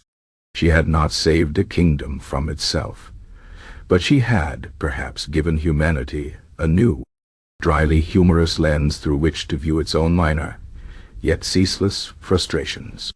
And somewhere, in the quiet corners of the world, a well-placed spider in a ceiling crack, or a philosophical mouse in a cheese cellar, continued their silent, classified work, utterly oblivious to the long-dead noblewoman, who had once inconveniently dreamt of their precise existence. The world, as Madame de Valois had always known, was full of precisely accurate, utterly useless, and endlessly fascinating details, if only one bothered to dream them. Chapter 20. The Dreamer's Epitaph.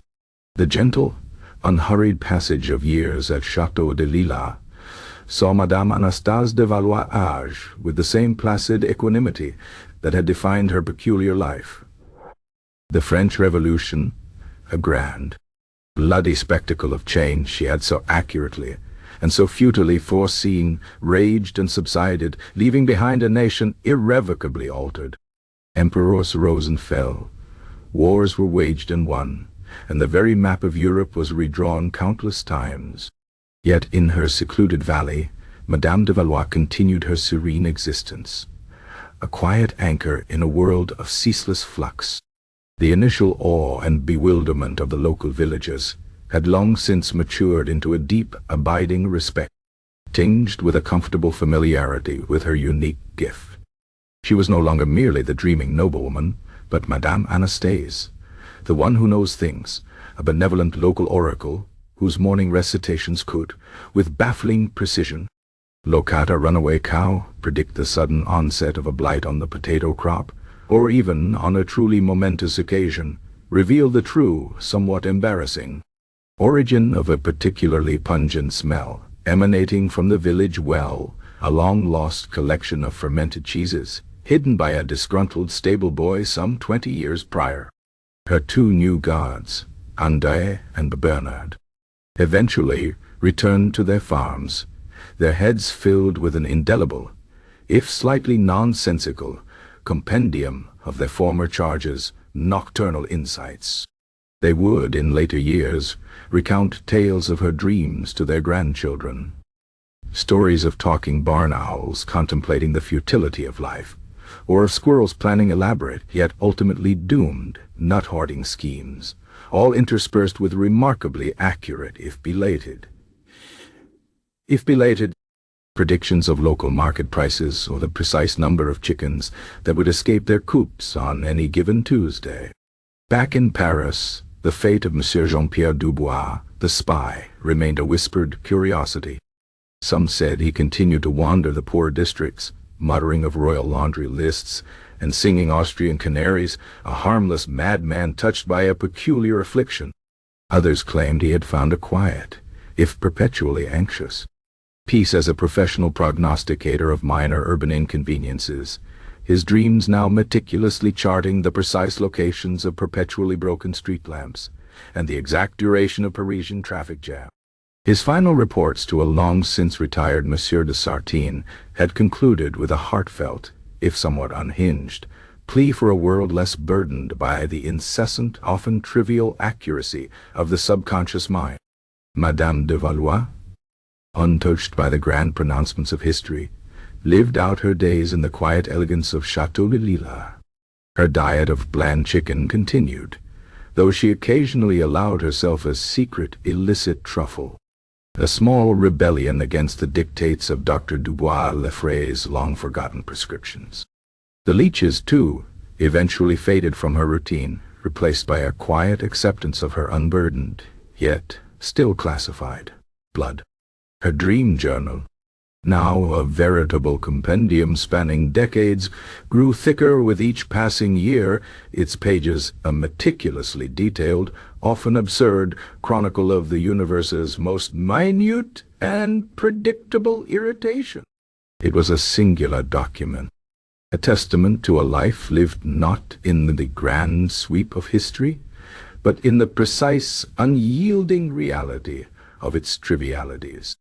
She passed away peacefully in her sleep, one quiet morning, her face serene, a faint, almost imperceptible smile gracing her lips, as if she had just resolved a particularly complex, yet ultimately mundane, cosmic riddle. Her last dream, unrecorded, was perhaps finally a blank page, a moment of truly unclassified silence. Her passing, though sorrowful for the villagers, was a quiet affair, unheralded by the grand ceremonies of Versailles. She was buried in the small, sun-dappled graveyard behind the village church, beneath a weeping willow that rustled gently in the breeze. Her simple, unadorned headstone remained a quiet marker for many years, visited only by the occasional villager seeking comfort or, perhaps, hoping to dream of a lost cow. It was, as recounted in the previous chapter, decades later, amidst the musty solemnity of the National Archives, that Antoine Lefebvre, the meticulous scribe, stumbled upon Madame de Valois' dream journal.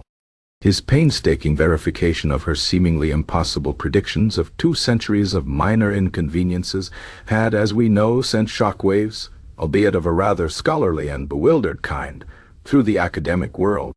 The initial skepticism of Dr. Jean-Luc Moreau, the eminent social historian, had, in the face of overwhelming and undeniably mundane evidence, given way to a grudging acceptance, then to a fascination, and finally to a kind of exasperated, yet profound, admiration.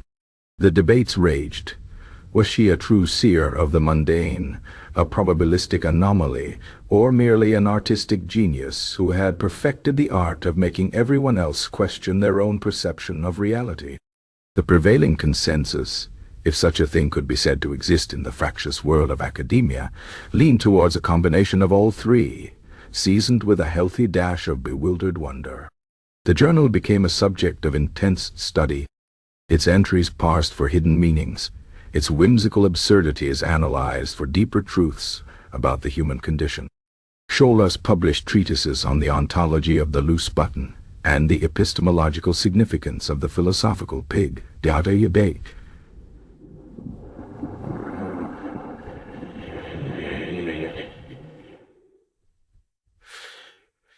Conferences were held, entirely dedicated to somnolent sociology, the mundane prophecies of Madame de Valois.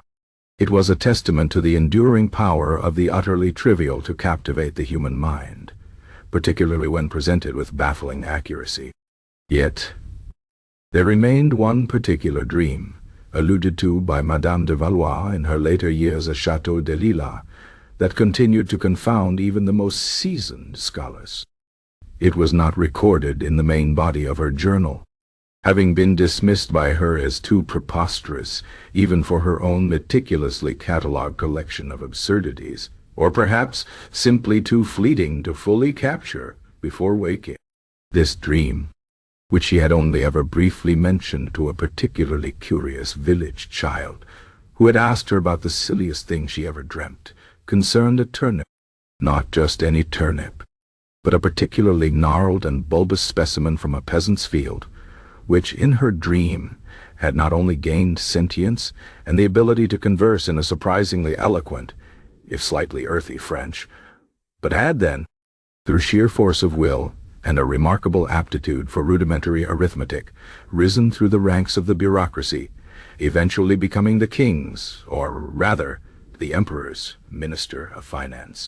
The dream, she had recounted to the wide-eyed child, detailed the turnip's precise, if unorthodox, fiscal policies, its remarkable ability to grow capital through clever root systems, and its eventual downfall due to an unexpected blight of philosophical doubts and a profound aversion to being consumed in a stew. It was, she had concluded, a dream of such unadulterated nonsense that it quite defied the usual categories of classified or mundane. This anecdote, gleaned from the obscure oral traditions of the village and meticulously documented by later folklorists, fascinated the historians. A talking turnip as finance minister? It was the apotheosis of Madame de Valois' absurd foresight, a symbol of the ultimate, joyous and utterly nonsensical triumph of the trivial over the profound. It captured perfectly the whimsical spirit of her prophecies, which, while often accurate, never failed to incorporate a truly baffling element of the fantastical. And so, when, in the year 2023, a consortium of dedicated historians and enthusiasts gathered at Château de Lila, now a carefully preserved museum dedicated to the phenomenon of classified dreams, to commission a new, more fitting epitaph for Madame Anastasie de Valois, there was much scholarly debate. Some argued for a solemn tribute to her predictive powers. Others for a more somber acknowledgement of her ignored warnings regarding the revolution. But in the end, it was Antoine Lefebvre, now a venerable, white-haired professor emeritus, who proposed the perfect inscription, one that resonated with the peculiar, darkly humorous truth of her legacy. He had remembered the anecdote of the talking turnip, a detail so profoundly ridiculous, so entirely useless, yet so utterly The new tombstone, crafted from a simple, elegant gray marble, now stands in the sun-dappled graveyard, weathered by the passage of centuries, yet still clearly legible. It attracts visitors from across the globe, scholars and tourists alike, drawn by the enduring mystery of the dreaming noblewoman. And upon its surface, in elegant carved script, are the words that finally and perfectly captured the essence of Madame Anastasie de Valois. Here lies a woman who dreamed big, and also of a talking turnip who became finance minister. Her classified slumber revealed not the sweep of history, but the enduring truth of 1,000 loose buttons, 1,000 missing spectacles, and the unceasing, predictable absurdities of life, mortality, and the human condition. May her dreams, at last, be unburdened by the sheer, incurable banality of existence. And so, the story of Madame Anastasie de Valois, the noblewoman whose dreams were classified, finally comes to a close. A quiet, unassuming woman whose subconscious mind, burdened by an inexplicable gift for meticulous mundane prophecy, had, in its own peculiar fashion, left an indelible mark on the annals of history, transforming the very act of dreaming into a profound, often hilarious, and utterly unforgettable act of accidental espionage. Her legacy was not in the grand pronouncements of the powerful, but in the whispered, accurate, and endlessly charming details of life's most persistent and most ridiculous inconveniences.